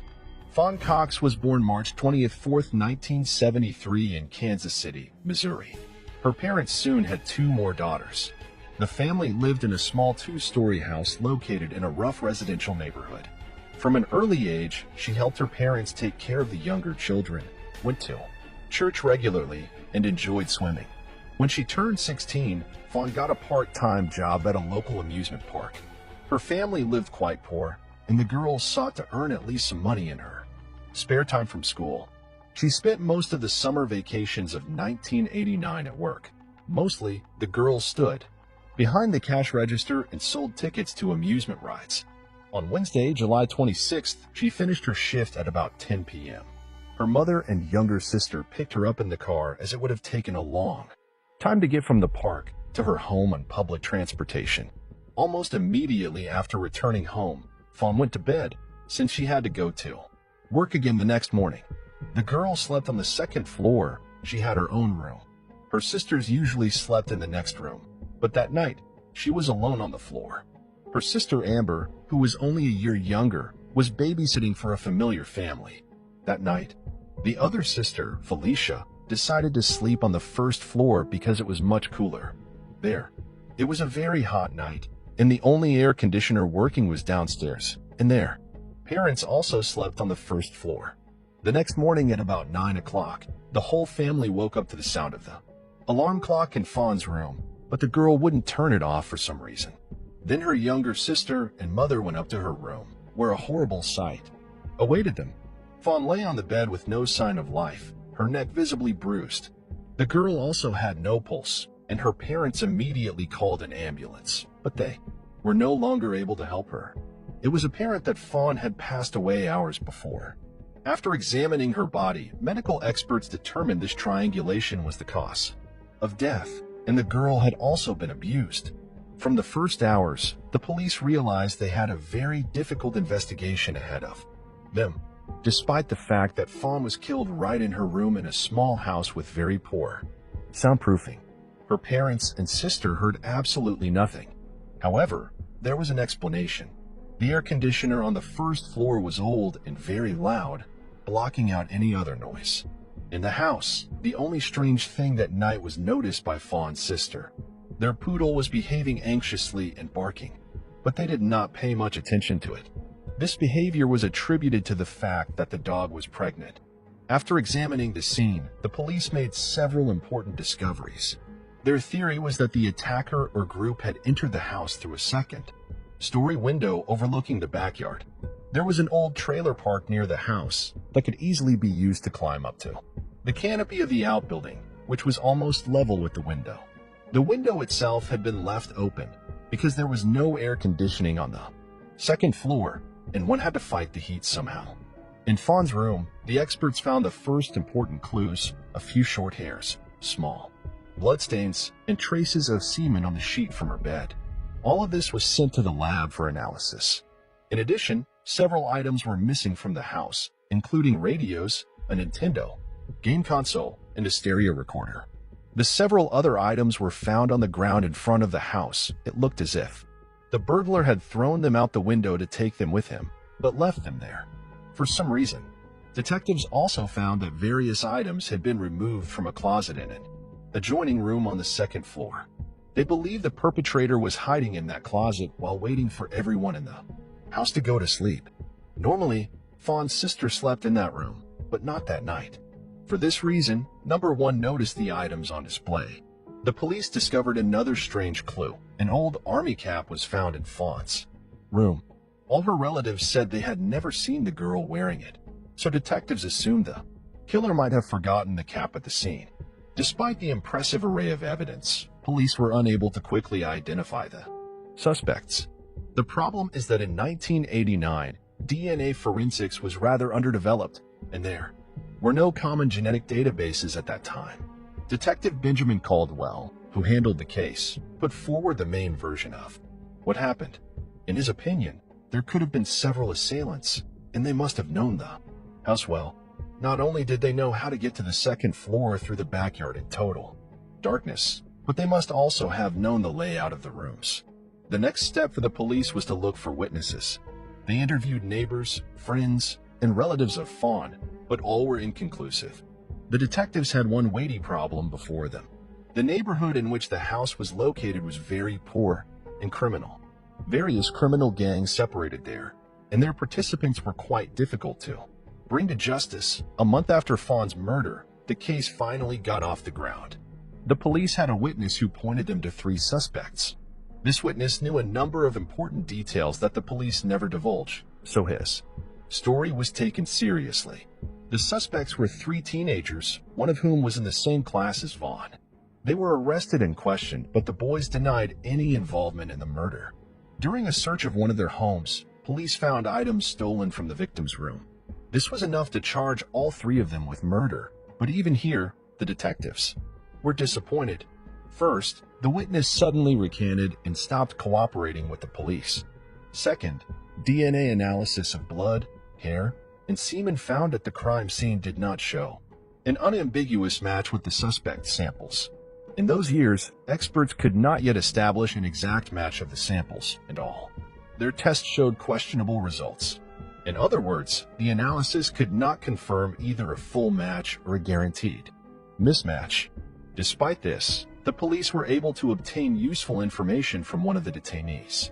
During one of the interrogations, he confessed that he had indeed broken into Fawn's house that night in the company of other boys and stolen some things.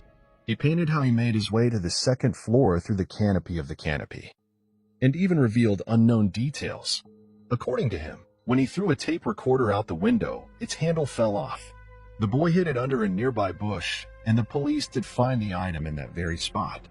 Except that the young man quickly retracted his statement and no longer cooperated with the investigation, which would have prevented his confession from being used in court.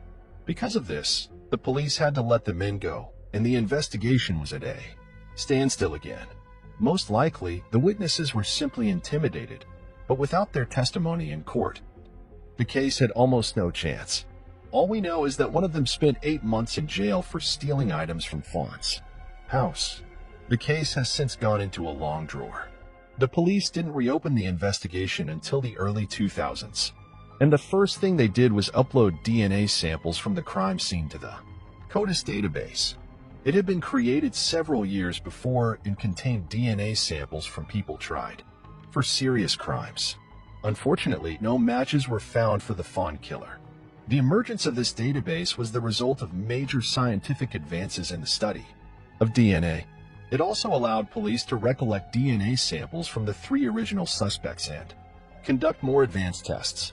This time, experts unequivocally determined that the hair, semen, and blood did not belong to any of them. This was rather odd given the fact that the suspects were found in possession of Fawn's belongings. Detectives speculated that the 3 guys had indeed robbed her house at night, but was another man with them. He was the one who had abused and killed the girl. All of this raised even more questions. Could it be that 4 criminals entered the house unnoticed, killed Fawn, and just as unnoticed left the scene of the crime? The police still had no answer to this question. Since then, the case has once again stalled. With each passing year, the Fawn family believed less and less that the murder would ever be solved. They continued to believe that those 3 suspects had been in their house at night and could point to the killer, but would never do so. The only thing that could help them learn the truth was a DNA sample stored in the police lab. In 2018, something interesting happened. Amber, Fawn's younger sister, revealed some disturbing details about the crime. She put her thoughts and facts unknown to the police on a popular American forum for unsolved crimes. Over the 20 years of its existence, the forum had gained a very reliable reputation, and as participants have helped the police solve several high-profile cases. Amber has been verified and confirmed that she really is who she says she is, so her post is worthy of attention. She herself worked as a nanny from Monday to Friday and was only at home during the day. On weekends, the girl slept in the very room on the 2nd floor through which the burglars had snuck in. Accordingly, the criminals would have been immediately spotted.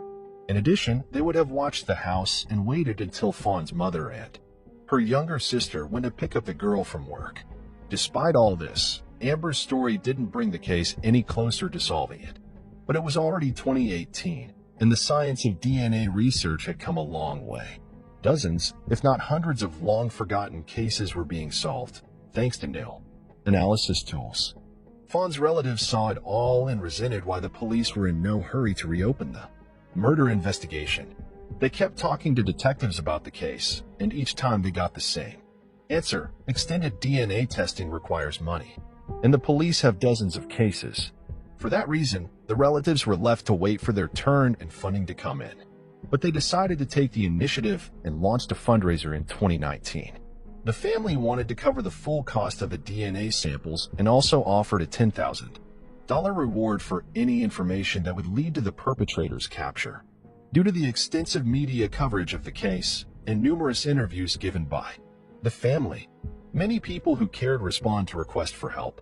The family quickly collected the necessary amount of money, but even here, they were disappointed. The police department refused to initiate this investigation at the expense of the relatives of the victim. The lead detective explained that there was bound to be a big problem in such a situation. If the relatives of one victim could pay for such tests and expedite the results, then hundreds of other families who have been searching for years for the murder of their loved ones should have the same right. But it is simply impossible to implement such a thing in practice, since only a few laboratories in the world conduct innovative DNA tests. And with such a simultaneous influx of those wishing to do so, their resources are simply not enough. The leading company in this field is Parabon Nanolabs, which we have already repeatedly mentioned in the other reels. They have made tremendous progress in the study of DNA, from finding a person's relatives from the smallest genetic samples to creating an approximate portrait of the owner of the DNA. It was this lab that was to take over the study of the samples left in Font's bedroom the night she was murdered. The girl's relatives believed that the police were in no hurry to pursue their case for another reason. They were a poor family from a bad neighborhood, and murder was not a priority for investigators there. In an interview, Sister Font said that if it had been a murder of a family of rich or high-ranking people, all the necessary investigations would have been done instantly. Unfortunately, they never managed to expedite the process, and it wasn't until late 2020 that the long-awaited breakthrough happened, but the family wasn't ready for that kind of truth. With funding from the FBI, the police did send samples from Vaughn's room to a lab. There, they began a detailed examination of the DNA and a search for possible relative of its possessors. It was the semen sample found at the murder scene that they mostly worked within. November 2020, they are finally able to find the person to whom that DNA belonged. It turned out to be Fawn's cousin, Donald Cox. Of course, such news shocked the whole family. At the time of Fawn's death, Donald was 21 years old, and no one had even considered his possible involvement.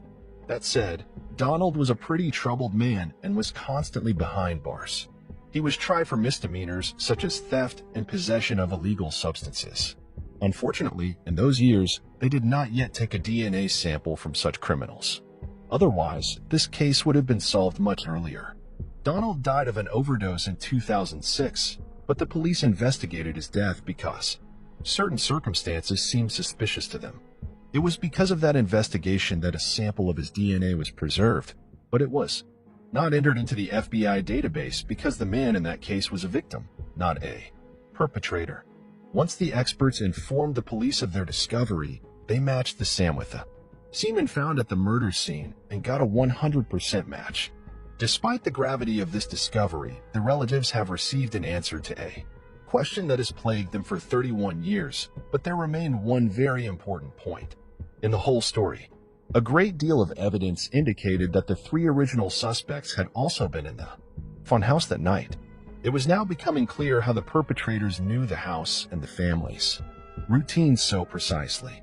Donald was a frequent visitor and knew all these nuances. However, the police closed the case, and no new charges were filed against the three men. Sister Font said she saw no point in trying to get a confession out of them, even though the men had been present in the house at night. They may not have even witnessed the murder itself. Donald may well have stayed in the house alone and only then attacked Fawn. Felicia added that the three suspects had already paid for their act. Throughout this time, while the case remained unsolved, the entire neighborhood was 100% certain of their guilt. Because of this, they were treated very negatively, with all the consequences that would follow. According to Sister Fawn, their lives were effectively ruined. In addition, after the case was closed, it turned out that the police had originally learned about the suspects from the family of one of them. Relatives noticed a Nintendo set box among his belongings. and remembered that this was the one that had been stolen from Fwan's house. It was on the news and everyone in the neighborhood already knew the details. In any case, it is simply impossible to prove their guilt, and the relatives of the victim finally know the name of the killer.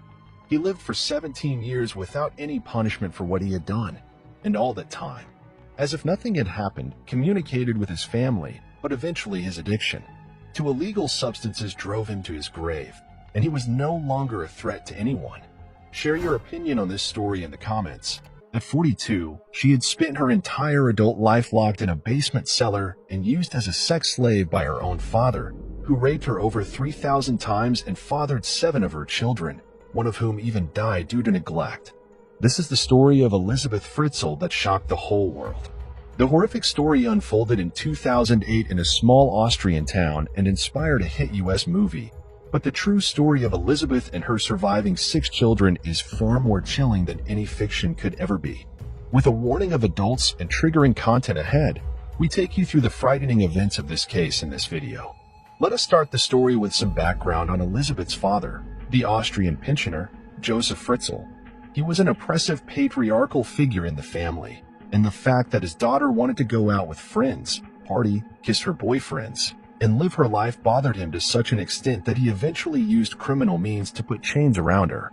Joseph's grandfather had been married to a woman who couldn't conceive children. Because of this, the grandfather would have affairs with other women and then coerce his wife into adopting the children they bore. Joseph's mother was one of those children whom a trial lawyer described as unloving and sadistic. It's common that child abusers have often suffered child abuse themselves, and the people who mistreat others have often been treated in various ways themselves. This is no excuse or justification for the monstrous acts of Joseph, but just speculation on what could have triggered his descent into pure evil. Monsters are not created overnight. They are bred and fed over the generations. With that in mind, let us look at what happened to Elisabeth Fritzl during those 24 years in the basement and how it all began. On August 28, 1984, 18-year-old Elisabeth Fritzl went missing. Frantic over the whereabouts of her daughter, Rosemary hastily filed a missing persons report. For weeks, there was no word from Elisabeth, and her parents were left to assume the worst. Then out of nowhere, a letter arrived from Elisabeth claiming that she had grown tired of her family life and ran away. Her father, Joseph, told the policeman who came to the house that he had no idea where she would go. He told the police that she had most likely joined a religious cult, something she had talked about previously. But the truth was that Joseph Fritzl knew exactly where his daughter was. She was about 20 feet below where the police office was standing. Elisabeth was a girl full of dreams and aspirations, and she grew tired of her father consistently imposing harsh restrictions on her. She had previously expressed to her mother and her sister about her interest in leaving the family, traveling around the country, and starting a new life on her own as soon as she turned 18. Joseph overheard this conversation and decided to do something about it. On August 28, 1984, Joseph called his daughter into the basement of the family's home. He was refitting a door to the newly renovated cellar and needed help carrying it. As Elisabeth held the door, Joseph fixed it into place. As soon as it was on the hinges, he swung it open, forcing Elisabeth inside and knocking her unconscious with an ether-soaked towel. For the next 24 years, the inside of the dirt-walled cellar would be the only thing Elisabeth Fritzl would see. Her father would lie to her mother and the police, feeding them stories about how she had run away and joined a cult. Eventually, the police investigation into her whereabouts would run cold, and for a long time, the world would forget about the missing Fritzl girl. But Joseph Fritzl wouldn't forget, and over the next 24 years, he would make it very clear to his daughter. For the rest of the Fritzl family, Joseph was a hard-working husband and father, thoroughly dedicated to his career. For them, he would head down to the basement every morning at 9 a.m. to draw plans for the jeans that he sold. And occasionally, he would spend the night there. Joseph's wife never doubted the actions or intentions of her husband since she didn't know what disgusting acts were happening right beneath her feet. At the minimum, Joseph would visit his daughter in the basement 3 times a week, usually every day. For the first 2 years, he left her alone in captivity. Then he began to rape her, continuing the nightly visits he had begun when she had not even entered the adult phase of her life. 2 years into her captivity, Elisabeth became pregnant and miscarried 10 weeks into the pregnancy. 2 years later, she fell pregnant again, this time carrying to term. In August of 1988, a baby girl named Kirsten was born, and 2 years later, she gave birth to another baby boy named Stefan. Kirsten and Stefan remained in the cellar with their mother for the duration of her imprisonment, and Joseph brought weekly rations of food and water for them. Elizabeth attempted to teach them with the rudimentary education she herself had and gave them the most normal life she could under terrific circumstances. Over the next 24 years, Elizabeth Fritzl gave birth to 5 more children. One more was allowed to remain in the basement with her. One died shortly after birth, and the other 3 were taken upstairs to live with Rosemary and Joseph. In order to conceal what he was doing from Rosemary, he staged elaborate discoveries of the children. He often placed them on bushes near the home or sometimes on the doorstep. Each time, the child was swaddled neatly and accompanied by a note allegedly written by Sabbath, claiming that she couldn't take care of the baby and was leaving it with her parents for safekeeping. Shockingly, social services never questioned the appearance of the children and allowed the Fritzls to keep them as their own children. Officials, on the other hand, remained under the impression that Rosemary and Joseph were the baby's grandparents. It is not known for how long Joseph Fritzl intended to keep his daughter captive in his basement. He had gotten away with it for 24 years. And for all the police knew, he was going to continue probably for another 24. However, in 2008, one of the children in the cellar fell ill. Elizabeth begged her father to allow her 19-year-old daughter Kirsten to get medical attention. She had fallen rapidly and critically ill, and Elizabeth was beside herself. Grudgingly, Joseph agreed to take her to a hospital. He removed Kirsten from the cellar and called an ambulance, claiming that he had a note from Kirsten's mother explaining her condition. The police eventually grew suspicious of Joseph and reopened the investigation into Elizabeth Fritzl's disappearance. They began to read the letters that Elizabeth had supposedly been leaving for the Fritzls and began to see inconsistencies in them. Police questioned Kirsten and also asked the public for any information on her family. Naturally, no one came forward, as there was no family to speak of. Whether Joseph finally felt pressure or had a change of heart regarding his daughter's captivity, the world may never know. But on April 26, 2008, he released Elizabeth from the cellar for the first time in 24 years. She immediately went to the hospital to see her daughter, where hospital staff alerted police to her suspicious arrival. That night, she was taken into custody to be questioned about her daughter's illness and her father's story. After making the police promise that she never had to see her father again, Elizabeth Fritzl told the tale of her 24-year imprisonment. She explained that her father kept her in the basement and that she bore his 7 children. She explained that Joseph was the father of all 7 of them, and that Joseph Fritzl would come down during the night, make her watch pornographic films, and then rape her. She explained that he had been abusing her ever since she was 11. The police arrested Joseph Fritzl that very same night. After the arrest, the children in the cellar were also released, and Rosemary Fritzl fled the home. She had allegedly known nothing about the events taking place right under her feet, and Joseph backed up her story. The tenants who had lived in the apartment on the first floor of the Fritzl home also never knew what was happening right beneath them. Seth had explained away all the sounds by blaming faulty piping and a noisy heater. Prior to his trial, Joseph confessed to the repeated rapes, claiming that the rape of his daughter was an addiction and the redirection of incestuous feelings he felt towards his own mother. He also claimed to be a loving, attentive father to the children he sired in the basement, bringing them books and stuffed animals, watching videos, and eating dinner with the children just like a family. At the trial, the father admitted guilt on an incest charge, but pleaded innocent to enslavement and to the murder of his child. After he saw Elizabeth's taped testimony, he changed his plea to full guilt, acknowledging that his failure to care for medical care for the newborn may have directly contributed to the death. For his crimes, Fritzl was found guilty on all counts: negligent murder, enslavement, incest, rape, coercion, and false imprisonment. He was sentenced to life imprisonment in 2009. He has been in solitary confinement in Austria's Kremlin prison since that time. According to Austrian media, he now suffers from dementia, and none of his family has visited during his decade behind bars.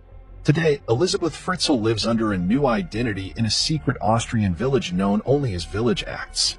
The home is under constant CCTV surveillance, and police patrol every corner. The family doesn't allow interviews anywhere within their walls and has declined to give any information about themselves. Though she is now in her mid-50s, the last photo taken of her was when she was just 16 years of age. How do you form an intimate relationship after the people who are supposed to protect you have done so many horrible things to you? What do you guys think? Let us know your thoughts in the comments below. This is the story of 9-year-old Marie Chiarella and her family. The tragic story began on the morning of March 18, 1964. Marisha Varela, a quiet girl from Hazleton, Pennsylvania, enjoyed playing the organ and aspired to be a nun. One day, she set out to bring some canned goods to her teacher at St. Joseph's Parochial School. She then later planned to attend the morning mass. But Chiarella never made it back. She was last seen walking east on West 4th Street at 8:10 a.m. Reports claim that on the cold morning of March 18th, while Maurice was on her way back to the school, she was asked by the neighbors to come up and get warm. But Maurice refused as she had to get back to her teacher with the goods. Neither the neighbors nor Maurice could have anticipated that from that moment, Maurice and her obedience would be history for the next 5.5 decades. Somewhere along her way, she crossed paths with evil at approximately 1 p.m. the same day. A man noticed what looked like a large doll in a coal mining waste pit. When he looked closely, the doll was actually Marie Chiarella. Her body was discovered north of Route 309 in Hazel Township close to the Hazleton Airport. The investigation revealed Maurice was physically and sexually assaulted, murdered, and left at the scene with all her clothing and personal belongings. Before dumping her in a coal mining waste pit, the killer bound, gagged, raped, and strangled her. The discovery of her body shocked the entire Hazleton community. It was a heartbreak that was felt by everyone in the town, especially by the children. Children who were Maurice's age started to be afraid while they were alone or unescorted. The case changed the way people lived and how they approached their children's safety in the town. It didn't take long for the Pennsylvania State Police to begin their investigative efforts, which would ultimately last for decades. The authorities did not know that in this case, to even get a lead to work on, it would take years of grinding and scanning through databases. There were no lead suspects immediately after the killing. The police could not retrieve any useful evidence from Maurice's body that could lead them to her killer. They had no idea that it would take them over 50 years to find a single lead in 2007. Investigators were able to develop a DNA profile of the suspect from fluids left on Chiarella's jacket, but the DNA didn't match any criminals in their system. They checked the database monthly against all other criminals that had DNA in the system, but there was no successful match. Then in 2019, police tried a different approach and uploaded DNA from Chiarella's jacket to the genealogical database. This time, there was a match, but to what appeared to be a very distant relative. The DNA match was insufficient to get the relative into custody or charge him with murder. To generate public interest and garner leads in the case, in 2018, Pennsylvania State Police used technology provided by Parabon Nano Labs to generate a snapshot phenotype facial prediction of the suspect from his DNA. The technology generated possible photos of the suspect at 25, 40, and 60. The pictures generated were released in the public domain. Unfortunately, no witnesses came out with any leads that could lead to Maurice's killer. This was at a time when even Maurice's parents had died. They did not live enough to see what would unfold in Maurice's mystery ahead. Her siblings had said that her parents never sought revenge or punishment for their daughter's killer. They just wanted justice, but they did not make it alive to the other end of this investigation. Finally, in 2020, the police got help from an unlikely source. An 18-year-old named Eric Schubert emailed the department and offered to build out a family tree. He had volunteered with other cold cases before, and police accepted his help since Eric was known as a hard-working boy and a genius genealogy wizard. Schubert identified a number of family members, many of whom voluntarily shared their DNA with the police. The family tree eventually led the police to Maurice Chiarella's killer, James Paul Fort. Fort was 22 years of age back then, and he had a criminal history of sexual assaults prior to Chiarella's killing. A lot of emotion surfaced as state police announced they now know who killed a 9-year-old girl back in 1964. Unfortunately, police could not prosecute Fort because he had already died in 1980, and the cause of his death had been a heart attack. Police exhumed his body in January 2022. They found out a month later that his DNA was a match to the fluids left on Shavar's jacket. This information was released to the press in a press conference by Pennsylvania police, which left for more than an hour for Shivarella's surviving family. The news was bittersweet. Her sister Carmen Marie Radke stated that their family will always feel the emptiness and the sorrow of Marissa's absence. She added further that they will continue to ask themselves what would have been or could have been on that fateful day.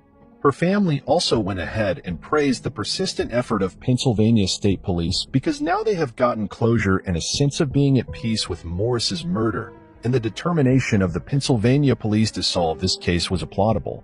They left no stone unturned to find out who the killer was, and this was also a success story of a 19-year-old Eric Schubert who utilized his genius for very right purposes. But the question here still remains. After 5.5 decades into the investigation, when the killer was already buried in his grave, was justice actually served to Maurice and her family? Let us know your thoughts in the comments below. This is the story of Paulette Gebre Farah. It's every parent's worst nightmare to put their child to sleep at night and then find them vanish before daybreak. Well, that's exactly what happened to Paulette Gebre Farah. The worst part was that she was unexpectedly found between something no one ever thought about. Paulette Gebre Farah was 4 years old when she disappeared from her house on March 22, 2010. The case became prominent because she lived in one of the most upscale neighborhoods in Mexico, Huixquilucan. She had recently returned from a trip with her father, Mauricio Gebre, and sister. But her mother, Lizette Farah, had gone on a trip with her friend, Amanda de la Rosa, her lover, and multiple other men. Suspicions of her infidelity made Lizette the prime suspect in the case. The case became even more complicated when the family and 2 housekeepers provided inconsistent statements to the authorities. Paulette was born with both a physical disability and a language disorder and had 2 nannies who helped care for her, Erica and Martha Casimiro. The family was considered relatively affluent. Paulette's father, Maurice Gebre, worked in real estate while her mom, Lizette Farah, was an attorney. One evening in 2010, Lizette claimed she had put her little girl to bed as normal, but when her nanny Erica came into her room the next morning, the little girl was nowhere to be seen. There were no signs of forced entry into the house or any indication that a struggle had taken place. The CCTV cameras surrounding the property where Paulette Gebre Farah lived failed to show either when the child was leaving or being taken. The house had 2 family dogs that never made any noise during the night either. Where could the 4-year-old have gone without a single trace? This story quickly turned into a media frenzy. Flyers were posted, billboards were erected, and ads were all over the TV and on public transport. Lizette even made a public plea on television for her daughter's abductor to come forward. The search sparked a great deal of public interest, but soon many started placing the blame on Paulette's parents. The local community all came together to search for Paulette, but nothing was found. Albert Buzbuz, the Attorney General of the state, became involved and launched what would become a huge 9-day intensive search investigation. His involvement became the initial controversy. Many children are said to be reported missing in Mexico, but it wasn't until Paulette Gebre Farah, from a richer family, went missing that authorities put all their resources into finding her. Ultimately, police were baffled and found it very difficult to find the lead. What followed was the huge 9-day search, with the community coming together to begin a tireless hunt for the little girl. A week after the disappearance of Paulette, it was announced that her parents and nannies were taken into custody. The first suspect identified in the case was Lizette. The stories which Paulette's parents and the nannies shared had inconsistencies, and the media and public began to become suspicious. This is when a shocking revelation came to light. According to a Mexican news report, Zocalo, there were some undercover recordings of Paulette's parents and their other daughter found. This contained a conversation that sounded like Lizette, how her daughter not to admit anything to the investigators, otherwise she'd get in trouble. Was she responsible for the disappearance of Paulette? However, Lizette claimed she was taken out of context. Both of Paulette's nannies, Erica and Martha Casimiro, claimed that the girl's parents seemed unconcerned while everyone was frantically searching for her. Even Lizette's media appearances made people uncomfortable. Her cold nature made people wonder if she was the one responsible for the death of her daughter. It was revealed that Lizette could have had a personality or mental disorder. According to Sandra Adam, a legal psychiatric expert working with investigators, Lizette has always remained very distant in matters of affection and emotional attachment. In short, some characteristics pointed toward a mental disorder. A further twist in this story was that when Paulette, who had gone missing for 9 days, was somehow found in the same bedroom in which she was sleeping before her disappearance. An officer in the case caught a whiff of a putrid smell. This led him to find where Paulette, the very bed from which she disappeared. On March 31, 2010, Paulette's body was finally found. It was a bizarre finding as she was tucked away at the foot of the bed. The autopsy, as reported by CNN, ruled that Paulette's death was an accident, as it was reported that she had seemingly rolled to the foot of the bed and accidentally fell and lost herself in the gap between the mattress and footboard. She then suffocated to death. According to reports at the time, the autopsy showed that Paulette died via asphyxiation that obstructed the respiratory airways and compressed the abdominal thorax. There were no drugs or toxic substances found in her body or any signs of physical abuse. According to the San Diego Union Tribune, moreover, Buzz believed that Paulette's body hadn't been moved. The position the child was in when she was found was the same as the position she was when she died.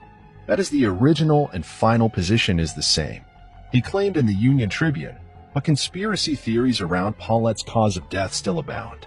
Someone noticed a pair of pajamas on top of the bed while Lizette was giving a TV interview before Paulette was found. When Paulette was discovered, she was wearing those same pajamas. It could be true that the girl had multiple pairs of the same pajamas, but the coincidence was still eerie. Conspiracy theorists, however, focused on how everyone managed to miss where Paulette's body was for 9 long days. The police even brought in search dogs at one point. BBC reported that over 100 people had been in her room, searching for her. More disturbingly, friends and family had slept in her bed during that period, per the Union Tribune's report, and didn't notice anything. The only explanation given was that there was enough bedding and blankets to mask the smell of the decomposing body for 9 days.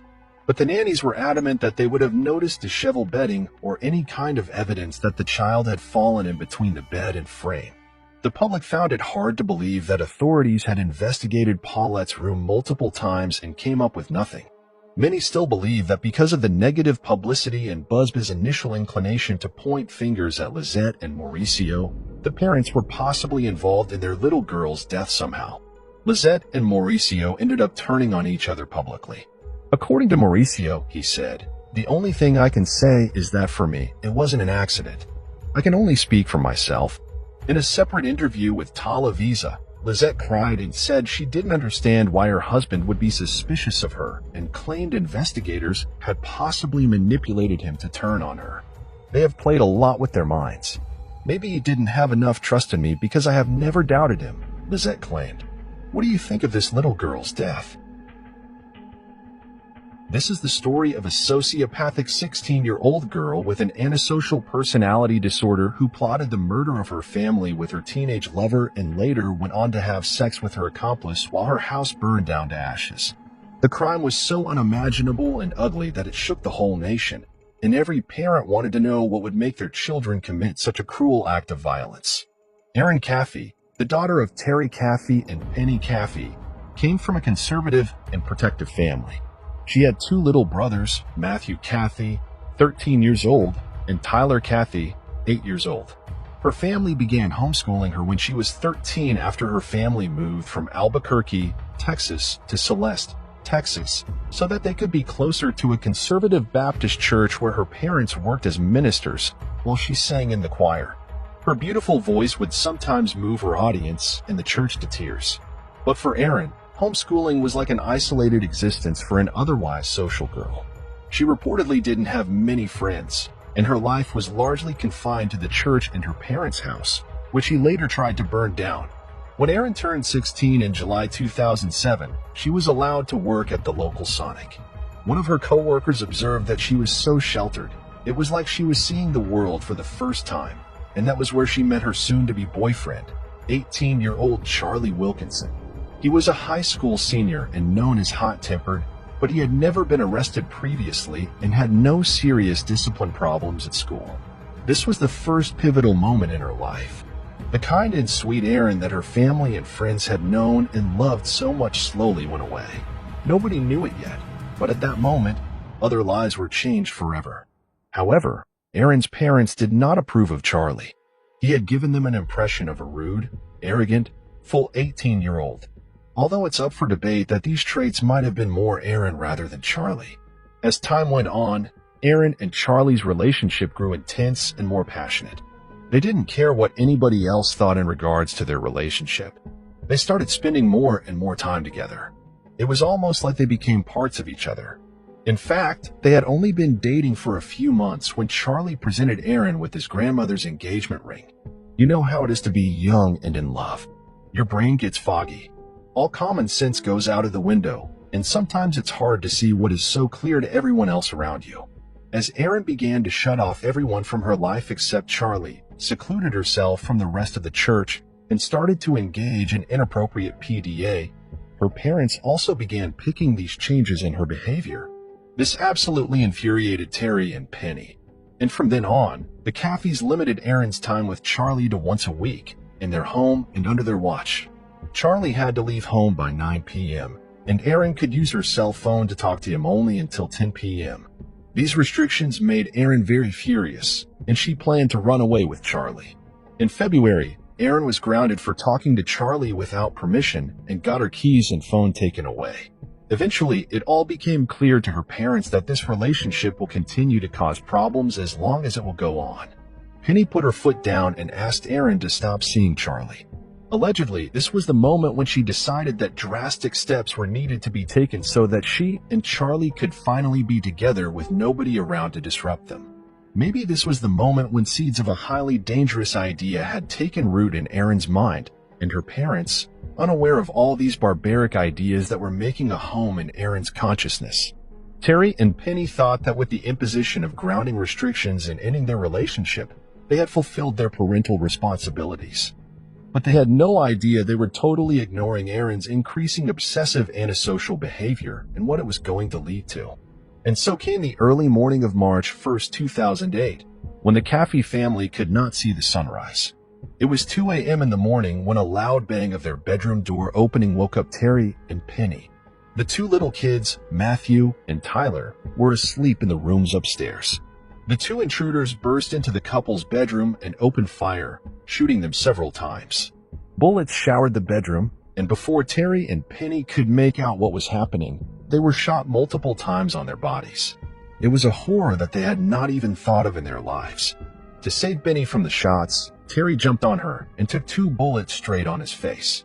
Not only did they break and start shooting hysterically, but they also came in carrying 2 samurai-style swords. After Terry took blows on his face, he flung out of the bed, and the intruder shot Penny several times more. Then they shot Terry 3 more times in the back and once in the back of the leg. All in all, Terry took 11 shots on his body. Terry could not feel the right side of his body, and even when he tried to speak, nothing came out of his mouth. Then one of the killers took a sword and stabbed Penny in the neck, nearly decapitating her. This is the harrowing account of Terry Caffey's experience as he faced a horrific attack on his family. Terry began to panic as he thought of his children who were asleep, knowing that they would wake up to a nightmare. His attempt to get up was thwarted when he heard his son Matthew cry out, pleading with someone named Charlie. It was revealed that Erin's boyfriend, Charlie, along with his friend Charles Wade, was attempting to murder the entire family. Upon hearing Charlie's name mentioned by Matthew, Terry realized who was in the house and why. A gunshot rang out, and Terry, trying to get up, collapsed as blood rushed to his head. Matthew had been shot dead, and Tyler, the other son, rushed and hid in the closet. Wade found him, and both assailants took turns stabbing Tyler to death. Once they were sure they had killed everyone, Charlie and Wade set the house on fire with pocket lighters and fled the scene, leaving behind a horrific sight of a slaughtered family and a burning house. Despite the assailants' intentions for the entire family to die, Terry miraculously survived. He managed to crawl through the woods to a neighbor's house roughly 2 hours after the attack. When the neighbor, Tommy Gaston, called 911, Terry, bleeding from various wounds, was taken to East Texas Medical Center in Tyler and admitted to the critical care unit. In the ambulance, Terry named his daughter's boyfriend, Charlie Wilkinson, as the killer.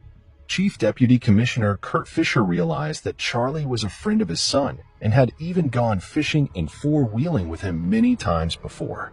Fisher spotted Charlie's car parked outside Matthew Wade's trailer, the brother of Charlie's accomplice, Charles Wade. The detectives rushed to Matthew Wade's trailer, where they encountered a teenager named Grugley.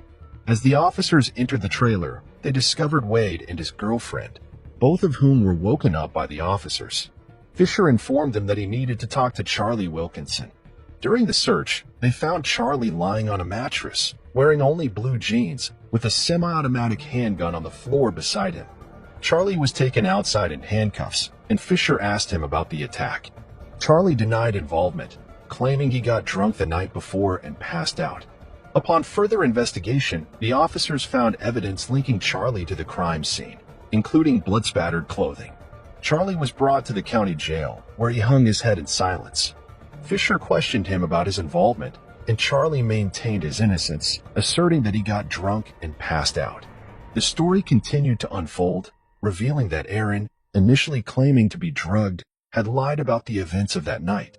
Despite her father's belief that Charlie sought revenge, Charlie's version of the story differed, stating that he did it for love rather than rage. As the investigation progressed, Charlie eventually disclosed his accomplices' names. Charles Wade and his girlfriend, Bobby Johnson, were promised $2,000 by Erin within 24 hours.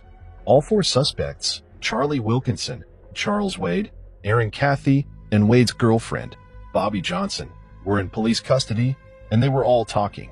According to the boys, Bobby drove Charlie, Erin, and Wade to Cathy's home. They wandered around the house for a long time before being scared away by the house's dog, which immediately started barking loudly. Erin repeatedly called Charlie, forcing him to come back and kill his parents. She said she would bring the dog inside so it wouldn't wake anyone up. But as the boys hesitated, Erin, in her pajamas, convinced them to continue. Bobby drove them to a cemetery where they sat for an hour and planned the murder of the Cathy family. Charlie tried to convince Erin to run with him, but she insisted on permanently getting rid of them. Not just her parents, she wanted her little brothers killed too. As she put it, they were annoying. They drove back to the house again. This time, Erin took care of the dog and sat in the car with Bobby outside the house, while her friends carried out the murder of her family inside. Once Erin confirmed that her parents were gone, she gave Bobby and Wade the combination to the lockbox in which the money was kept. They also took $400 from Terry and Penny's wallets. As the plan was being executed, Erin's words were, "Holy shit, that was awesome." She celebrated the death of her family by sleeping with their killer the same night. Erin was under arrest but denied plotting the murder. She couldn't be questioned immediately as she was a minor, and she didn't agree to speak with investigators. So she wrote a statement claiming that she was forced by her boyfriend into this act, and she was just going along with it. Erin was sent to a juvenile detention center where she was held on murder charges. On January 2, 2009, she was sentenced to 2 life sentences plus 25 years for capital murder. Charlie and Wade were sentenced to life imprisonment without any possibility of parole. Bobby, on the other hand, was sentenced to 40 years in prison. Terry Cathy, the only member of the Cathy family who survived that night except for Erin, still visits his daughter's jail and fights for her early release. To this date, he cannot believe that his daughter could do such a thing, maybe because during those jail visits, Erin has told him a different story of her innocence. Terry later went on to remarry and now has 1 more biological child and 3 adopted children. He even wrote a book on the horrors of that night. It's called The Terabyte Night, The True Story. Erin's case is no less than an alarm for mental health issues among teenagers, and this case goes to the extremes of it. Erin showed extreme signs of antisocial personality disorder during all those years of her relationship with Charlie, but her parents didn't seem to notice the severity of symptoms.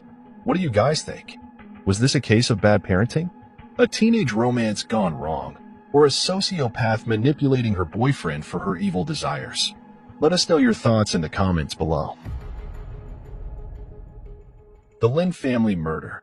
The Lynn family lived in North Epping, New South Wales, Australia, and they were a proud family who had their needs met. The husband, Min Lin, and his wife, Lily Lin, ran a successful family-owned newsagent in Sydney. Min and Lily had 3 children: June Brenda, who was 15, Henry, who was 12, and Terry, who was 9. The Lin family also had Lily's sister, Irene, living with the family. The family had a cordial relationship where everyone openly expressed whatever was on their mind. It was a family with no secrecy as they lived and worked together. Things were all smooth and rosy for the Lin family before something unexpected happened, which ruined the family forever. During the early hours of one Saturday morning in July 2009, when the busy shop of Lin's family didn't open for business, it was odd for almost everyone who knew the shop. However, Kathy, who was also Lily's sister and happened to work in the news agency, began to receive calls from curious customers about why the shop was locked. Upon hearing the situation, Kathy began to suspect something wasn't right with the shop being locked. This prompted Kathy and her husband, Robert Shi, to go check the home of Min and Lily. As they arrived at the Lin family residence in the quiet suburb of North Epping, the front door, which was usually locked, was unlocked. Kathy was beginning to feel frightened about the development. As she and her husband took steps forward, they could see sprinkles of blood here and there. They took a bold decision to be sure of whatever was happening or might have happened. They went upstairs to the bedroom, and what she found next was a horrifying scene that kept her shivering for some minutes. Both Min and Lily were drenched in a pool of blood, bludgeoned to death by a weapon later described as hammer-like. In the next room, they found Kathy and Lily's sister, Irene, with the same awful fate. Both Henry and Terry, Lily's young sons of 12 and 9 years old, were not spared either of this gruesome attack. They too were brutally murdered similarly to every other person in the house, in their bedroom. Blood splattered all over the walls of Lin's house suggested that a great struggle had taken place before the gruesome attack.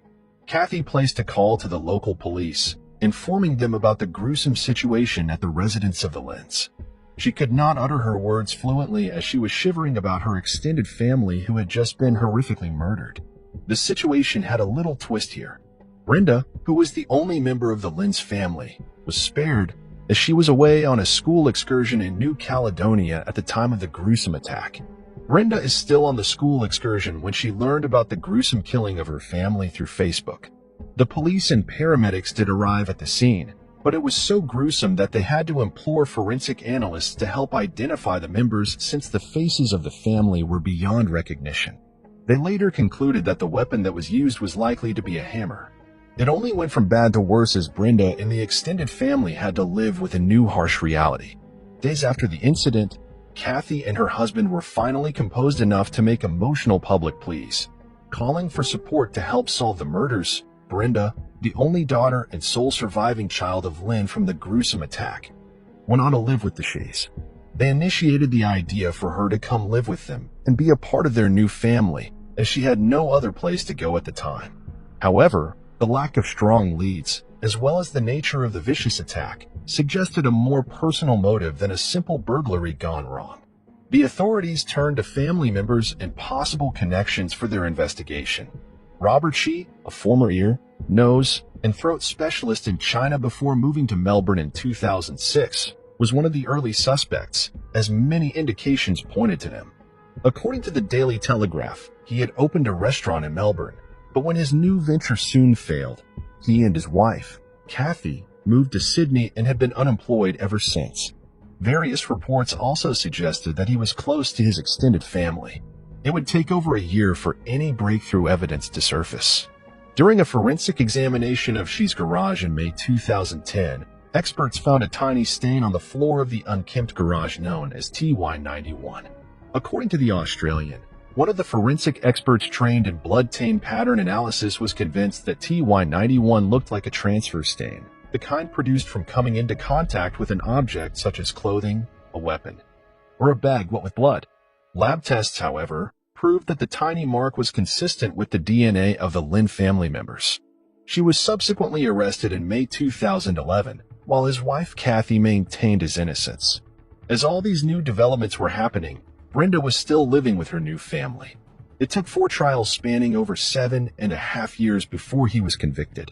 The first trial was aborted when a possible sexual motive emerged, but the court refused to identify the victim as she was still a minor at that point.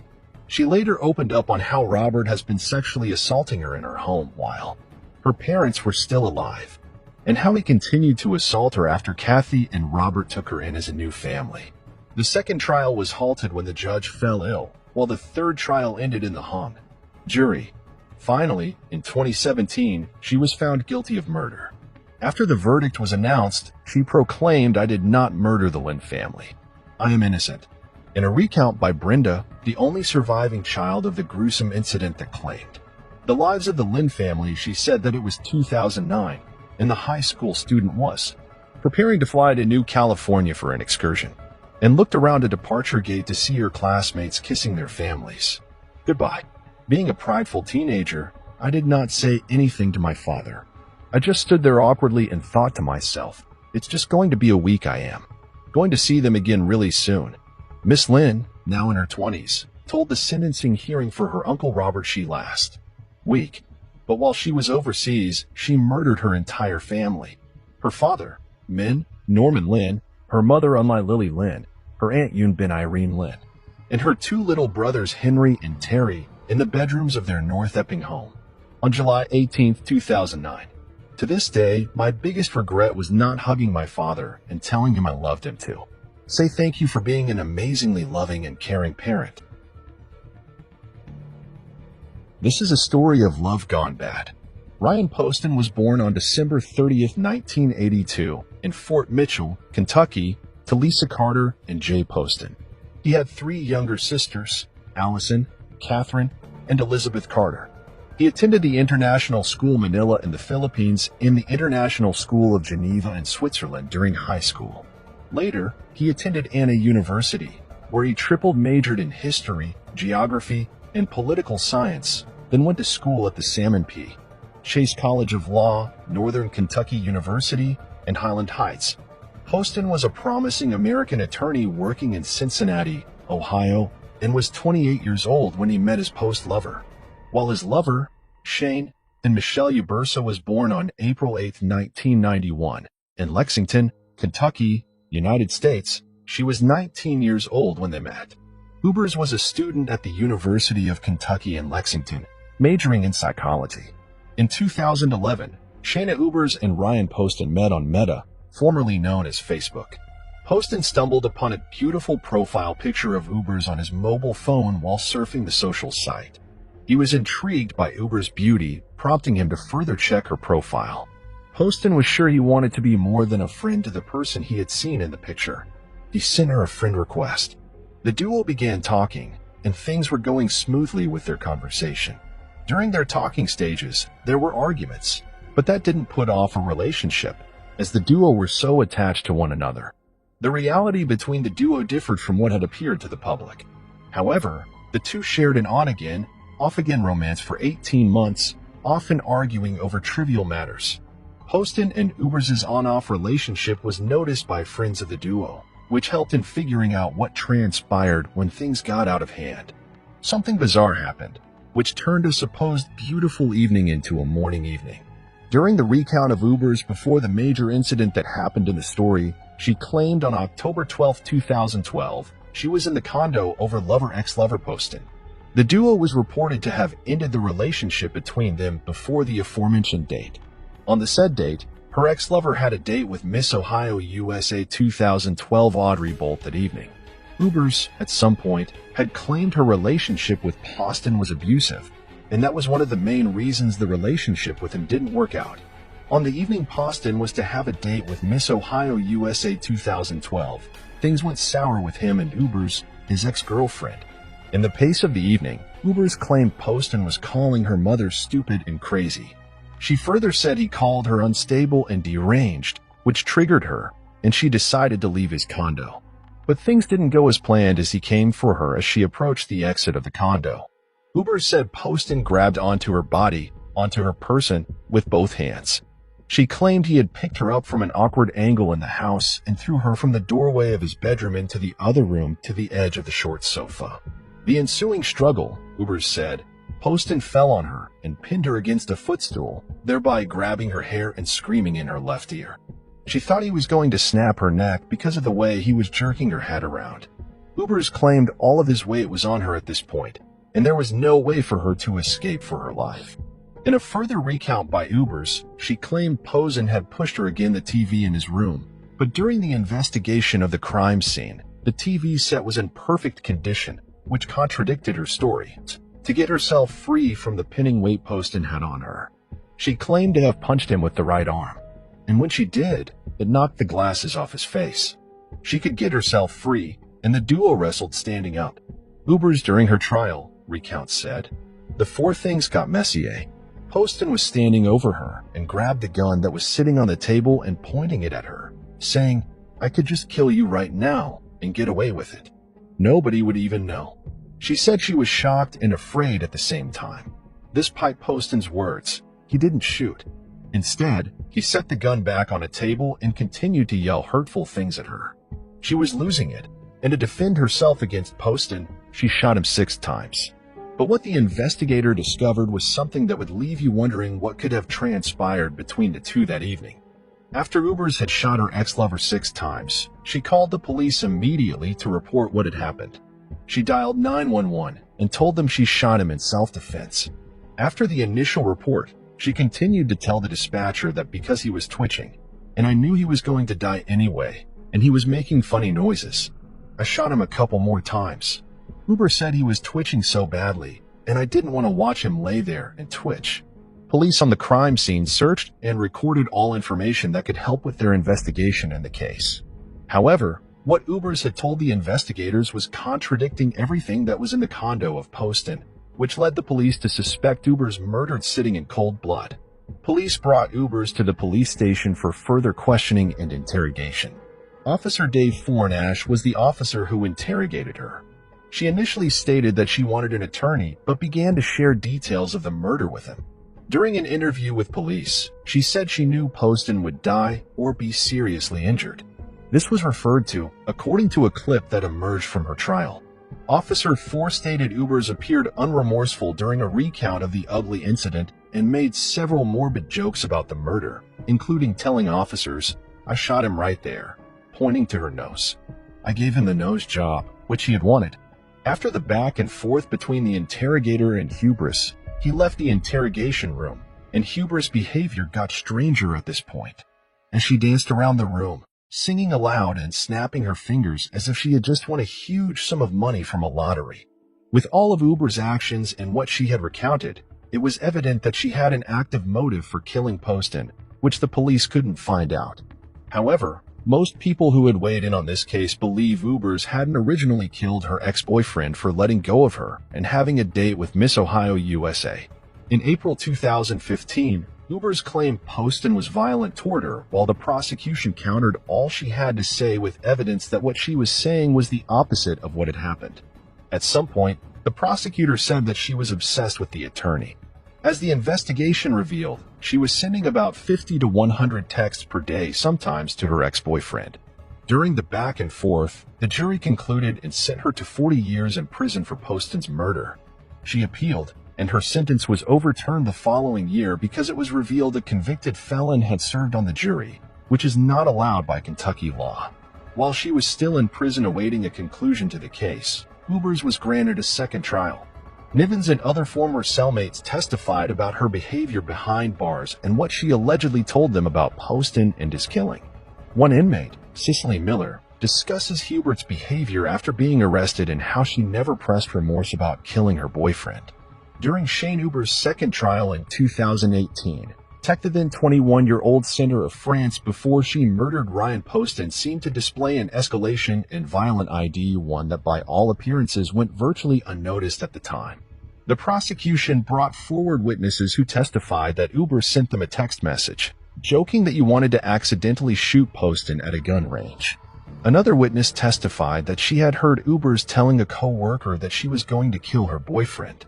Some text read, "When I go to the shooting range with Ryan tonight, I want to turn around, shoot and kill him, and play like it's an accident," read the text, which was received by Uber's friend Christy Euler.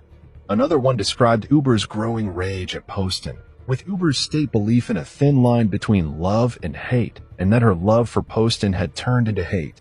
Toward the end of their relationship, Shauna Ubers had conducted many internet searches for a woman, which her ex-boyfriend had fronted on Facebook in January 2012 named Adri Belt.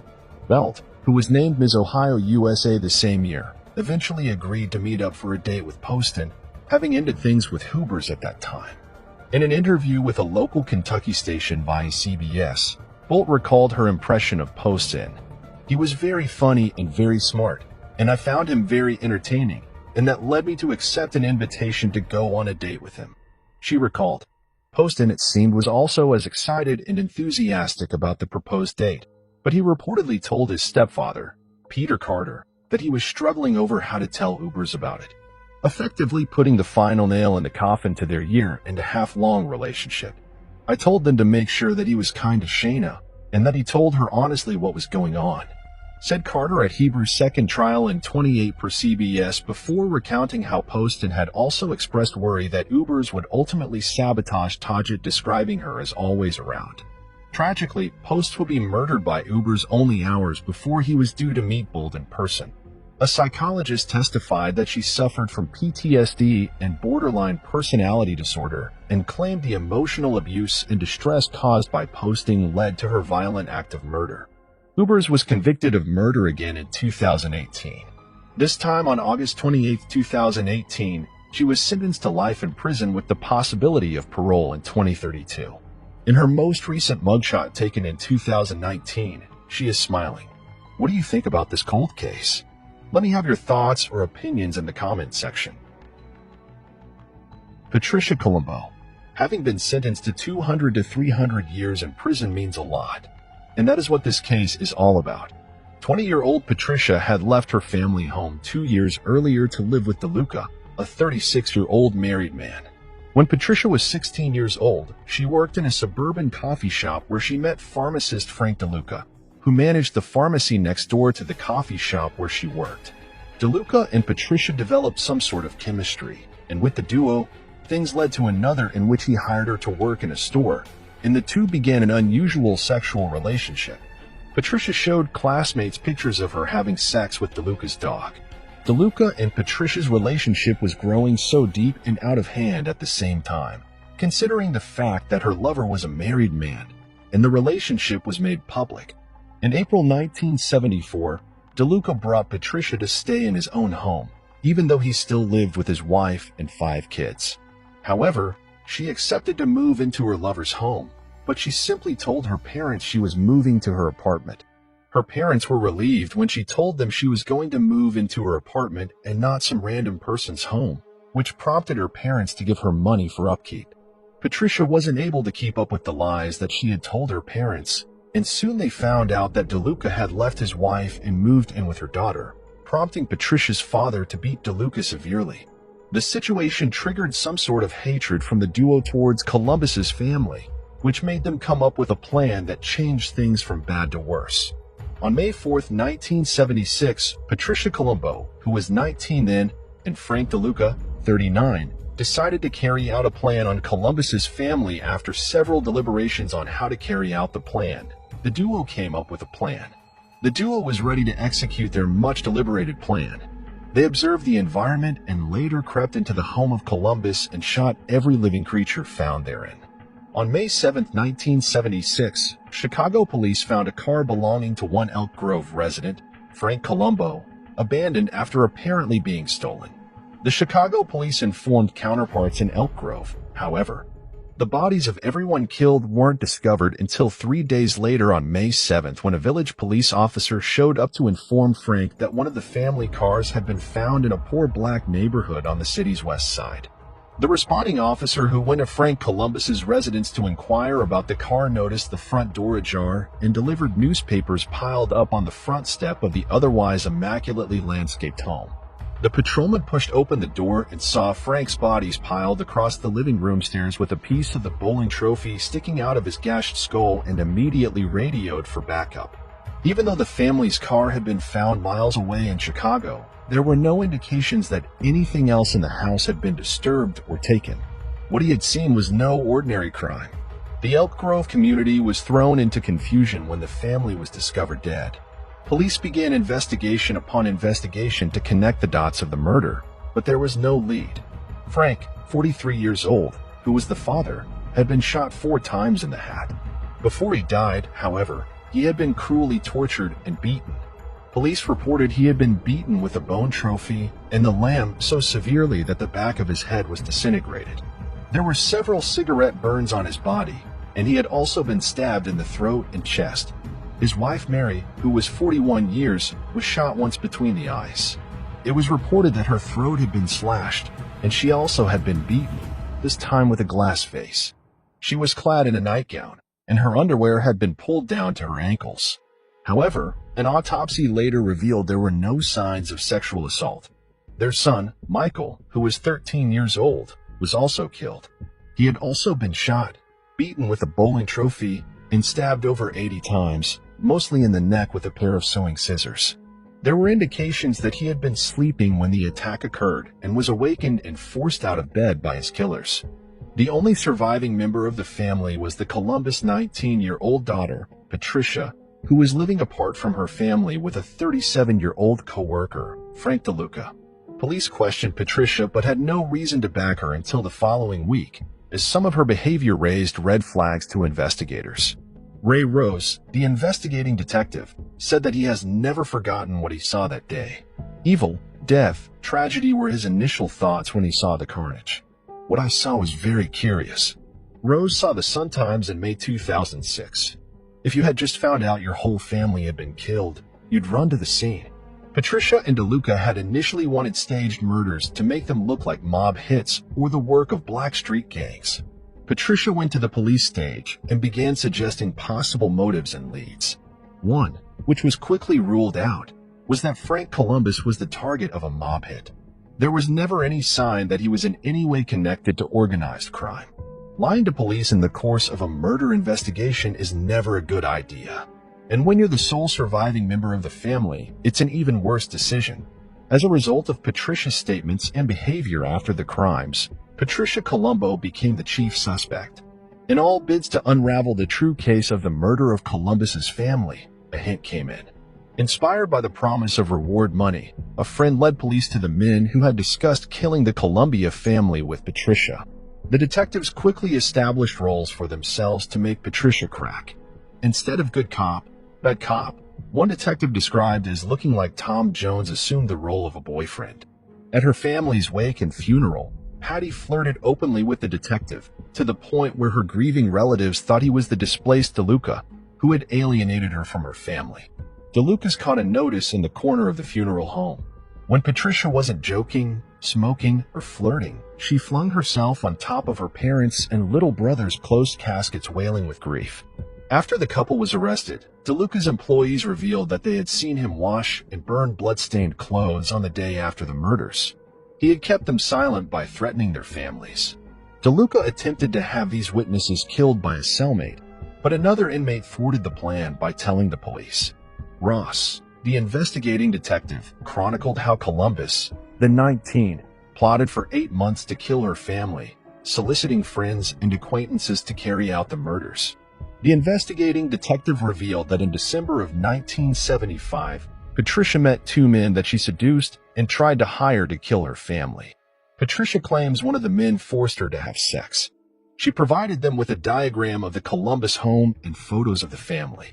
However, the men did not act on her request.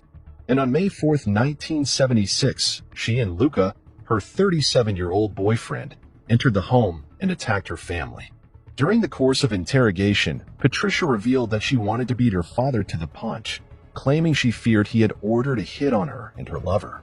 Evidence revealed that the duo were willing participants in the murder, with Patricia acting as a decoy to be admitted to the house. When Frank Colombo opened the door and turned around, DeLuca entered and shot him with a .32 caliber handgun. During a detailed narration of how the incidents occurred, it was revealed that DeLuca, who did the shooting, shot Frank, who had been killed first as he tried to escape by running up the living room stairs.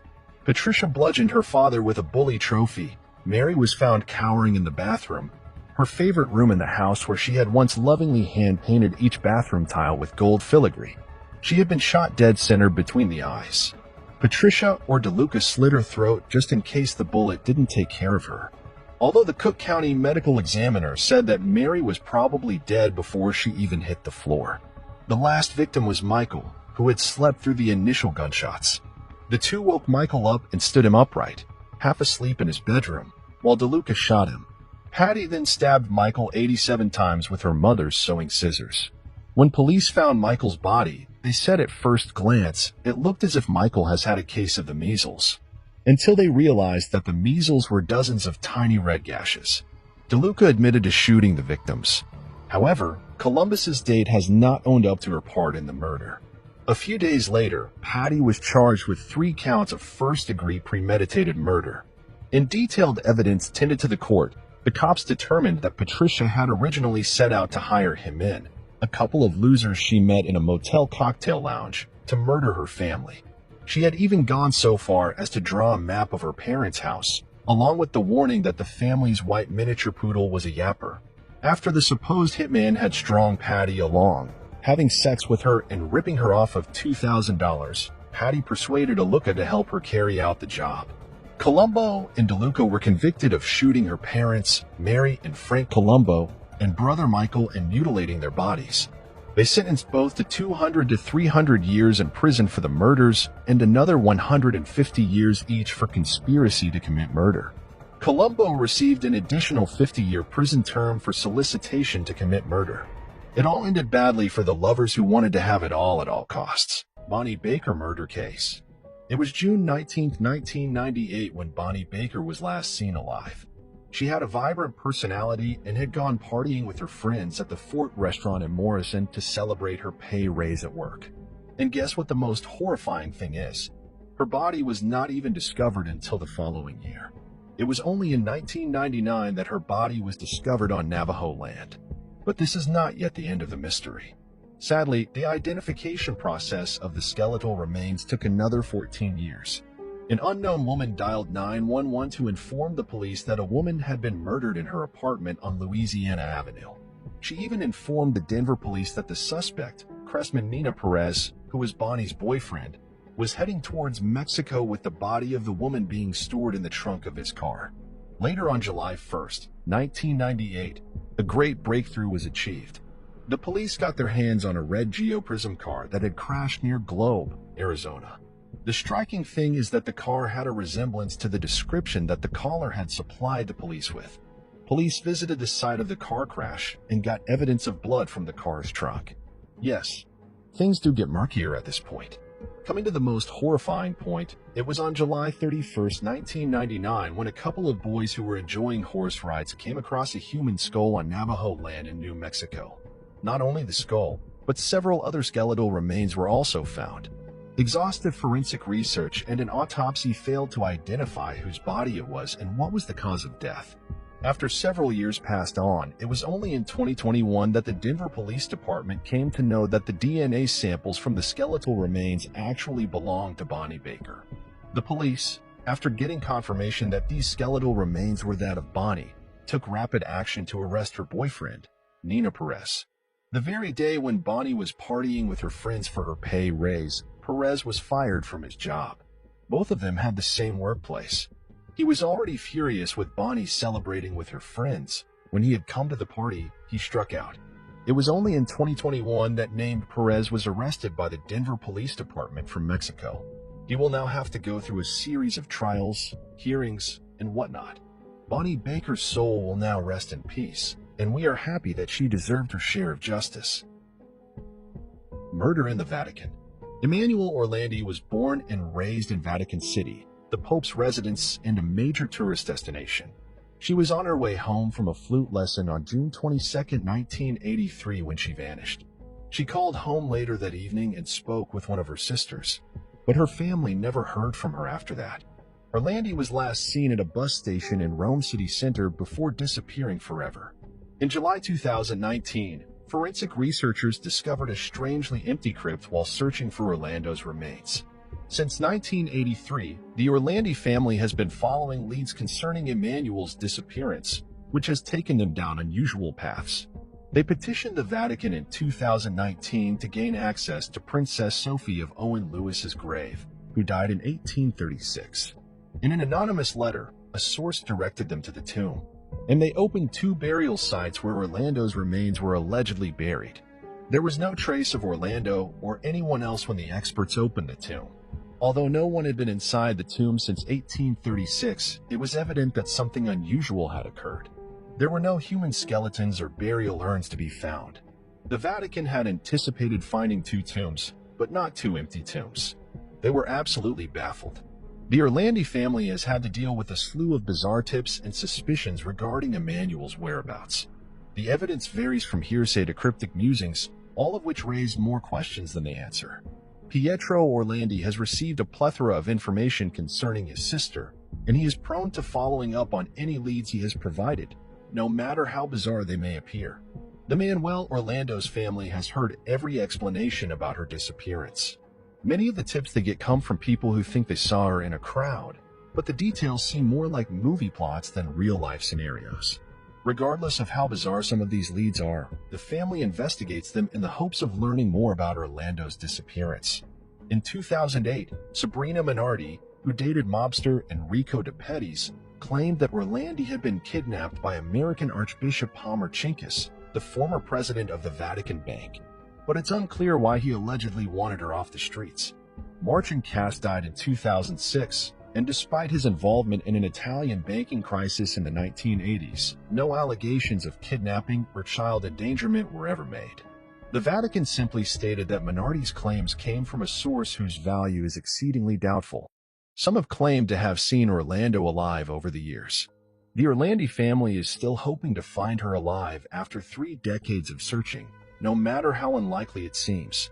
Some of those who claim to have seen Orlando believe they've run into her on the street, with tales coming in from as far as Turkey and England. Others, on the other hand, appeared to be more interested in personal gain. An anonymous phone call was made to a television show about Orlando's disappearance in 2005, alerting the family to a local mobster's tomb. To solve the case, Gosai, who's buried in the crypt of the Basilica of Sant'Apollinare, the caller stated, referring to the burial of former mobster Enrico De Pettis, who died in a gun duel in 1990. The same caller stated that Cardinal Ugo Paletti, Rome's vicar general at the time, ordered Orlandi to be taken off the streets. The tipper, however, did not provide any additional information on Paletti's involvement, nor did he provide any evidence to back up his claim. When forensic experts explored the grave, they discovered not just Petty's remains, but also numerous more bones. The police claimed they'd analyzed the remains to see if any belonged to Orlando at the time, but no findings have been released. Despite all of the hints that have been thrown out to the press since Orlandi's disappearance in the early 1980s, no one has ever been arrested. Anonymous sources have mentioned several Italian mobsters in the news, but none have ever been officially linked to Orlando. Mammoth Elias Slucre's assertions were essential in hindering further investigation into the issue. Bulgaria and Spice and the KGB have also been blamed for the crime, in addition to the Grey Wolves and a nebulous Masonic organization. Roberto Calvi, one of the suspects, was discovered hanging in London just before Orlandi vanished. Everyone, including prominent members of the Vatican, seems to have an opinion about Emmanuel Orlandi's disappearance. The Vatican's leading exorcist, Father Gabriel Amorth, believes Orlandi was kidnapped to be shuttled around sex parties and used as a slave. The allegation is debatable, and Amorth has no evidence to back it up, but he is adamant in his conviction. In addition to his theories concerning Orlando's presumed captivity, Amorth is convinced that someone from the Vatican assisted in her abduction and that she has since died. He told the publication Les Tampa this was a sexually motivated crime. Parties were planned with the Vatican gendarmerie serving as the girl's recruiter. Diplomatic staff from a foreign embassy to the Holy See were participating in the network. Emanuela, I feel, became a victim of the circle. Emmanuel Orlandi's family has concluded that more than one person is responsible for her abduction. Decades after she went missing, they haven't indicated whether they believe the death was caused by a government or religious organization. But her brother Pietro Orlandi finds it inexplicable that no one has come forward with concrete evidence. I'm incapable of accepting injustices, especially when it involves my sister, especially knowing that there are people who know what transpired throughout the years.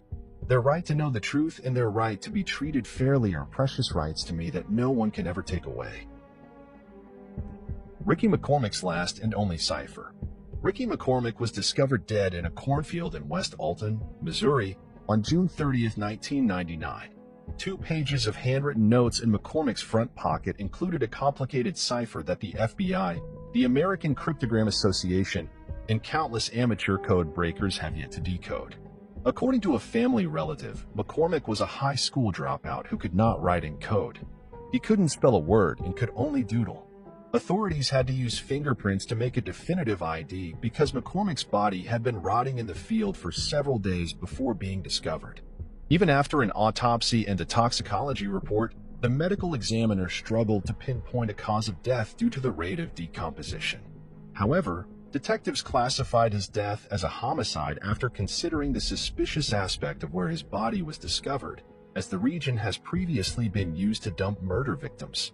The 2 notes discovered in McCormick's pocket had 30 lines of seemingly random letters and numbers on them. Some of the code is enclosed in parentheses, while others are circled. McCormick was an ex-con who worked part-time at a gas station and went back and forth between staying with relatives and living on the streets. He also had heart and lung problems and was receiving disability benefits at the time of his death. He had a slew of offenses on his record, as well as a spell in prison for statutory rape. Even though McCormick did not own a car and public transportation did not serve the region where he was discovered, his body was found 50 miles from his home. According to his ex-girlfriend, McCormick traveled by bus to Florida sometimes, where he allegedly served as a mule for drug dealers, transporting marijuana back to Missouri. McCormick's mental state has been the subject of various reports. McCormick's public attorney claimed he was suffering from some mental sickness or defect while awaiting trial for statutory rape. They had him evaluated by a local psychologist who determined that McCormick was mentally capable of standing trial. McCormick was described as street smart, with an active imagination and a naive, childlike attitude toward the world, while never having been diagnosed with any mental illnesses. McCormick's fiancée reported a few days before his death that he was agitated and apprehensive after returning from a cocaine smuggling job in Florida. In the days leading up to his death, he visited various hospitals for treatment of chest problems and asthma. Some investigators believe he wasn't asking for medical help, but rather a safe place to remain since he feared his life was in danger. The FBI's Cryptanalysis and Racketeering Records Unit had spent all of its efforts cracking the encryption by 2011. In a 2011 statement, the FBI stated, "Breaking the code could expose the victim's whereabouts before his death and potentially lead to the solution of a homicide." According to some family members, Ricky had been writing in code since he was a child. The notes are said to be real by experts, including the FBI agent in charge of the case. Small characteristics in the handwriting, such as circles around sections of the code, suggest it was a personal document, potentially a to-do list. According to the FBI, the most difficult aspect of this case is that McCormick most likely wanted the notes to be read only by him. Unlike other well-known ciphers, such as the Zodiac Killer, who wish for their codes to be solved at some point. Of course, there's a chance McCormick didn't develop the code. Specialists haven't been able to establish the notes are in his handwriting decisively. It's also possible that the code was developed for him by the drug traffickers for whom he worked, or that he was simply carrying the cipher from when he looked to another without realizing its significance. The FBI has set up a website dedicated to the case, inviting amateur code breakers to participate in the investigation. Ultimately, it is thought that the code contains information that will aid in the capture of McCormick's killers. Gail Barrett, rape and murder case. A 30-year-old woman named Gail Barrett from Battle Creek did not return home after she was last seen at Speed's coffee shop. Battle Creek got shaken to its core by this brutal homicide of the 30-year-old woman. Almost 2 weeks after Gail's disappearance, her body was found by the investigating team. It was on River Road in Emmett Township where the police got their hands on the remains of the lady. And that was exactly when they learned that Mrs. Barrett was raped and then stabbed to death. There was one person who had not lost hope through this entire ordeal of investigations and inquiries. It was Mrs. Barrett's son, James Barrett. He had relentlessly tried to help the police in every way he could. Ultimately, on January 25, 2021, James received the call he had been waiting for several years. He said, Sergeant Marshall called and informed me that it had just come through from Michigan State Police labs. In fact, some of the early tests ruled Plato out. DNA was still in its infancy, and I have documents that indicated he had been ruled out. However, there were subsequent tests conducted on other pieces of evidence, including blood, that came back inconclusive. The police investigated the family and a couple of Gail Barrett's friends to see if they could provide any leads. Out of the two friends of Mrs. Barrett, there was a person called Mr. Roger Plato, who was already killed after being shot by the police during a violent confrontation, which occurred 3 days before the police came across the remains of Mrs. Barrett. Although Plato's body was cremated, the police had collected his blood sample. This very blood sample helped them trace the murder of Mrs. Barrett. The rapist and murderer was none other than Gail Barrett's friend, Roger Plato. The murder of Mrs. Barrett went unsolved for a long span of 30 years. Eventually, the case turned cold and nothing came out of it. Now, 30 years is a long period, and we can't even imagine how James and his family went through such a tormenting time. The lives of the Barrett family changed forever since that traumatic incident, and all they had been hoping for was to see the murderer brought to justice. Destiny has its way of punishing people for their deeds, and probably that is why Roger Plato died in that confrontation, long before Mrs. Barrett's body was even found. I think it is a relief for most of us and a weight off our shoulders, having an answer. And that, to me, was the biggest thing, said Barrett. He even said, I think if somebody was around today, now we've got to endure a trial, which then creates a lot of other issues. And then we potentially don't get a conviction. And then what? Even with a DNA match, because so much time has elapsed, eyewitnesses have either passed away or they can't be relied upon for their statements 32 years later. So I'm kinda glad it wound up the way it is. Stephanie Isaacson. The discovery of Stephanie Isaacson's school books was the first clue that she had been murdered. They were discovered by her father while searching for her at a desert lot, a half-mile from her home. His 14-year-old daughter returned home from school on June 1, 1989. When Isaacson called El Dorado High School, he discovered she had not been able to make it to class that day. Stephanie had been bludgeoned in the brush near the residential area of Stewart Avenue in Lynn Lane, where a Las Vegas police dog found her at 11 p.m. She had been sexually assaulted and strangled to death. Isaacson went home after the coroner had departed the parking lot and dialed a local radio station, and he told them to play her favorite song, When Beneath My Wings by Bette Midler. The case would remain unsolved for the next 32 years. The case only heated up again in 2020 when local entrepreneur and philanthropist Justin Wu donated $5,000 to the tech-based Othram Lab, who requested that the lab process a cold case from the Metropolitan Police Department to serve the community. The department then began debating which case should be chosen for the test. Dan Long, a cold case investigator, said his associate, Terry Miller, was the one who dug up Stephanie's file first. Miller built a friendship with her family over 3 years and gave updates every 6 months. At first, the lab was unable to match the DNA found in Stephanie's clothes. Nonetheless, Miller pressed on. In January, police sent the remaining 12 tenths of a nanogram of DNA, that is the equivalent of 15 human cells, to the lab. For reference, a normal consumer genetic test on a site like Ancestry.com uses at least 750 nanograms. In July 2021, the department announced a match, breaking the global record for using the least amount of DNA to solve a case in the process. Othram Lab was able to create a DNA profile of the suspect using the limited usable sample. From there on, genealogists created limbs of a family tree. Investigators probed deeper into the case and came up with 2 plausible culprits. They eventually settled on Darren Roy March, who was charged in 1986 with killing a 25-year-old woman. Unfortunately, there will never be a trial. He committed suicide at the age of 29 in 1995. The DNA logged at his suicide was a match for the semen on Stephanie's garment. Stephanie's family was devastated by the news. During a recent phone conversation from his home in South Dakota, her father stated that son of a bitch got me twice. The first time he killed my daughter, and the second time I didn't get a chance to see him in the eyes. March's biography has become hazy over time, and his family has declined to comment. However, some facts have been preserved. When he was 20 years old, he was charged with strangling 25-year-old Nanette Van Denberg in March 1986. Vandenberg was discovered naked in her East Tropicana Avenue apartment's bathtub, and March's fingerprints were discovered near the body. According to his arrest report, Martin was with Vandenberg at the now-defunct Nirvana Place Casino when she was killed. He confessed to detectives that he had left her there and gone to bed. After 2 days of testimony, the lawsuit was dismissed. The fingerprint evidence was deemed insufficient to proceed by the Department of Peace. Since then, police have linked the DNA found in the case to that found in Isaacson's case, and it was a match.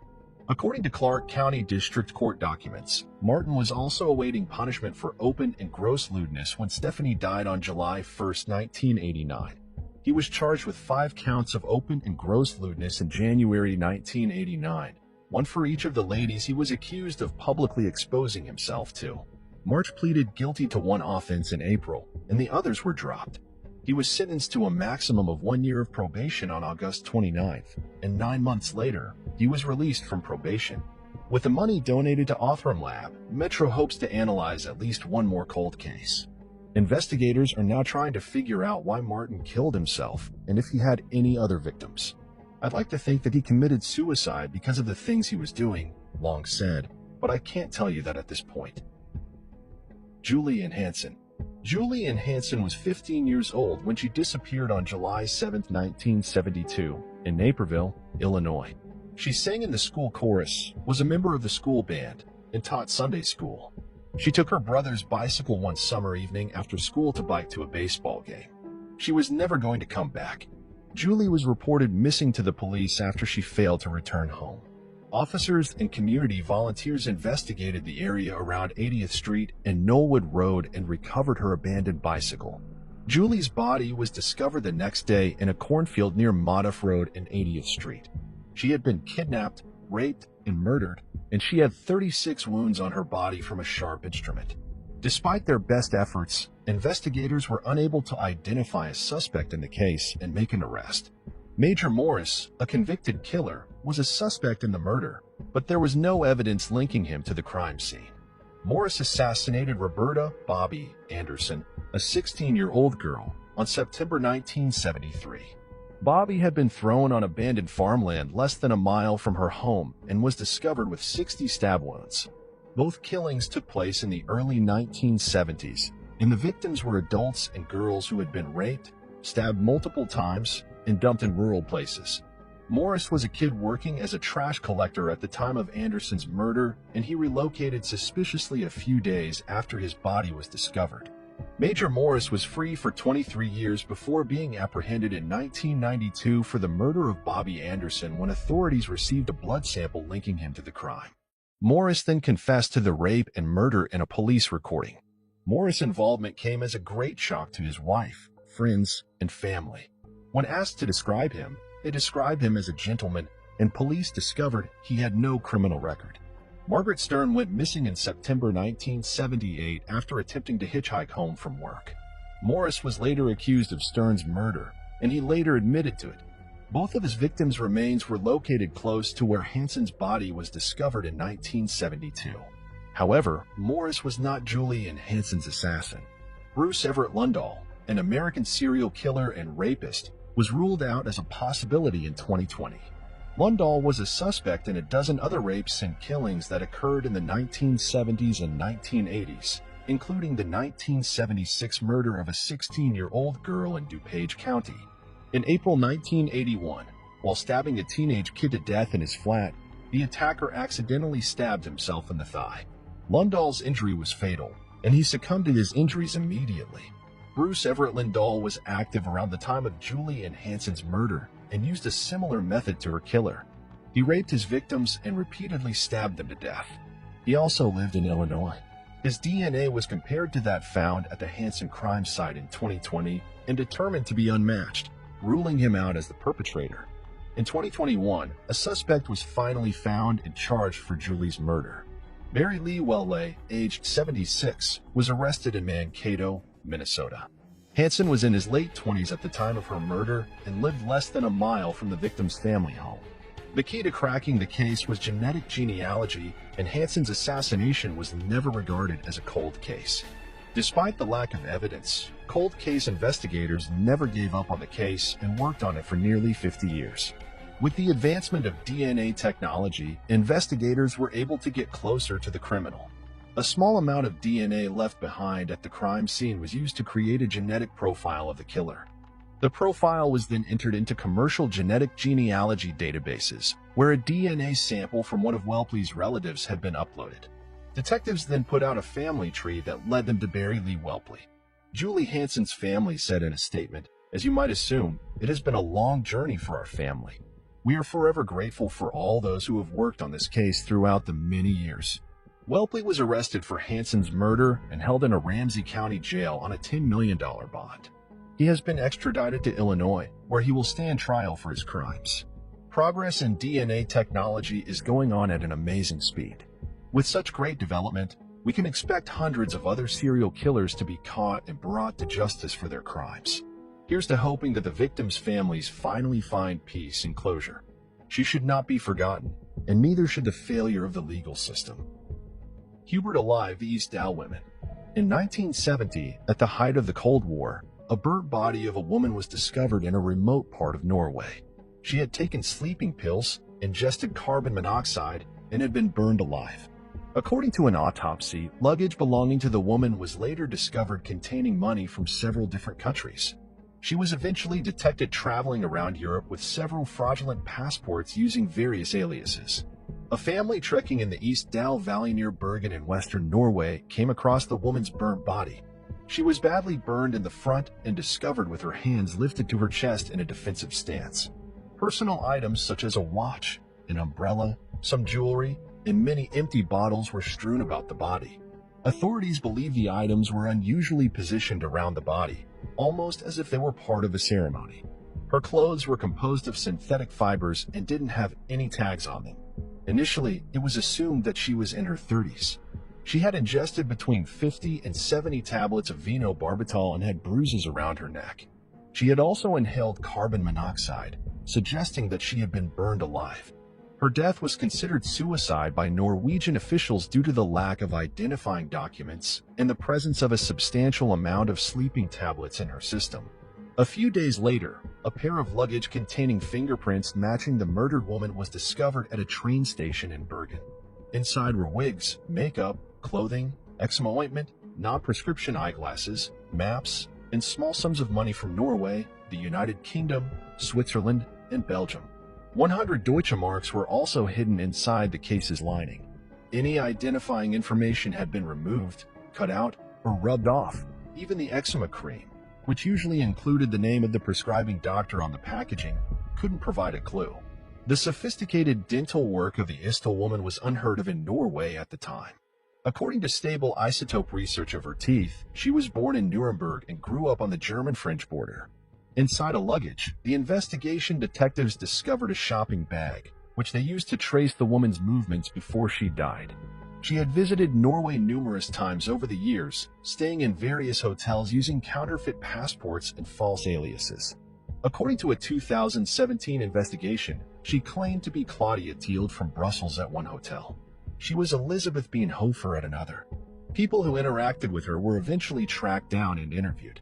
They all spoke of a stylish woman with black hair and brown eyes who was attractive, pleasant, and only paid in cash. She also wore wigs, spoke numerous languages, including French, Flemish, and English, and seemed tense most of the time. Years later, the Norwegian National Defense released information indicating that the woman may have been traveling around the country observing the testing of the top-secret anti-ship Penguin missile. A fisherman had noticed a woman following the movements of Norwegian army troops. Is there any logic to the spy story? During the Cold War, Norway was a hotspot in the early 1970s. It not only shared a border with the Soviet Union but also assisted the United States and the United Kingdom during Russian nuclear testing and submarine warfare. Russian intelligence assets, as well as personnel from the CIA, MI, and Mossad, were known to be present in the country. After seeing a sketch of the Istel woman in 2005, a man from Bergen came forward. He reported seeing a person matching her description, hiking on a hillside approximately an hour away from Istel 5 days before her body was discovered in 1970. She was dressed inappropriately for the weather and was being pursued by two men who looked southern. According to him, he told the police what he observed, but they dismissed his claim. A section of the lower jaw of the Istil woman was removed and saved before she was buried. Her teeth showed traces of extensive dental surgery, which was unusual for Norway at the time. In 2017, a stable isotope examination of her teeth revealed that she was born in Nuremberg around 1930 and grew up near the French-German border. Her dental work was found to have been done in Central Asia, East Asia, Southern Europe, and South America. The case continues to pique people's interests. In 2018, the BBC World Service and the Norwegian Broadcast Corporation released a podcast called Death in Ice Valley, which delves into the death of the Istil women in great detail. While the stable isotope study provided answers to some questions, such as the woman's age and birth country, many more remain unanswered. Was she a saboteur? If that's the case, who killed her and why?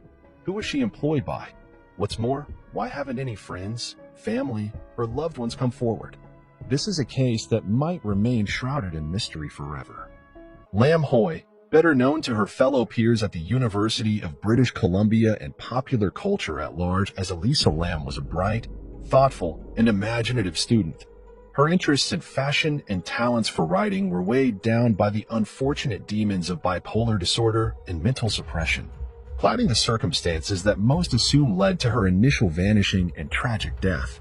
Amateur slinks and professional investigators have spent the better part of almost 6 years digging theoretical tunnel and holding magnifying glasses up to anything and everything that might shed the one decisive clue and the ultimate reason behind Lisa Lam's demise.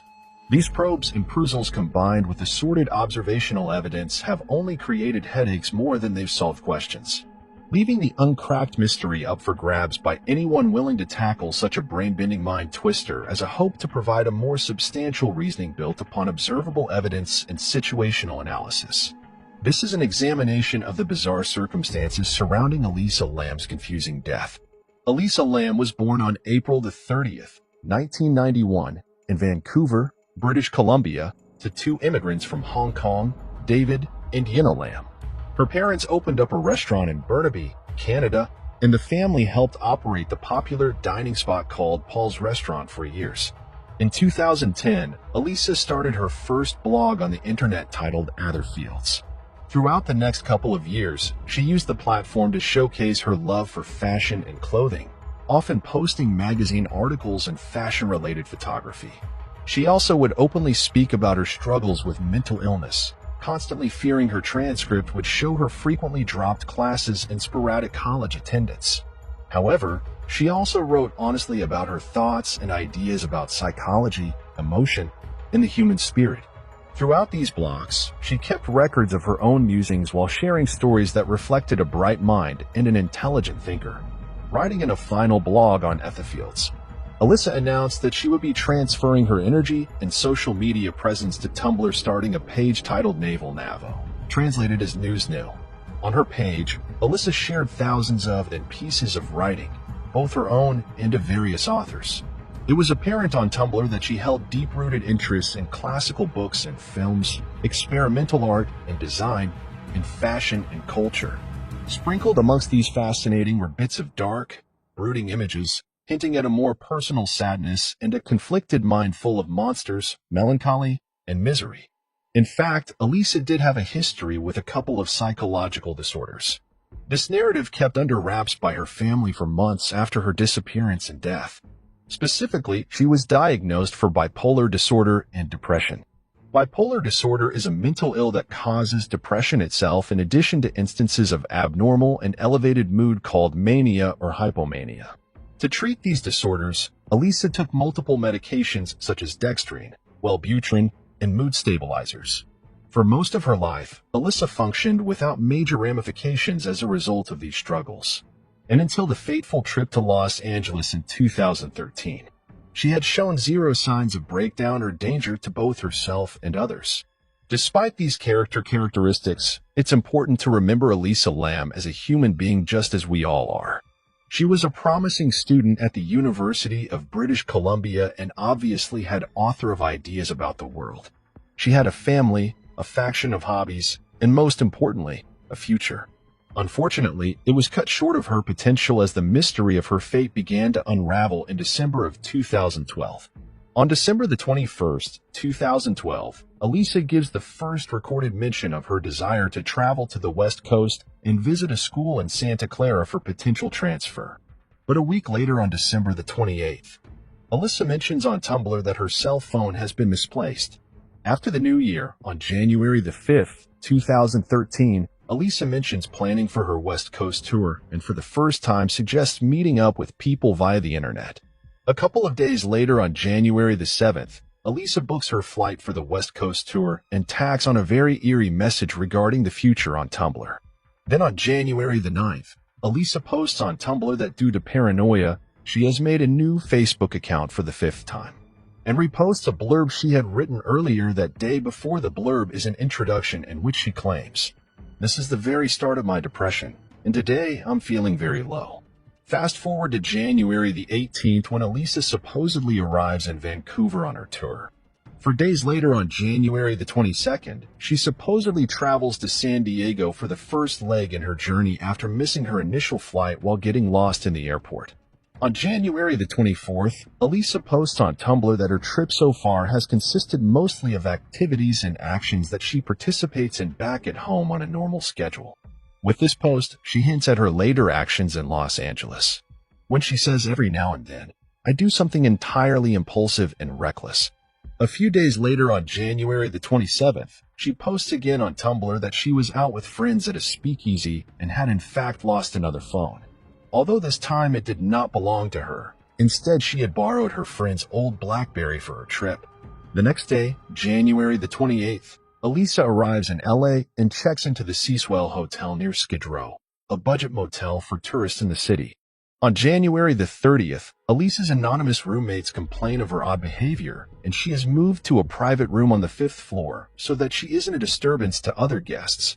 On January the 31st, the last day of a planned visit in Los Angeles, Elisa is seen for the last time by a couple of anonymous hotel workers. And then finally, by a clerk, Katie Orphan, at the local bookstore. Katie mentions Elisa was by herself, but also outgoing, very lively, and very friendly. Orphan also says that she was talking about what book she was getting and whether or not what she was getting would be too heavy for her to carry around as she traveled. Because Elisa was supposed to check out of the Cecil Hotel that day and travel to Santa Cruz for the last leg on her tour. Both her parents were waiting for a phone call. In fact, Elisa had called her parents almost every night during her trip despite losing her temporary cell phone. After they heard nothing from their daughter, Mr. and Mrs. Lamb flew to Los Angeles to file a missing persons report and assist the Los Angeles Police Department in their search. Throughout the first week of February, both the Lamb couple and Ollie PD scoured the Cecil and the surrounding areas for any trace of Elisa. Police dogs were unable to pick up on her scent, and for the first few days, no clues were uncovered. Elisa's room that she stayed in prior to her disappearance was void of any suspicious items or sign of disturbances, an unsettling occurrence for such a strange vanishing. On February the 6th, the LAPD released an official statement online regarding Elisa Lamb's disappearance and details surrounding the case, urging citizens to keep an eye out for her profile. A day later, they hold a press conference on February the 7th, but again received no leads or calls from the general public. Then on February the 14th, LAPD releases the biggest bombshell in the entire case. An elevator surveillance clip from February the 1st showing Elisa Lamb walk in the elevator, press a series of buttons, and proceed to act in a bizarre manner. The clip was unsettling to say the least, but gave investigators one more glimpse into Lamb's final sighting, and brought the case to worldwide interests. The missing person search would soon come to an end, however, when on February the 19th, Cecil Hotel workers responded to multiple guest complaints about funny-smelling water and low faucet pressure. The employee went up to the rooftop water system, peered into an open tank, and discovered Elisa Lamb's naked body floating face up. LAPD was immediately notified, and the water tank soon became a crime scene. A couple of days thereafter, on February the 21st, the Los Angeles Coroner's Office issued a label of Lamb's demise as accidental due to the consequence of drowning, with bipolar disorder as a finding of other conditions contributing but not related to the immediate cause of death. In June of 2013, the full coroner's report along with the toxic results were released to the public as well. While not revealing any massive twist to the mystery, it did note that Elisa Lam's body was indeed found naked, with her clothes also found in the water tank, discovered in a sandy particulate, along with her keys and watch. From here on out, thousands of theories, hypotheticals, conspiracies, and simple casual conversations have been discussed through the following months and years. Nobody seems to want to stick by the Ally Coroner's office and their findings. Many questioned the police investigation, and even more saw possible holes in their final court. Regardless, the timeline of Elisa Lam's death and its direct series of events blossomed into the most talked about case of the 21st century. Without a doubt, the most controversial and scrutinized piece of the Elisa Lam's case is the 4-minute CCTV footage that the Ally PD pulled from one of Cecil Hotel's surveillance tapes situated in the upper corner of a main elevator carriage in the Northern Corridor. Before we dive into its content, let's watch the main portion of the video. Be warned, the following images are unsettling and could be viewed as sensitive material. The video is a bit grainy, and segments of it are hard to clearly make out. But one thing is for certain, Elisa Lam is the subject of the footage and is clearly reacting to something. Now, what that something is will probably never be accounted for with 100% certainty, but it sure does make the clip that much stranger. It really makes you wonder, is Elisa appearing out of the elevator with the sense that she's been followed? One could argue she's talking out loud at certain points, possibly just to herself. Between the random buttons pressed upon her entrance to the emptiness of the hallways, to the undistinguished hand gestures and body positions she makes, the rhyme and reason to the video is impossible to explain upon the first watch. There has also been some controversy revolving around the tape's origins. Some people across the internet claim the footage skips 1 minute of the time code, but because of its low quality, it's not easy to point out. Others say that the footage itself has been tampered with, purposefully pixelating Elisa's mouth at various points. But these reports have been either denied or flat out ignored by professionals. One thing is for sure, the elevator footage from February the 1st, 2013, depicting the last known images Elisa Lam have conjured both worthy concern and far-fetched conspiracies and remains the single most interesting piece of evidence linked to the entire case. Since the day Elisa Lam went missing, the CCTV tapes were released and her body was discovered on the rooftop of the Cecil Hotel. Countless theories have been proposed across the internet and publications all over the world, trying to unlock the secrets of the seemingly unexplainable mystery. Many of these assumptions are based purely in conspiracy theory. Some circles have drawn up wild fantasies that explain Elisa was playing an elevator game, attempting to cross over into alternative universes. Others believe Elisa was possessed by spiritual forces, encountered paranormal subjects, or was contacted by otherworldly beings. These farcical attempts to glamorize Elisa's death as science fiction or occultist are based upon zero observational evidence, connected by complex, coincidental claims and hyperbole. For example, the location of the Cecil Hotel is in Skid Row of downtown Los Angeles. This area is infamous for its high crime rates and suspicious activity. Drug peddling and violent crime are common both outside and inside of the hotel, which has its own history of murder and suicide. In 1985, serial killer Richard Ramirez, dubbed as the Night Stalker, stayed in one of the 600 rooms in the midst of horrifically killing 13 women. Another homicide suspect, Jack Univiga, stayed in the hotel in 1991. It was a frequent spot for those with suicidal tendencies, seeing a few people jump from the rooftop in the 1950s and 1960s. It even housed another cold case, that of Pigeon Goldie Osgood, a former telephone operator whose mutilated body was discovered in her room in 1964 and whose death remains unsolved. Despite the criminology of the Cecil, none of it can be directly attributed to the tragic death of Elisa.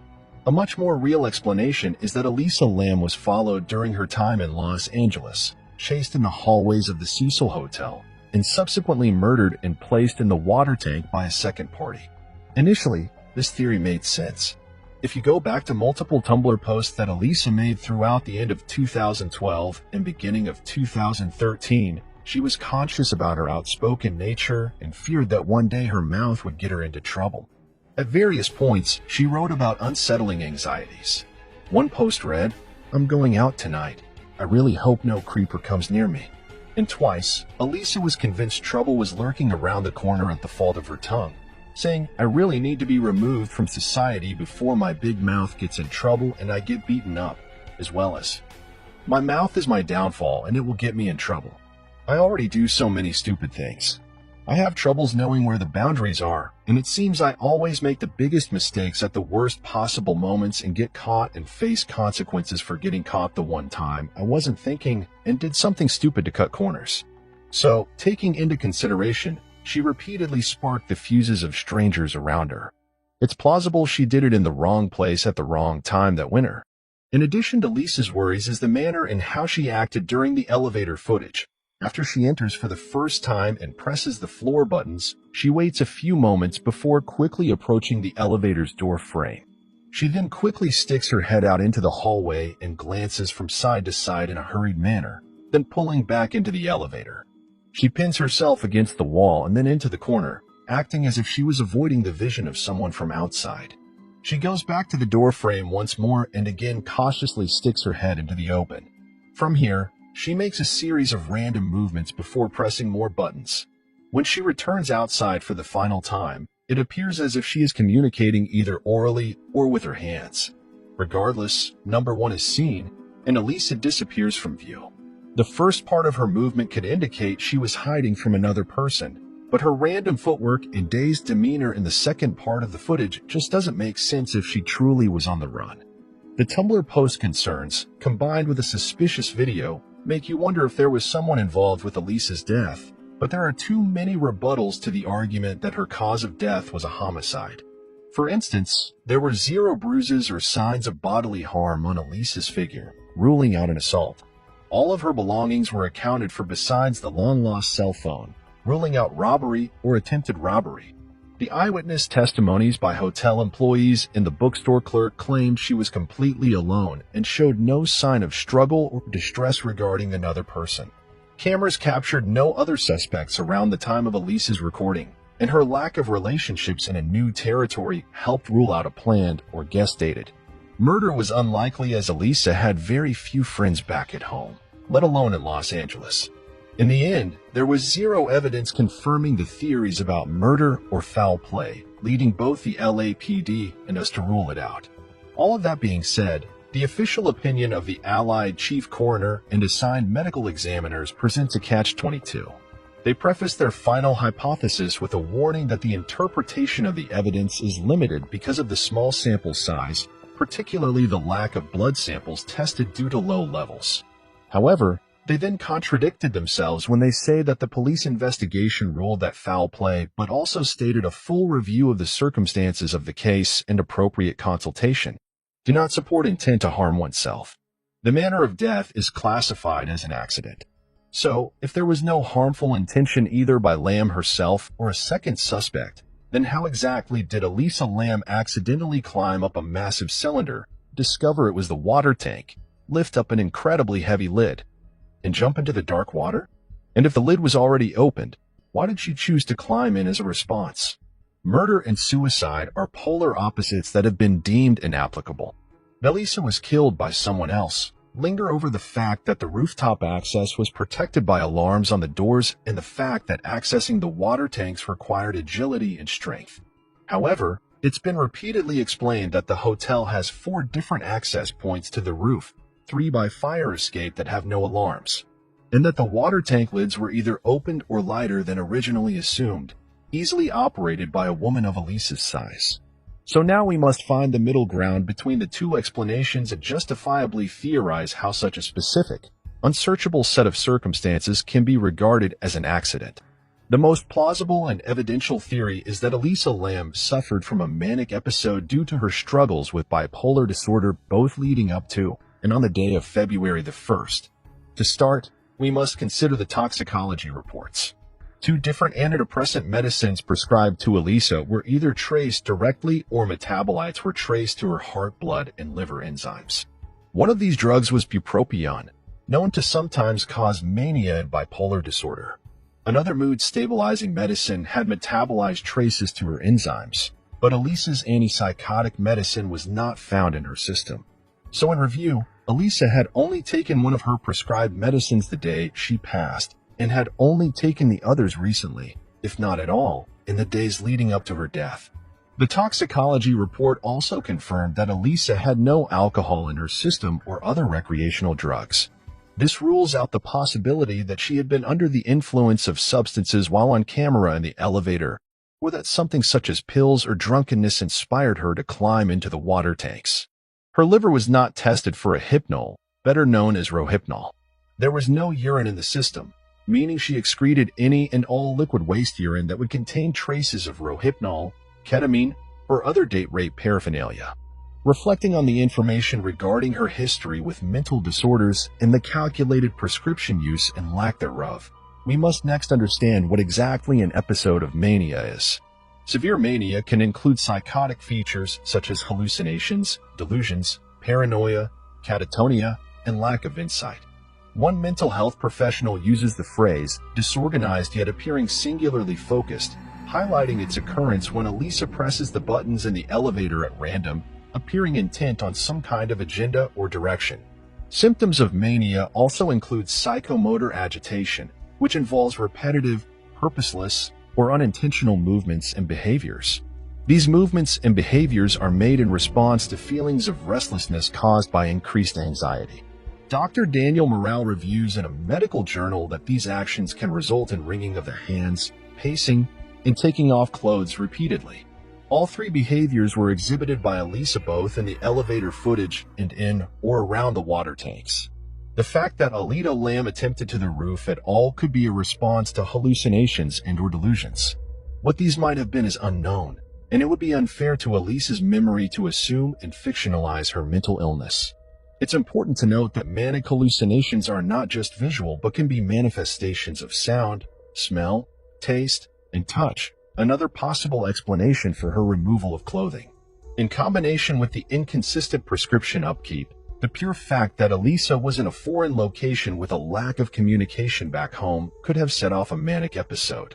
The people Elisa had been staying with since she booked a shared room with fellow guests stated that Elisa was acting strangely, to the point she was bothering the others and had to be moved to another room by herself. The additional trigger of isolation could have initiated mania, as well as playing a role in why she was by herself for the remainder of her time in LA. The last bit of promising evidence supporting this theory is a testimony received by us from a confidential resident, to be referenced as Resident A from Los Angeles, California, who wishes for both them and their family to be kept anonymous. After hearing about our investigation into the case of Elisa Lamb and having little to no prior knowledge of this scenario, Resident A told us that a few years ago, they had a family member in Mexico commit suicide as a result of manic depression or bipolar disorder. Resident A stated that this family member died from drowning after plunging into the death of a similar industrial water tank. Resident A also stated that this was a common occurrence for the family member, who was a result of their bipolar disorder, seeks out bodies of water whenever suffering from a bout of mania. Resident A confirmed that this family member was about 35 years old when they passed away but had been suffering from mental illness for over a decade and had an inclination to run away and find attraction to water throughout the years. While this case has no direct relation to Elisa Lamb, it's peculiar that both instances involve a confined bipolar subject who, as a result of their condition, drowned because of an unconscious gravitation to water. There is hardly any research done in the medical or psychological field regarding this phenomena, but we are incredibly interested if there are other situations like this one. If anything, it further confirms that Elisa's reason for selecting the Cecil Hotel's water tank to not be a mystery, but a tragic symptom of her psychological illness. In the end, taking all evidence, scientific research, and societal patterns into account, we've determined that the initial report from the chief coroner is accurate. In that, Elisa Lamb died accidentally due to drowning as an indirect result of bipolar disorder. While other theories were briefly discussed, their complete lack in observational evidence and origins from make-believe prevented them from serious consideration.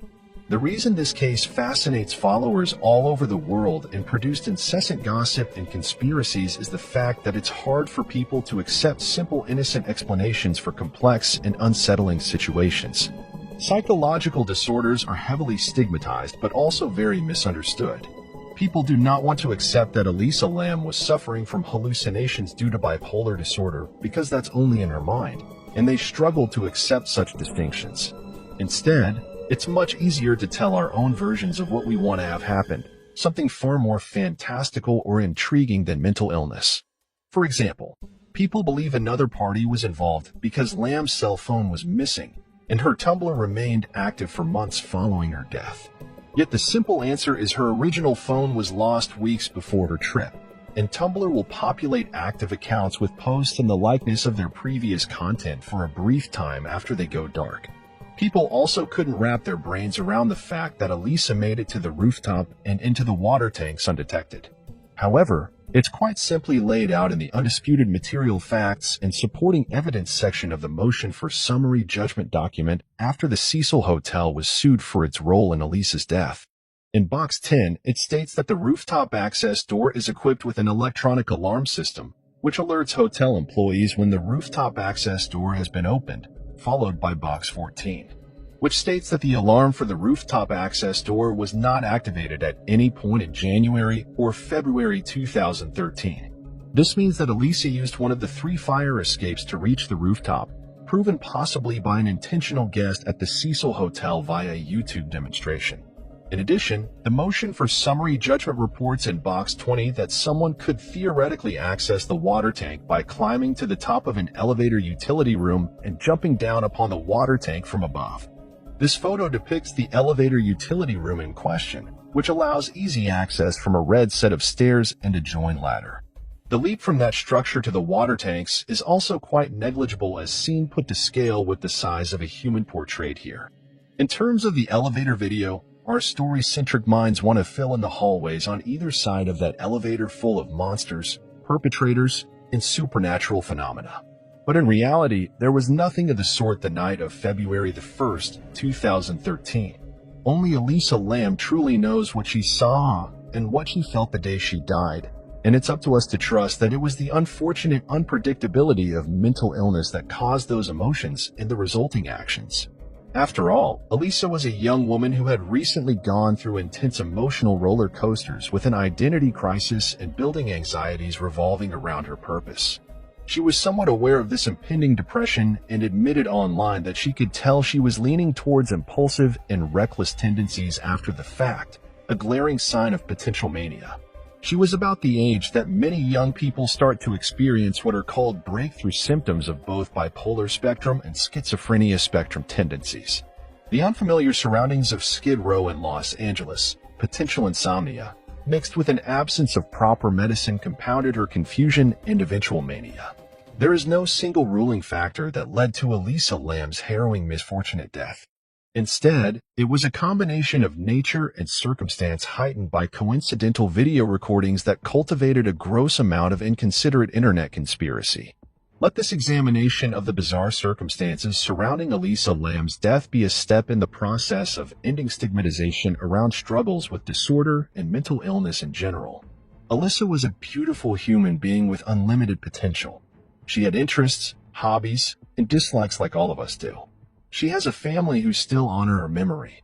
It's time for us to do the same and take lessons from her illustration. Look after those with mental health issues and speak up about it before it creates another confusing saga like that of Elisa. Duke Pearson, 31-year-old Dorothy Fielding, went missing in August 1967. Her body was found buried in a shallow grave 8 months later near the 7 Mile Vehicle Park in Spokane, Washington State. 47-year-old Ruby Lamson was reported missing in June 1967, but her remains were not found until 1971. The shallow grave where she had been hidden was also in the 7 Mile Park, not far from Dorothy's grave. In September of the same year, a suicide was reported by Duke Pearson, who was a sheriff's deputy at the time. His wife, 33-year-old Sandra Pearson, was found dead in a car at their family home. Her body was inside the vehicle in the garage. Tin foil had been stuffed into the exhaust pipe before a connecting hose had been fed through the car's rear window. The ignition was armed, then the fuel tank was at least half full. The garage was filled with fumes, but strangely, the engine was not running. This so-called suicide happened 3 months after Ruby's disappearance and just 1 month after Dorothy's. Sandra was 5 months pregnant and left behind her other 2 children. In April 2018, the Major Crimes Unit received a tip from someone who said that Dorothy used to be a member of the Falls View Taven bowling team. It turned out that Ruby was also a member, and the 2 women were friends. It was also rumored that at the time, Dorothy was having an affair with Duke Pearson. Pearson worked for the sheriff's office from 1959 until 1966 when he abruptly quit his job. His colleagues stated that his attitude and behavior became unstable. He even threatened to kill one coworker who asked why he wasn't coming into work anymore. All 3 cold cases were reopened, and Pearson was questioned in April 2018. Although he denied ever knowing Dorothy or Ruby, following further investigation, detectives were finally able to get an arrest warrant 51 years after the crimes had been committed. They made a move to arrest Pearson on the 25th of January 2019, only to find that the 85-year-old had died 3 days earlier. Henry McCabe. 32-year-old Henry McCabe worked as an auditor in Minnesota and was described as an outgoing and open man. He had 2 children whom he adored and a happy marriage. And the only thing that seemed to be a bit off in his life were reports that some recent bad reviews at work had taken place. On Labor Day, September the 7th, 2015, Henry spent the night out with friends, drinking and having fun at a club. Henry's friend, William Kennedy, claimed he dropped Henry off at a gas station convenience store, Super America, that night near his home after they'd finished partying, and that he'd taken Henry's keys from him while another friend took his wallet to stop him buying more drinks. Reportedly, Henry was in a bad state from drinking too much alcohol.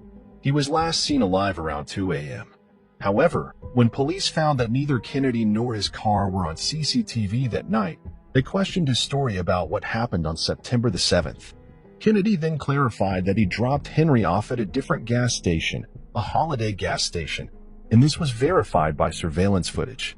That night at around 2:23 a.m., Henry's wife, who was in California at the time, received an unsettling phone call from her husband. His garbled message consisting of screams, moans, and gurgling sounds heard over the line is chilling to say the least. Henry reportedly says he's been shot, and after a short silence, a voice yells, "Stop it." One news outlet reported that Henry also left a voicemail on his brother's phone, but it is unknown what the voicemail contains. Henry had been dropped off just 20 minutes before the call, and it is not understood exactly what happened in that period of time that led to the disturbing voicemail. His mobile phone was disconnected shortly after the call. 2 months later, on November the 2nd, a kayak uncovered the 32-year-old's body in Rush Lake. At around 4:30 p.m., there were no cuts to his body nor any wounds of any kind, including bullet wounds. So why did Henry claim he had been shot? He was found 6 miles from the gas station where he was dropped off, and police said his body had been there in the water for a long time. The Ramsey County autopsy report claimed that Henry had likely died from drowning in fresh waters, and authorities say there's nothing suspicious about the death. But how does this account for the disturbing voicemail? There are certainly more questions than answers in the case of Henry McCabe, and while many believe he simply drowned by accident, no theory seems to answer the question of the graphic voicemail. Suzanne Lyle, better known to her friends, family, and co-workers as Susie, was an extremely intelligent, thoughtful, and compassionate human. Her interest in technology and talents for computer science were cut short by an unexplainable, untraceable vanishing in March of 1998, leaving all who knew her, both in life and through the World Wide Web, grasping for answers in a sea of evidence that drowned us all in doubt. Amateur sleuths and professional investigators have spent the better part of almost 2 decades digging theoretical tunnels, holding magnifying glasses up to anything and everything that might shed that one decisive clue in the ultimate reasons behind Susie's disappearance. These probes and pursuits, combined with assorted observable evidence, have only created headaches more than they've solved questions, leaving the uncracked mystery up for grabs for anyone willing to tackle it. As I hope to provide a more substantial reasoning built upon observable evidence and situational analysis, this is an examination of the disappearance of Suzanne Lyle. Suzanne Lyle was born on April the 6th, 1978, in Saratoga Springs, New York. She was the youngest of 3 siblings to parents Doug and Mary, who hadn't planned for a 3rd child but welcomed Susie into their world. Susie was a quiet, shy, yet unbelievably introspective young girl. Growing up close to her older brother, Stefan, Susie would stick to herself at school instead of forming many social relationships. However, she nonetheless had a deep understanding of human nature and wrote poetry in her notebooks, so passionate that she would jump out in the middle of a shower with the water still on and run into her room just to jot down her latest inspiration. This sensitivity and dedication soon bled into the realm of science and technology, where Susie would research all day and build machines and trinkets from scratch by night. In high school, Susie discovered her love for computers and, by extension, the internet. As a teenager, Susie would form virtual friendships with other tech lovers on message boards, eventually joining a computer club in the nearby town coffee shop. It was at these informal meetings where Susie met her long boyfriend, Richard Condon, a fellow intellectual and computer whiz. Over the next few years, Susie and Richard grew very close. Even after he left high school a couple of years before she did, Susie maintained a romantic relationship with Richard despite their age difference. In 1996, Susie finally graduated from the local high school and attended the State University of New York at Oneonta to officially study computer science. However, just a year at Oneonta proved to be too easy for Susie, as her coursework wasn't challenging her actual level of intelligence. To increase her studies, Susie transferred to the State University of New York at Albany, or SUNY Albany for short. Doug and Mary believe that Susie had actually transferred to be closer to Richard, who lived much closer to Albany. Doug described Richard as being very mature for his age, and Mary felt that he had been a little controlling in regards to his relationship with Susie.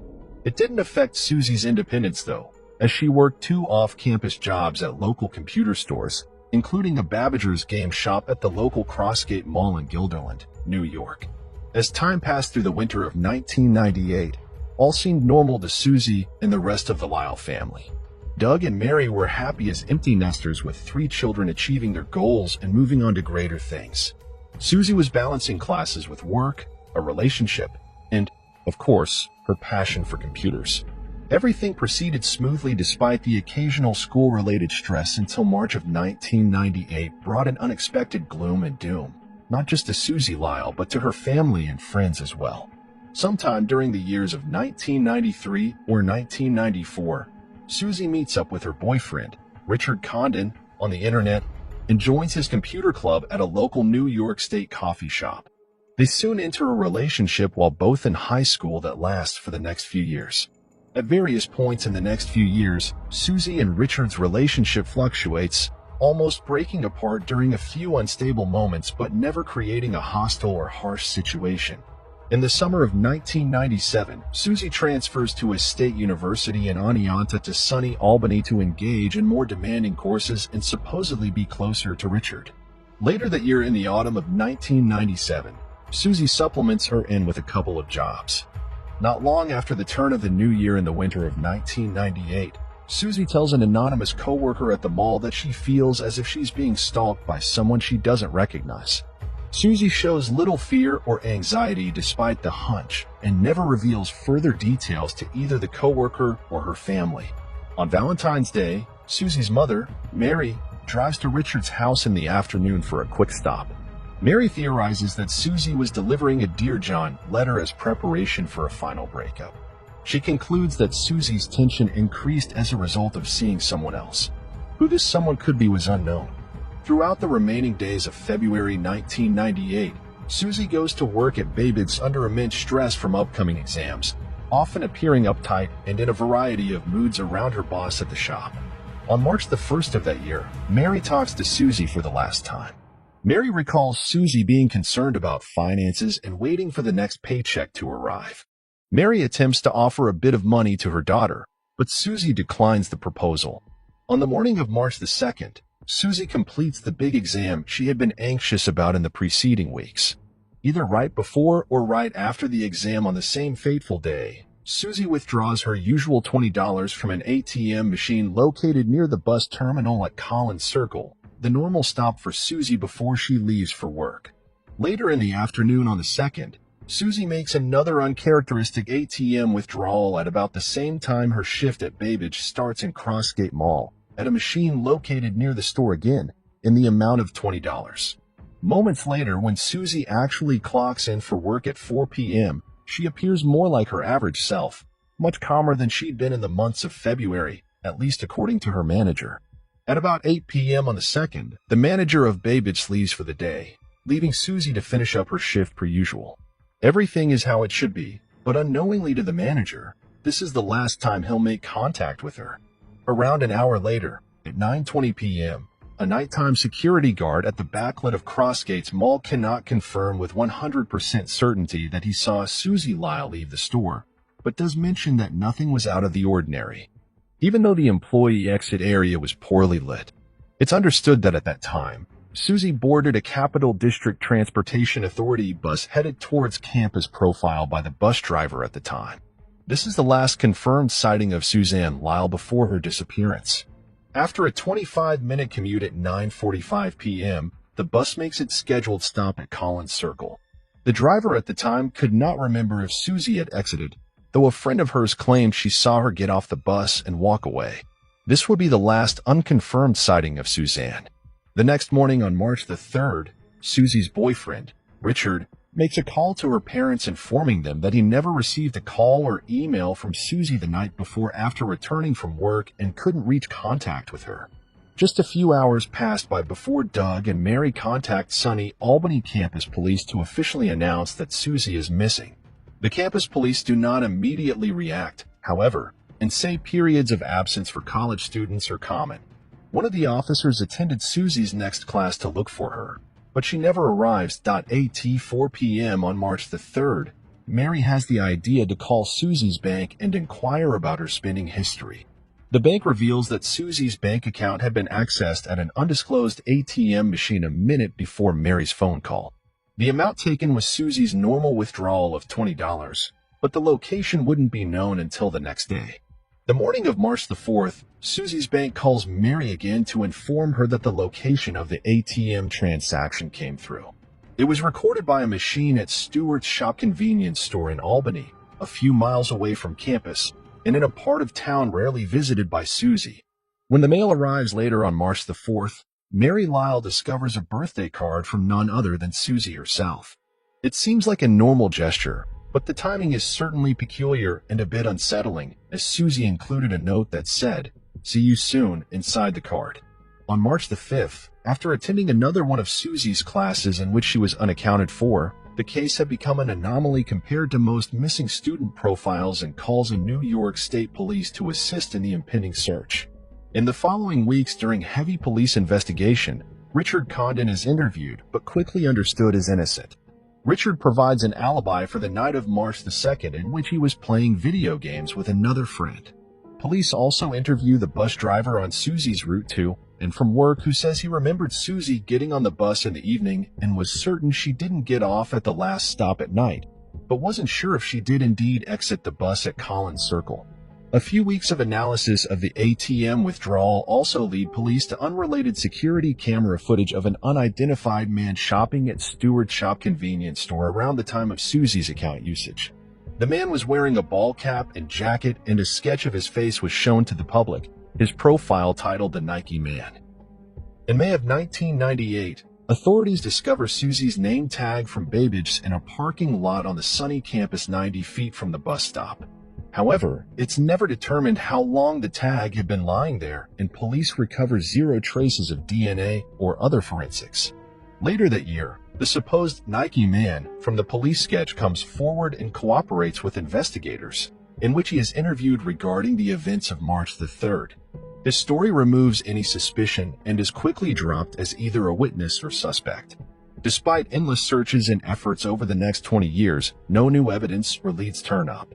The most recent development in the case is in 2016 when Mary Lyle teams up with local experts in detailed underwater mapping after she repeatedly felt odd feelings while driving over the Crescent Bridge on top of Mohawk River.